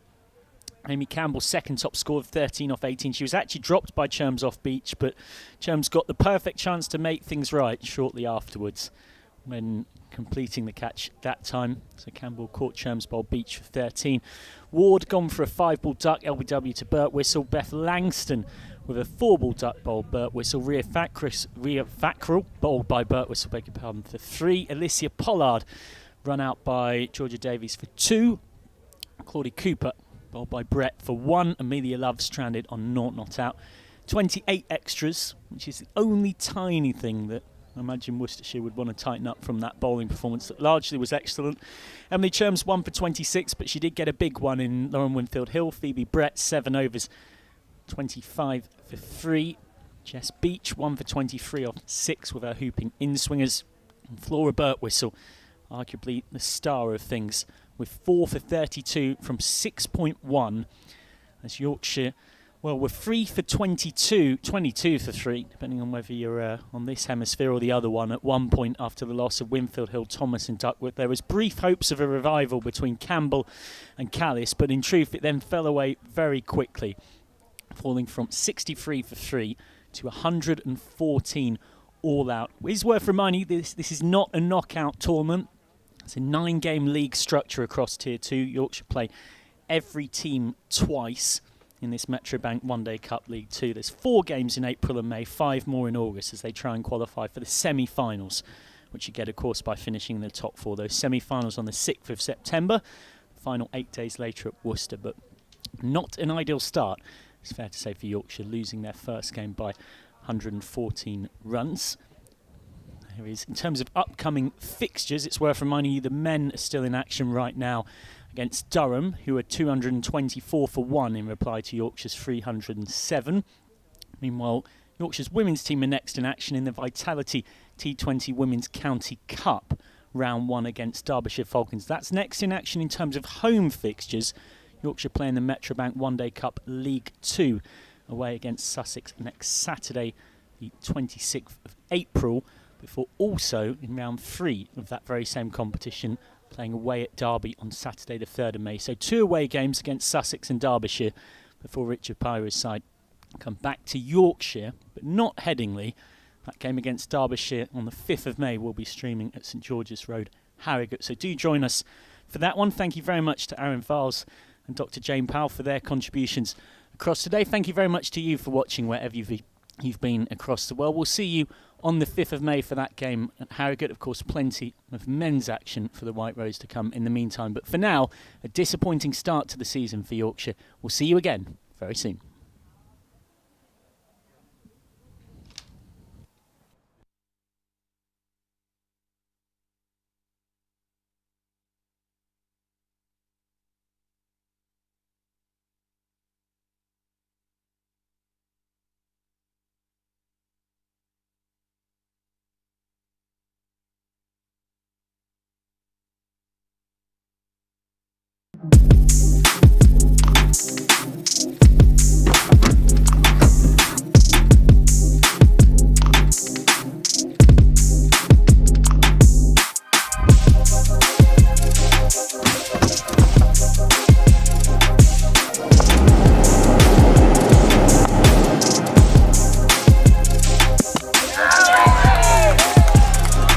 Vertu, official partner of Yorkshire County Cricket Club.